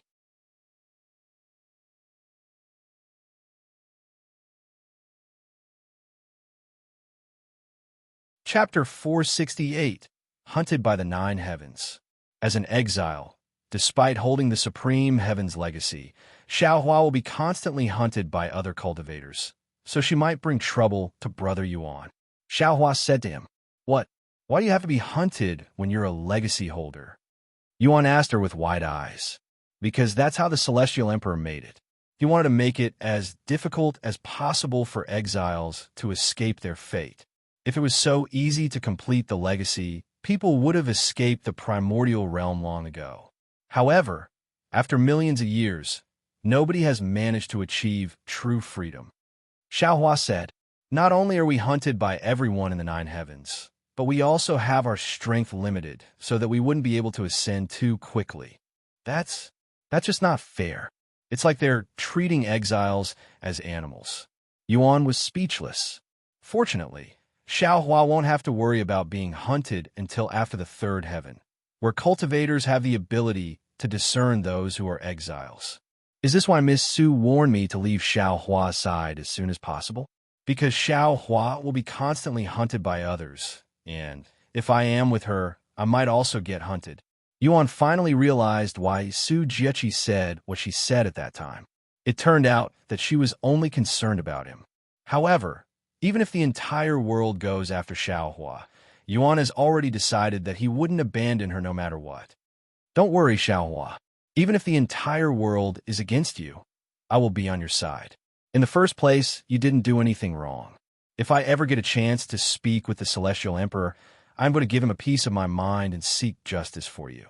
Thank you, Brother Yuan. Xiao Hua said, feeling relieved that Yuan didn't decide to abandon her because of her status. Xiao Hua, do you wish to visit your home? Is that why you asked that girl for the ancient seal? Yuan asked her a moment later. Xiao Hua nodded and said, One cannot leave the primordial realm without the Supreme Heaven's legacy, but once they leave, they cannot return to the primordial realm without the ancient seal. With the ancient seals, one can enter the primordial realm as they wish. I see. Do you think the 4 ancient families will lend us their ancient seals? Probably not, but it doesn't matter what the 4 ancient families think. As long as the person holding the ancient seal is willing, they can hand over the ancient seal. Xiao Hua said, Oh, who is currently holding the ancient seals? We won't know unless we try. Yuan said, sounding a little enthusiastic. Xiao Hua shook her head and said, Xiao Hua only knows that each family has one person holding the ancient seal, but that person's identity is very secretive, and only important figures in the families would hold such information. Furthermore, The person holding the ancient seal could be anywhere in the 9 heavens. For example, there could be a seal holder in the 3rd heaven while the other seal holders are in the other heavens. After all, the 4 ancient families exist all over the 9 heavens. What? So you're telling me that there could be a seal holder in the supreme heaven? That makes things even more complicated. Yuan sighed. Yes, but the 4 ancient seal holders will gather in the same location once every 10 years to make sure that everybody still has their seal. If we can find out the location and time of their next meeting, perhaps we might be able to meet all of them at once. Xiao said, but just meeting them won't do any good. We need to convince them to lend us their ancient seals too, and that will probably be the hardest part. Brother Yuan, we should forget about this for now. There's no point looking for the ancient seals now. Even if we somehow acquire it now, we won't be able to go there, she said. Why not? Yuan asked. Because Brother Yuan is too weak. If we go there now, you will most definitely die. What? The Primordial Realm? Is that dangerous? I thought it was your home? Yuan's eyes widened with surprise. Yes, that is where Xiao Hua's family is located, but there are other exiles living there as well, not to mention the chaotic energy in that world. It's called the Primordial Realm mainly because of the chaotic energy that's very common in the Primordial era, and if one doesn't have sufficient cultivation, they will be crushed to death just by being around that chaotic energy. Wow, doesn't this mean everybody living inside the Primordial Realm are incredibly powerful cultivators? Yuan asked. Xiao Huan nodded and said, they are so powerful that when babies are born, they already have the cultivation base of a spirit lord. What? Born as a spirit lord? People can be born as cultivators? Yuan was shocked when he heard this, as this is his first time hearing such information. Yes, in the upper heavens, many people are born already with a cultivation base because their parents help them by nurturing them with spiritual energy even before they are born. Heavens, now I really want to go to the Primordial Realm, Yuan mumbled to himself. Sometime later, Yuan returned to studying the ancient rank technique until Yuro and the others returned. Sorry it took so long, brother. There are just so many techniques to look at and we didn't know what we wanted. Yuro apologized to him afterward. I don't mind, Yuan said. Since you're back, does this mean you're finally finished? What kind of cultivation techniques did you guys pick? Yuan asked them, and he could see each of them holding on to scrolls. Well, we picked a lot, but we're not sure if we want them just yet since we still need to see if we can afford them. Yuro said.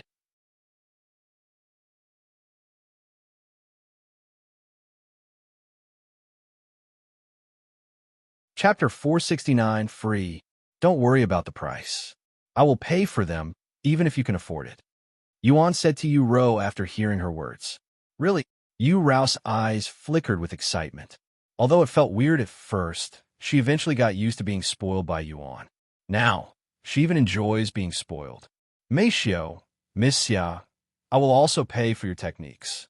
You don't have to pay for my stuff as well, Xia Jingyi said in a surprised voice, and she continued. Also, you can just call me Jingyi. It feels weird being called Miss by someone older than me. It's okay. Just let me pay for it. ITLL also feel weird for me if I pay for everyone else, but Yuan insisted on paying for her cultivation techniques. Oh, okay. Thank you, Senior Yu. Senior Yu? Just call me Tion. Yuan chuckled. Anyways, let's go check out the techniques. A few minutes later, they arrived at the reception desk. Hello, would like to check the prices for these techniques. Yuro said to the young man working behind the desk. The young man turned to look at Yuro with a pondering expression on his face. Oh, I remember you. You are that girl who bought the wind blade technique a while ago. The young man said, as he was there during Yuan and Yuro's first visit to the store. He then turned to look at Yuan. It's good to see you again, Senior. Hello. You're still working at the desk? You don't have to rotate with another person like Zhu Yueying? Yuan asked him. I'm a permanent worker here, so no, I don't have any replacements, he said. I see. Anyways, how much for these techniques? Let me see what you got. Yuro and the others placed the techniques in their grasp on the table, and the young man immediately began looking through the scrolls. Your total will come out to 0 gold coins. The young man said with a smile on his face. Excuse me? Yuro raised her eyebrows in a puzzled manner, clearly doubting what Shed just heard. Did you just say 0 gold coins? Isn't that basically free? Yuan asked with a surprised look on his face. Yes, it's free. The young man nodded. Why is it free? Xiao asked him. The young man looked at Yuan and said, as long as you're part of the faction, everything in the myriad of techniques is free as long as the technique is below heaven rank. Faction? What's he talking about, brother? Yuro turned to ask him. I will explain later, Yuan said. Then he turned to look at the young man and asked, are there any limitations? Like I cannot share or sell the techniques. After all, getting all of the techniques I want for free sounds a little bit too good to be true. The only limitation is that you're limited to 10 free techniques a year.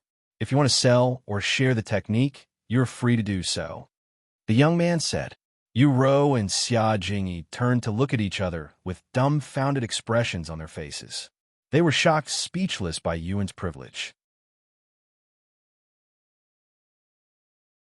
What exactly is a faction, and how do they join it? My parents had to shell out a few $1 billion to acquire a heaven rank cultivation technique, but Brother Tion only needed to join a faction to obtain 10 free techniques every year as long as it's below heaven rank. Yuro thought to herself, if you think this is too good to be true, just wait until you achieve a higher faction rank. Since the higher your rank, the better techniques you get to take for free. The young man continued, are you also part of the faction? Yuan couldn't help but ask him. Of course not. It's too unrealistic for me, to the point where I cannot even dream about being part of Master Bei's faction. Then how did you know that I am part of the faction? Yuan then asked. The young man then retrieved a talisman from under the desk and said, when this talisman glows gold, it means there's someone from the faction in front of me. That's how I knew. Wow, that's pretty neat. Do you think I can get one as well? I'm sorry, Senior, but this isn't something that can be given to everyone even if they're from the faction. I only have one because I am working at the Myriad of Techniques. If you want one, you'll have to acquire the rank of captain. The young man explained to him. I see. Thanks for letting me know, Yuan said. He then turned to look at Yuro and the others. Since I can acquire any technique below heaven rank for free, and I still have 10 slots this year, do you want to go back and look around some more? I wouldn't be surprised if there were some techniques that caught your interest, but you decided to ignore them because you were worried about the price. Oh, really? You're going to use your precious 10 slots for us? Yuro looked at him with wide eyes. Yes, I don't mind. Yuan nodded. Thank you, brother. I love you. Yuro said to him. Thank you, Tion. I will definitely return this favor one day in the future. Xiao lowered her head and bowed to him. Guess I will hold on to these techniques for now, the young man said with a smile on his face. Yuro and the others left the place shortly after and returned to the second floor to look at the techniques one more time. Ying, what about you? You only know a single technique right now, right? You should look around, too, Yuan said to her afterward. Lan Ying then appeared before him and said, Is it really okay for me to get a technique as well? Of course. He nodded.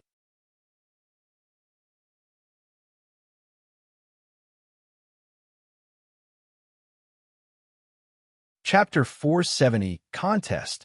Once everyone beside Xiao Hua left, Yuan returned to the waiting room and proceeded to continue studying the ancient rank fist technique. Even though he clearly showed great compatibility with the technique, Yuan was unable to learn this technique as easily as he learned the other techniques. As expected of an ancient rank technique, I cannot learn it as quickly as I learned the other techniques. Yuan thought to himself. Now that I think about it, the Dragon's Gaze is also an ancient rank technique, and it took me a couple of weeks to learn that technique. Although only a week had passed in real time, I had experienced many weeks while I was studying the technique inside my head, so I should still count it as such. If he uses the Dragon's Gaze as an example, he will probably need at least a few weeks to learn the fist technique. Though, this didn't discourage Yuan. In fact, it only made him study the technique even more seriously. Time passed extremely quickly while Yuan was absorbed in studying the technique, and before he was aware, The ladies returned to his side with new techniques in their grasp. "We're back, brother," Yuro said to him. Yuan opened his eyes and looked at them. Both Meixiu and Xiao were holding a single scroll, while Yuro had 2 scrolls. Yuan looked around for Lan Yingying. "Brother? Who are you looking for?" Yuro asked him. "Yingying. She's still looking for technique," he said. "Yingying? Who?" Yuro raised her eyebrows. It was at this moment Yuan realized that he had yet to tell Yuro about Lan Yingying. I forgot to introduce her to you, but her name is Lan Yingying, and she's like Xiao and Feng. Yuan gave her a brief explanation. Like Xiao and Feng. Yuro pondered. "Oh, I completely forgot. Brother Tian had acquired an ancient grade servant during the Mystic Realm. I wonder what she looks like." Yuro recalled the announcement that shook the internet for an entire week. About an hour later, a white-haired beauty entered the waiting room, instantly catching Yuro and Xiaojing's attention. "I apologize for making you wait so long, my lord," Lan Yingying said to him after she returned. "My lord?" Yuro raised her eyebrows. Lan Yingying bowed to Yuro and Xiaojing and said, "Hello, my name is Lan Yingying, and I am the lord's servant." "Servant? Is she role-playing?" Xiaojing wondered inwardly, as she wasn't aware of Lan Yingying's true identity as a divine beast. "Hello, I am Yuro, and I am Yu Tian's younger sister." Yuro introduced herself. "Xiaojing, and I am Yu Rao's classmate." Xiaojing said. "By the way, Yingying is an NPC," Yuan said to Xiaojing. Oh, then she probably doesn't know about classmates. Well, we're something like fellow disciples of the same sect. Xiaojing explained herself afterward. After their introduction, Yuan took them back to the young man at the reception desk. 6 heaven-rank techniques, huh? What about the ones you found previously? Do you still want them? The young man asked them. "No, we'll just take the new techniques." Yuro shook her head. "I understand. I will place them back for you later." "Sorry for the trouble," Yuan said. "Don't mention it. I'm merely doing my job." The young man proceeded to log in the techniques they took, and, after a couple of minutes, he handed the scrolls back to Yuro and the others. "All right, you're all set. Senior, you have 4 more free techniques for the rest of the year. It will reset at the beginning of next year." "I understand. Thank you." Yuan nodded. "See you next time, seniors." The young man bowed to them as they left the place. "Wow, it's already this late? I would like to study the new techniques, but we can do that later," Yuro said when she realized that it was already late at night. "Good night." After saying their goodbyes, they logged off the game. "What kind of technique did you get, Meixiu?" Yuan asked her during dinner. "Oh, it's a movement technique," she said. A movement technique? You only got 1 technique, right? What about a martial technique? Although having a movement technique is great, you cannot win a fight just by dodging." Yuan said, "I think I will be fine for a while even without any martial techniques. I have plenty of hand-to-hand combat experience, so I should be fine even without a martial technique," she said in a confident voice. "I mean, you should be fine without any martial technique for now, since you're still only a spear apprentice in the game. But once you reach a higher cultivation, martial techniques are essential since everyone will have one, and you cannot fight martial technique with bare hands." "Yes, I plan on learning martial technique in the future, but for now, I am satisfied with just a movement technique," she said. After dinner, Meixiu went to cultivate while Yuan practiced his divine sense. The following morning, before they could even enter cultivation online, Yuro called Meixiu's phone. "Morning, Meixiu." "Good morning, Yuro. What's the matter?" "Apparently, there's a small contest in a nearby city. It's mostly for cultivators between the 1st level and the 3rd level of Spirit Warrior. Do you want to participate in it? The winner even gets an Earth rank cultivation technique." "I don't really care. Do you intend on participating in it?" Meixiu said. "Yes, even though you just got 2 heaven rank techniques. Hee. You can never have too many techniques. If the Earth rank technique isn't any good, I can simply sell it to other players for some money, and then I will give that money to Brother Tian so that I could feel less guilty about taking 2 heaven rank techniques for free," Yuro said. "Also, it will be a good experience for us. Although I have fought plenty of magical beasts, I am still inexperienced with fighting other people. Okay, I will tell Yuan. Let's continue this talk inside the game. Meixiu said, all right, see you two in a bit. Yuro then hung up.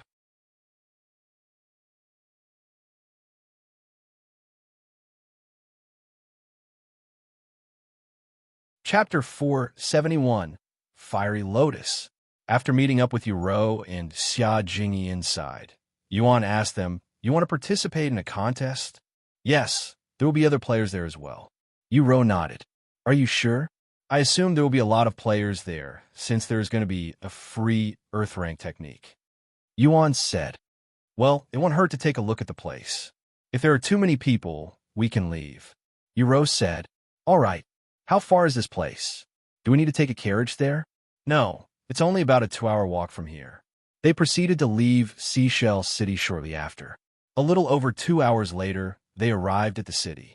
However, they were immediately baffled by the number of people there. Heavens! Yuro mumbled in a dazed voice when she saw the sea of people outside the city waiting to go inside. If there were this many people outside the city, she can only imagine how many people were inside. I have underestimated the value of an Earth rank technique, probably because of you, brother. Yuro sighed a moment later. Do you still want to participate in the contest? Yuan asked her with a smile on his face. I will be shocked if we can enter the city before the contest is over, she sighed again. What else do you want to do now? Well, I kind of want to study the technique I got yesterday. Should we go to the Cultivators' Haven? Nah, I'm getting bored of the bland room inside the Cultivators' Haven. We can study outside for a change, and it's not like we're cultivating, so a little disturbance should be fine. There's a lake about a mile away. We can go there instead. All right, let's go.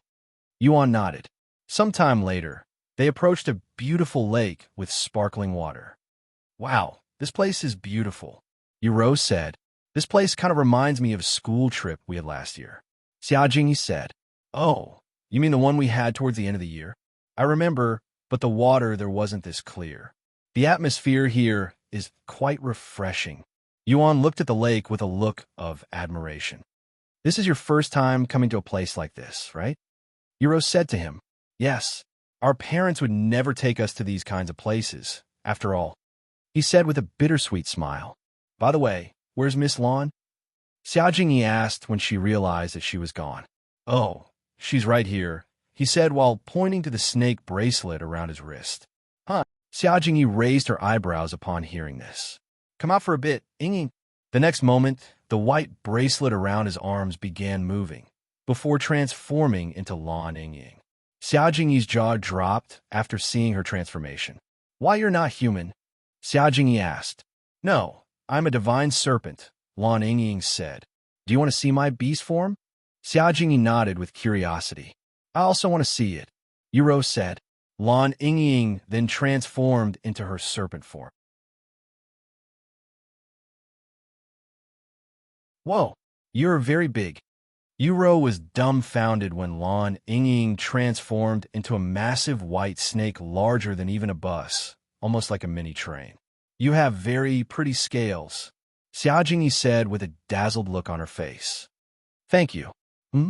Jingyi, do you like snakes? I thought most girls hate snakes. Yuro said, yes, I like snakes. I find them very cute. In fact, I have a pet snake at home. Xiao Jingyi nodded. Really? I should visit your home one day. You can come whenever, Xiao Jingyi said. Sometime later, Lan Ying returned to her human form. I'm going to study the technique now, Yuro said to them before taking a seat by the lake and retrieving one of the 2 heaven-rank techniques she had recently acquired. Xiao Jingyi followed her and also started studying her new technique. What about you, Ying? What kind of technique did you take? Yuan asked her afterward. Oh, it's a flame technique. I was hoping it'd synergize with my sacred fire, she said. Lan Ying then took a seat somewhere in the shades under a tree and began studying the technique. I'm also going to study my technique, Meixiu said before going to where Yuro and Xiao Jingyi were studying. Since everyone is studying, I might as well study too, but I kind of want to enjoy the scenery for a bit. Yuan proceeded to lay beside the lake and looked at the sparkling water for a whole hour before he started studying his own technique. After studying for a few hours, Lan Yingying was the first to learn her new technique. She then walked to the lake and started practicing her new technique. Lan Yingying took a deep breath, then she proceeded to summon her sacred fire on her palms. A white ball of fire appeared, and Lan Yingying controlled the sacred fire, transforming the ball of fire into the shape of a lotus. Once she was satisfied with the shape and its consistency, Lan Yingying tossed the lotus into the lake. Whoosh! The instant the lotus made of sacred fire touched the water, it spread out and covered a large portion of the lake in a sea of white flames. This attracted the attention of everyone there. Wow, what beautiful white flames! Xiao mumbled in a low voice, seemingly mesmerized by it. Look at the flames. It's not going out even though it's touching the water. I have never seen anything like this before. Yuro exclaimed when she noticed the fire wasn't going out as it laid on top of the water, making the lake look as though it was actually on fire. However, Lan Yingying wasn't satisfied with the results, so she continued to create these flaming lotuses until she ran out of spiritual energy. By the end of the day, Lan Yingying was capable of creating 2 lotuses at a time. What kind of technique did you learn? Yuro couldn't help but ask her towards the end of the day. It's a technique called Fiery Lotus. It significantly enhances the power of flames, but it consumes a lot of spiritual energy, she said. Really? It didn't look like it consumes a lot of spiritual energy because you've been shooting them all day. Yuro said, that's because I made sure to limit the strength of the technique and focused on mastering the control first. And if I use the technique at its full strength, it disturbs you guys. Can you use its full strength now? I am curious. Lan Yingying nodded.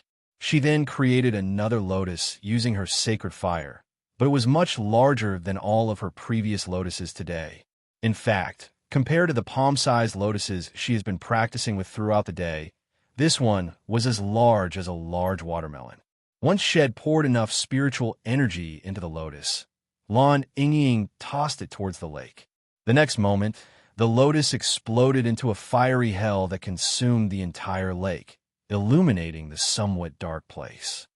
Wow, so pretty, Yuro said as she watched the lake burn with white flames that danced on the surface of the water. Sometime later, Yuro and Xiao logged off after saying their goodbyes. Yuan and Meixiu also logged off shortly after. The following morning, Yuan and the others continued to study their techniques by the lake, and they would continue to do this for almost an entire week. The second person to finish learning her new technique was Meixiu.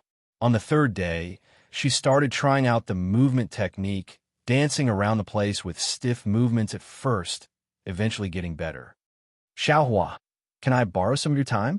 I don't want to bother him since he's studying. Meixiu approached Xiao on the 4th day.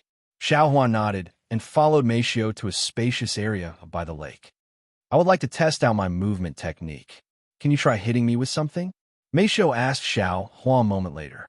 Xiao nodded and retrieved a sword from her storage ring. Meixiu immediately became nervous. Seeing Xiao wielding a sword that was as long as her body was a weird experience. Do you have anything else? Xiao shook her head, and then she said, Don't worry, Xiao won't hit you. Okay. Meixiu decided to trust Xiao, and she took a long and deep breath to calm down. Are you ready? Xiao asked a moment later. Yes. Meixiu nodded with a focused look on her face. Xiao then kicked her feet, closing their distance instantly. Once she was close enough, Xiao swung the sword at Meixiu. Whoosh! The blade narrowly missed Meixiu. However, Xiao didn't stop and continued to strike at her. Of course, Xiao adjusted her speed to Meixiu's level. If she moved any quicker, Meixiu wouldn't be able to dodge it at all. Meixiu accidentally tripped a few minutes into their training, but there was a sword flying at her neck. Meixiu subconsciously closed her eyes and prepared for the worst. However, nothing happened even a moment later. Meixiu slowly opened her eyes, and to her surprise, the blade stopped a few inches away from her neck. Are you okay?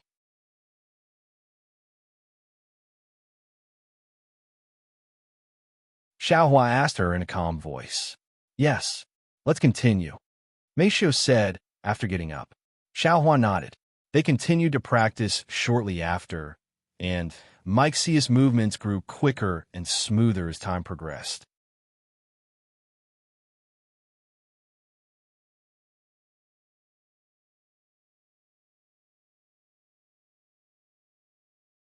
Chapter 472, Mount Hua Temple. After half an hour of practicing her movement technique with Xiao Hua, Meixiu collapsed on the ground in an exhausted manner. It's been a very long time since she's experienced such exhaustion. The only time she can recall feeling this tired was after training with her mother when she was still in servant training. As for Xiao Hua, she looked completely calm and nonchalant, almost like she has been sitting in the shades this entire time. Are you okay? Xiao Hua asked her a moment after she laid on the floor. Yes, thank you for helping me, Meixiu said to her. If you want more training, just call Xiao Hua, she said to Meixiu before walking back to sit beside Yuan. After her training, Meixiu took a seat at a nearby tree and enjoyed the shades. The wind would sometimes blow, carrying the refreshing air from the lake and sweeping the area with it. Once she had rested for a couple of hours, Meixiu would ask Xiao Hua for help again with her training. Even though it was tiring, Meixiu enjoyed practicing the movement technique that allowed her to move very quickly, and it felt very satisfying whenever she perfectly dodged the sword. Yuro managed to learn one of her 2 heaven rank techniques 3 days after Meixiu learned her movement technique. Once she got the notification, Yuro retrieved her treasure fan and stood before the lake. She then took a deep breath before waving the fan at the lake. Whoosh! The wind in the middle of the lake began to twist, and in just a moment, a tornado appeared swallowing up the water. 3 seconds later, the tornado grew so large that it lowered the water in the lake by a dozen inches. Yuro panicked when she saw how big the tornado was getting, so she quickly stopped it. Countless drops of water began raining from the sky a moment later despite the clear blue sky, soaking everybody except Xiao Hua and Lan Yingying with water, as they protected themselves by covering their body with a layer of spiritual energy that reflected the water. I'm so sorry. Yuro apologized to them afterward. It's okay. I'm not that wet, Xiao said with a smile on her face. That's the technique you had chosen? Creating a tornado? This is my first time seeing such a unique technique, said Yuan. I thought it was a pretty neat technique and would complement my wind blades well, so I picked it. Yuro nodded. What about your second technique? Yuan then asked. It's also a wind technique, and it allows me to control the wind around me, allowing me to fly, she said. Fly? You can do that just by reaching Spirit Grandmaster or Spirit Master if you're lucky, said Yuan. Just by reaching Spirit Grandmaster? Are you listening to yourself right now, brother? Do you think everybody is talented like you? Don't make it sound so easy. It took the majority of the player base 2 to 3 months to reach Spirit Warrior, much less Spirit Grandmaster.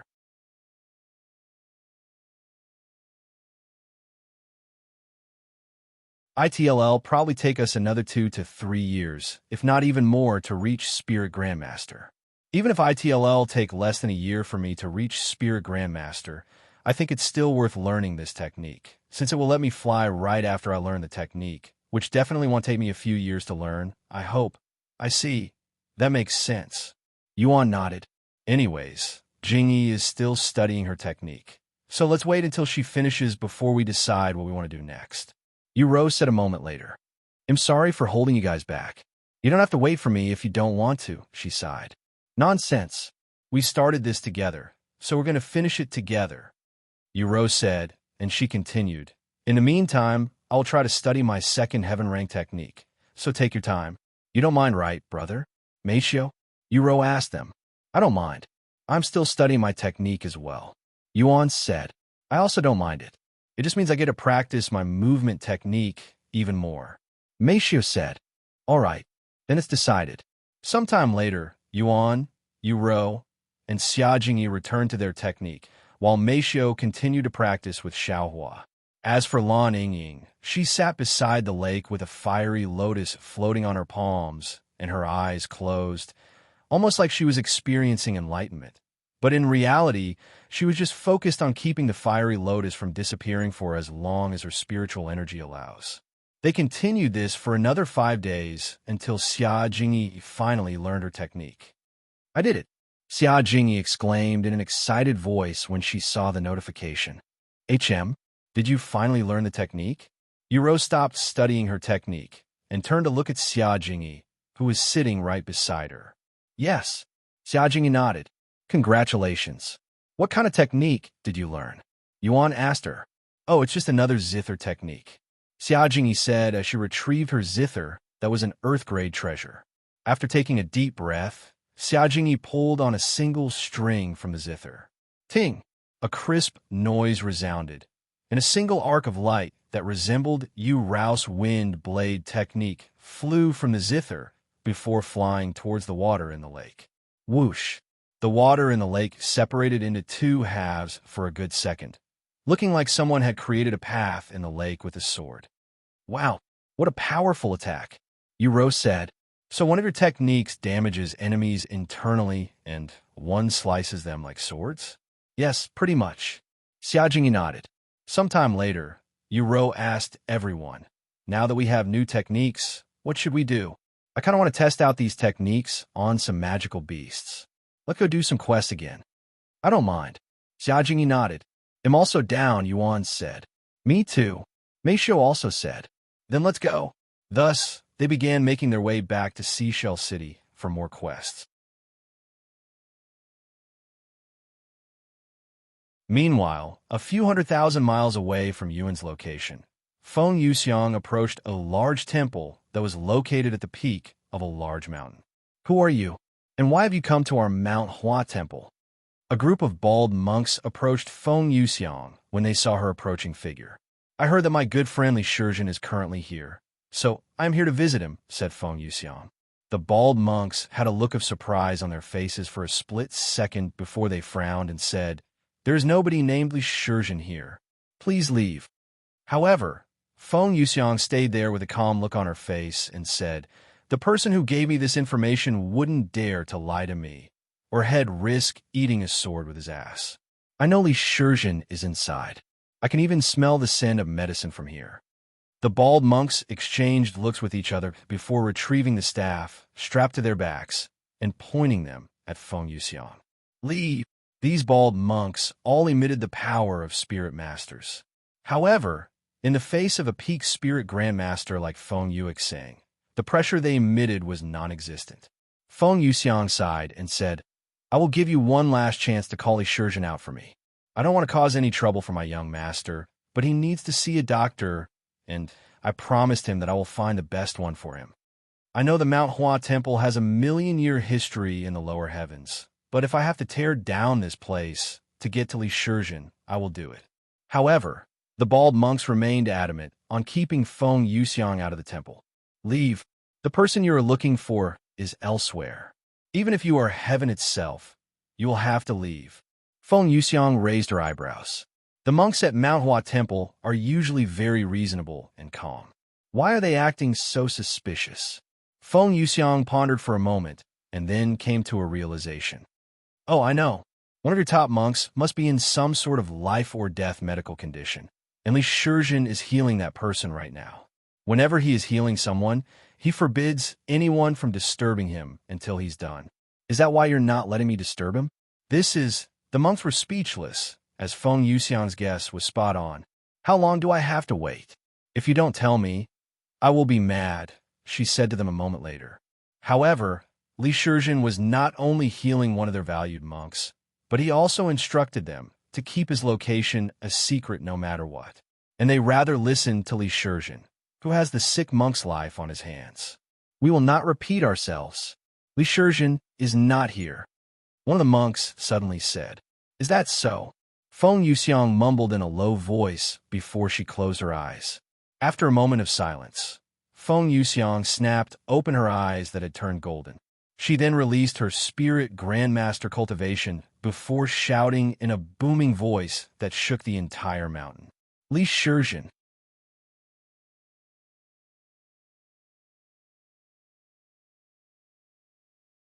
How long do you plan on making this pitiful young lady wait out here in the cold? My body is freezing. If I die from hypothermia, I will definitely haunt you for the rest of your worthless life." The bald monks were speechless, but before they could even react, the doors to the temple opened in a forceful manner, and a handsome middle-aged man could be seen standing there with a terrified look on his face.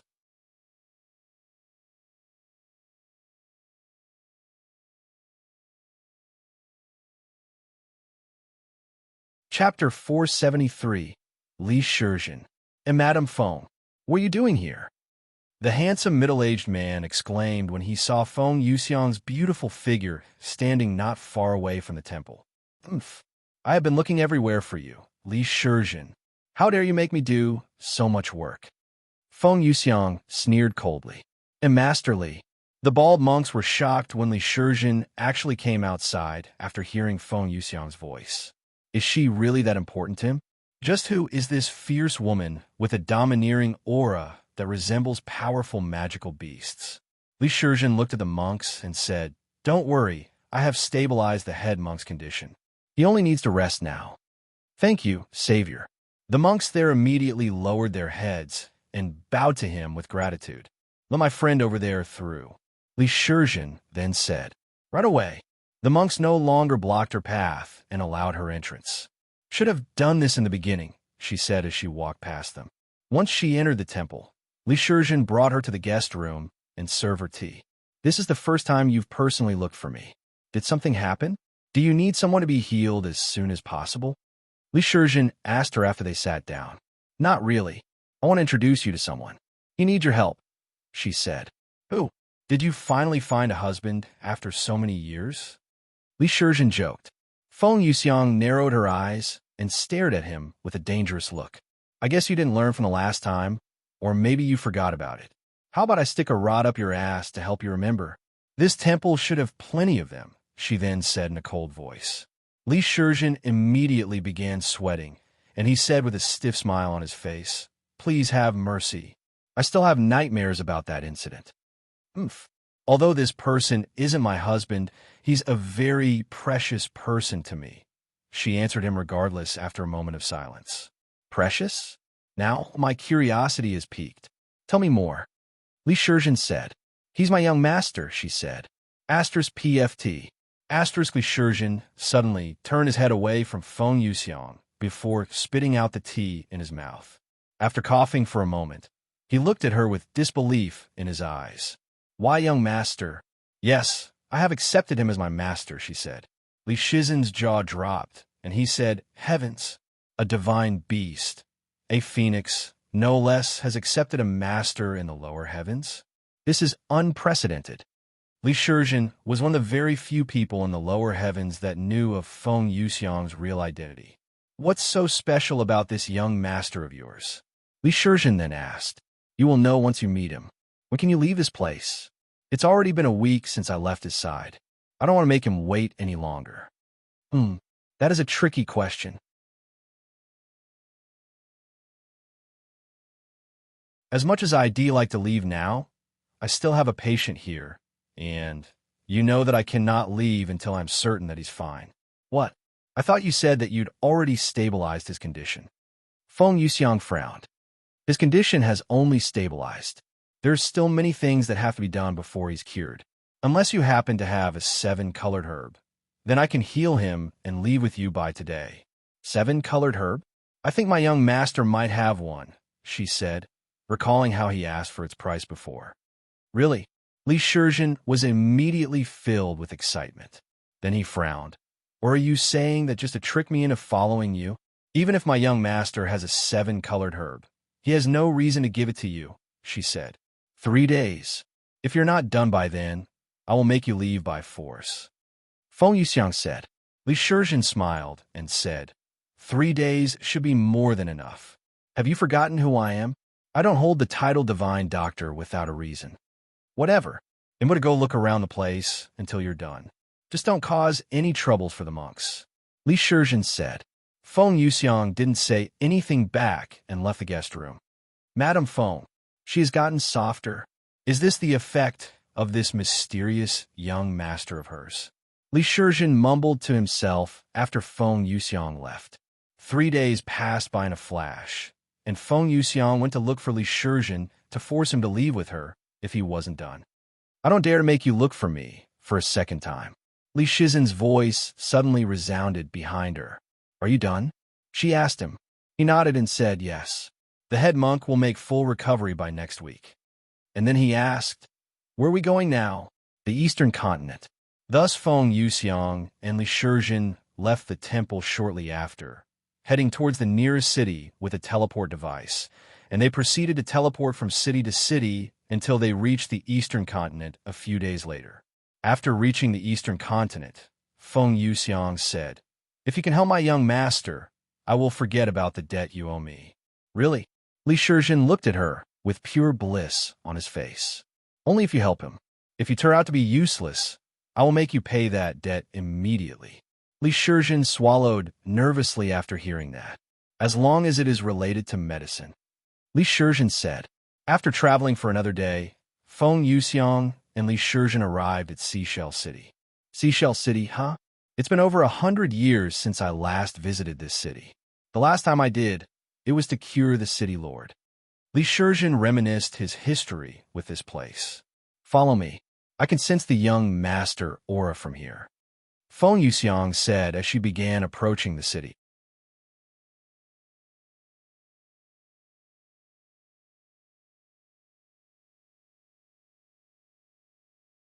Chapter 474, Divine Doctor. Thank you for your help. Here are 500 gold coins for the trouble. An old lady handed Ro the reward for completing her quest. Thank you. After accepting the gold coins, Ro left the store and grouped up with Yuan and the others waiting outside. How many quests have we completed in the last few days? I lost count at 21, said Yuan. I don't know, but we earn a lot of gold coins, at least if we compare ourselves to the majority of the player base. Ro said, what do you want to do now? Continue doing quests? I think we should take a break from quests and do something more relaxing. Let's go to a restaurant and have some food. Ro suggested. That sounds great. Yuan nodded. However, before they could go anywhere, a familiar voice resounded from the sky, and 2 figures descended from the heavens a moment later, shocking the pedestrians there. Young master, I am back. Feng Yuxiang called out to him from the sky as she descended. That's your young master? Li Shizhen raised his eyebrows with a surprised look on his face after sensing Yuan's spirit grandmaster cultivation base. He knew someone who could make Feng Yuxiang lower herself to become a servant wouldn't be an ordinary person, but to think he was a spirit grandmaster at such a young-looking age. It was quite shocking, especially since this is the lower heavens. Feng, Yuan smiled when he saw her beautiful face. They're flying. Xiao mumbled in a dazed voice as she stared at them with disbelief on her face. I'm sorry for making you wait this long, young master. Please forgive me. Feng Yuxiang said to him after landing on the ground. Why are you apologizing? I should be thanking you instead. Yuan said. He then turned to look at the handsome middle-aged man standing beside her and said, Hello, you must be the Dr. Feng told me about. Feng? Li Shizhen laughed inwardly when he heard this cute nickname for Feng Yuxiang. He wanted to try saying it too, but he didn't dare to actually say it out loud, as that might result in his sword violating his butt. Li Shizhen then responded with a friendly smile on his face. Good morning, young master. My name is Li Shizhen, also known as Divine Dr. Li. I was told by Madame Feng here that you wanted to speak with me. Are you sick? Yuan nodded and said, Yes, I wanted to speak with you. Can we go somewhere more private before we continue? After all, there were hundreds of gazes watching them at this moment. Most certainly. I know the perfect place. Li Shizhen said. Yuan then turned to Ro and the others before speaking. I'm sorry, but can you guys go ahead without me? I have some business to take care of now. Is everything okay, brother? Ro asked him with a worried look on her face. Yes, everything is fine. I'm just asking him for advice. I will tell you everything later. If you say so, then we'll see you later, brother. Xiao, can you stay with them just in case anything happens? Yuan said to her before they left. Okay. Xiao nodded. Thank you. Yuro left the scene with Xia Jingyi and Meixiu a moment later, followed by Xiao. Shall we go now? Li Shizhen asked him. Yes, let's go. Yuan nodded. Li Shizhen proceeded to take Yuan to a nearby medicine store. In fact, it was one of the biggest and most popular medicine stores in the city.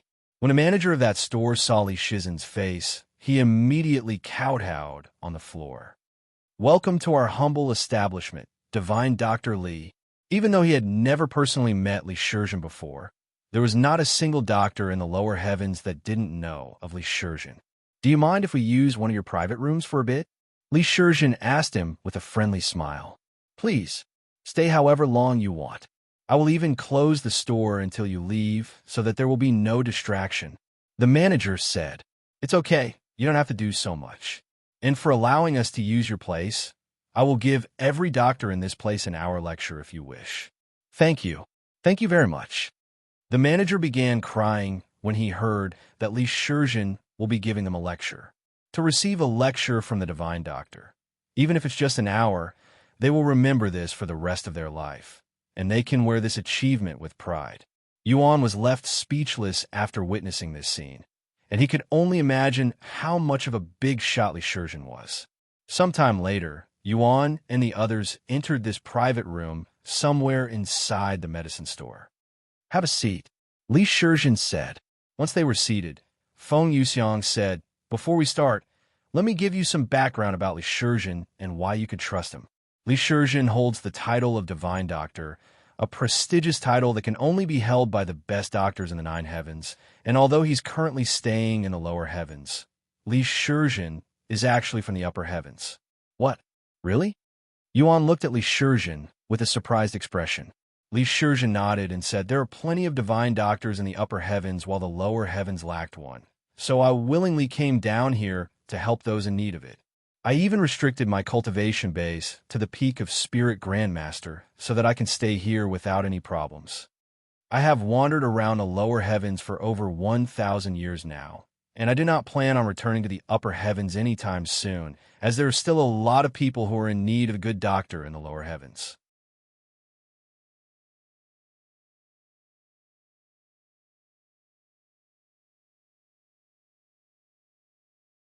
Chapter 475, The Reason for His Condition. By the way, I have over 10,000 years of experience in the field of medicine, and there hasn't been a single patient that I haven't been able to cure since I became a doctor. Li Shizhen said. Yuan nodded. I will trust you. Though it was not like he never trusted Li Shizhen. Even if Li Shizhen didn't say any of that, Yuan would have still trusted him, as he was someone that Feng Yuxiang trusted enough to approach. Great. Now then, why don't you tell me what seems to be troubling you? Li Shizhen asked him a moment later. Yuan took a deep breath and proceeded to explain his situation to Li Shizhen without telling Li Shizhen that he was the person on the topic. I have this friend who grew incredibly sick out of the blue when he was young, and he has been crippled since then. Everything seemed to be normal for the first 7 years of his life, but then he suddenly lost his ability to see, becoming blind. 5 years later, his body suddenly stopped functioning, so everything below his neck became useless and numb to feeling, forcing him to stay in the bed. However, when the doctors checked his condition, they weren't able to find anything wrong with his body. They checked his blood, his muscles, and even his bones, but they were unable to find anything. The doctor said that he was perfectly healthy, yet he was unable to move. However, after 5 gruesome years, my friend finally started recovering after he started cultivating. He started feeling his body again, and now he can even move his limbs slightly. He's also a peak spirit warrior on the verge of breaking through to Spirit Master, but he still feels as though his body doesn't have any strength to it. He can feel his body overflowing with energy, but he cannot exert any of that energy. Do you have any idea what's wrong with him, and if there's any cure that will allow him to recover faster? Give me a moment to think about this, Li Shizhen said to him before closing his eyes and turning silent. Many minutes later, he opened his eyes and spoke in a calm voice. This is an interesting case, not to make fun of your friend. I have seen many cases similar to this, but there are some distinctive differences. One such case being qi deprivation. Once a cultivator reaches a certain cultivation base, they are required to continue absorbing spiritual energy to keep their bodies functioning. And if they stop absorbing spiritual energy for long enough, their bodies will slowly lose their functions.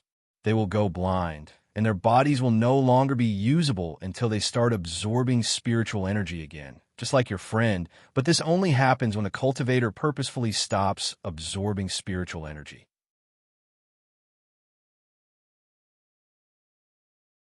As cultivators, we subconsciously absorb the spiritual energy around us even if we don't actively cultivate.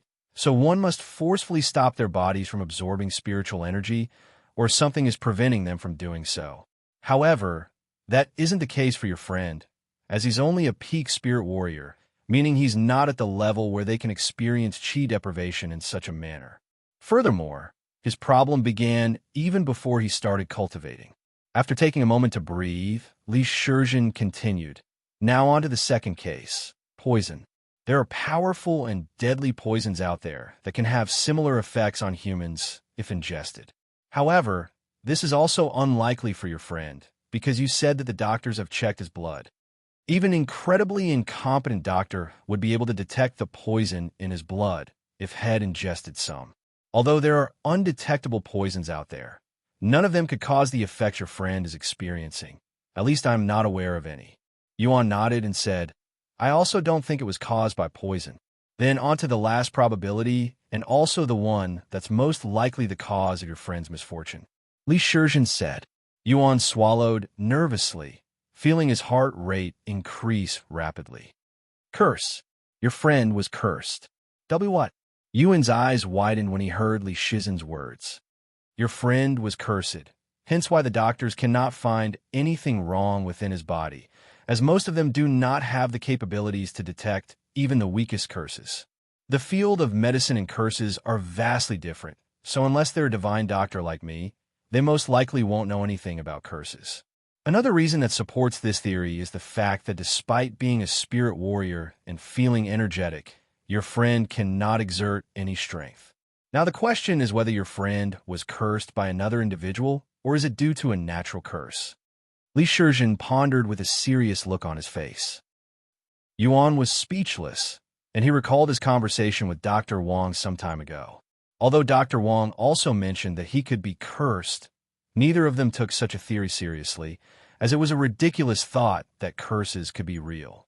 And even though cultivation was proven to be real, that doesn't prove curses were real. After all, even though cultivation existed in both Cultivation Online and the real world, magical beasts that also exist in Cultivation Online don't exist in the real world. This meant that just because something existed in Cultivation Online, it doesn't always mean their world will also have it. Is there no other reason why my friend is like that? Yuan couldn't help but ask. If he's not cursed, then I don't have any idea what's wrong with your friend, as there's no illness that could affect one's body like what you explained to me.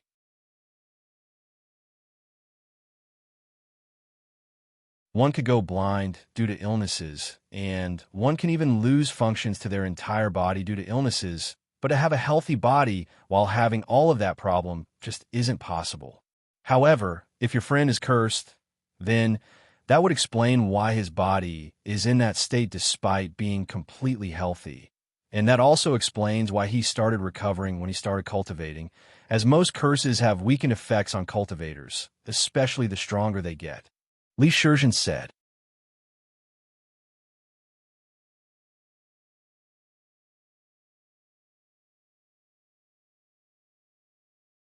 Chapter 476, Northern Continent.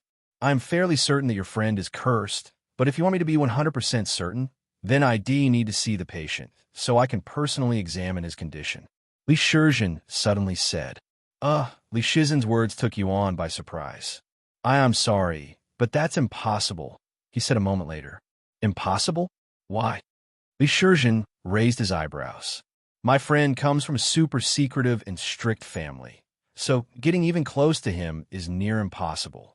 Furthermore, he lives in a place that's very, very far away from this place. Oh, and something happened to his family recently, so it's even more difficult to see him now. Yuan made up some random excuse. After all, it was not like he could tell Li Shizhen the truth about his situation, as heads sound crazy. Is that so?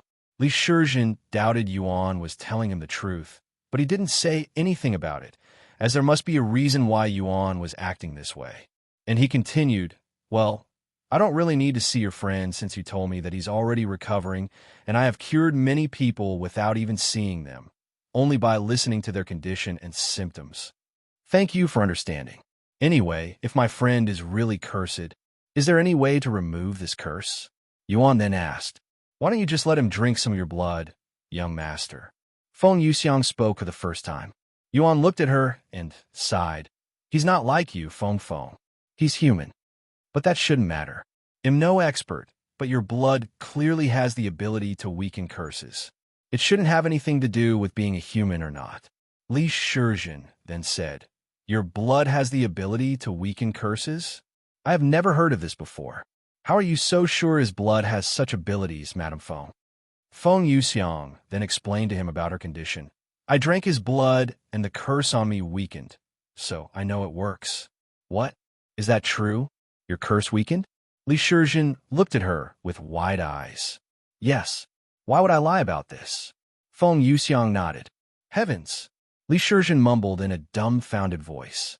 Anyways, since your blood has capabilities to weaken curses, as weird as this is going to sound, if you let your friend drink your blood, it could possibly work. Yuan showed a bittersweet smile on his face. Does this mean he'll have to drink his own blood? Even though he already has such blood flowing inside his body? This doesn't make any sense to him. I understand, but what if that doesn't work? Yuan then asked, are there any more natural methods for getting rid of curses? I may have some knowledge regarding curses, but I know someone who's an expert with curses. If you'd like, I can take you to him so you can ask him yourself. He's not that far away from this place. We can get there in just a few hours. Yuan pondered for a moment before nodding. Okay, just give me a minute to let the others know.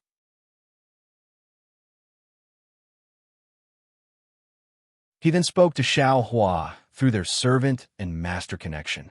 Xiao Hua, I'm going to go meet someone with Feng and the Divine Doctor, and we have to leave the city for a while. Let you Ro and the others know, okay? I will try to return as soon as possible. Xiao Hua's voice resounded a moment later. Okay, Xiao Hua will let them know. Thank you. All right, we can go now. Yuan then said Li Shizhen. Sometime later, they went downstairs. Don't worry, I will return later to give you guys the lecture. Li Shizhen said to the manager of the store before they left. We will be fine, even if the Divine Doctor cannot lecture us. We know you're a busy man, after all. The manager said, when I, Li Shizhen, say that I will do something, I will do it. He declared in a domineering voice. The manager and the others in the store had nothing else to say after hearing such words, so they could only lower their heads and bow to him. Once Li Shizhen left the store, the manager said to the others, we're not going home until he returns, even if it takes days. Yes. The others responded with anticipation in their voice. Meanwhile, after leaving the medicine store, Yuan followed Feng and Li Shizhen to another city that had a teleport formation.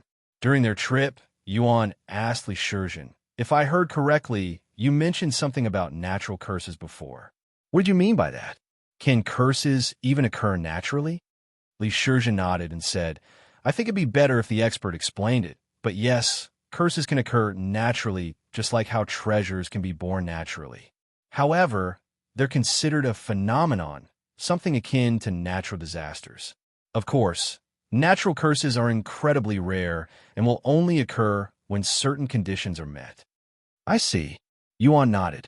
Sometime later, they entered a teleport device and teleported tens of thousands of miles in an instant.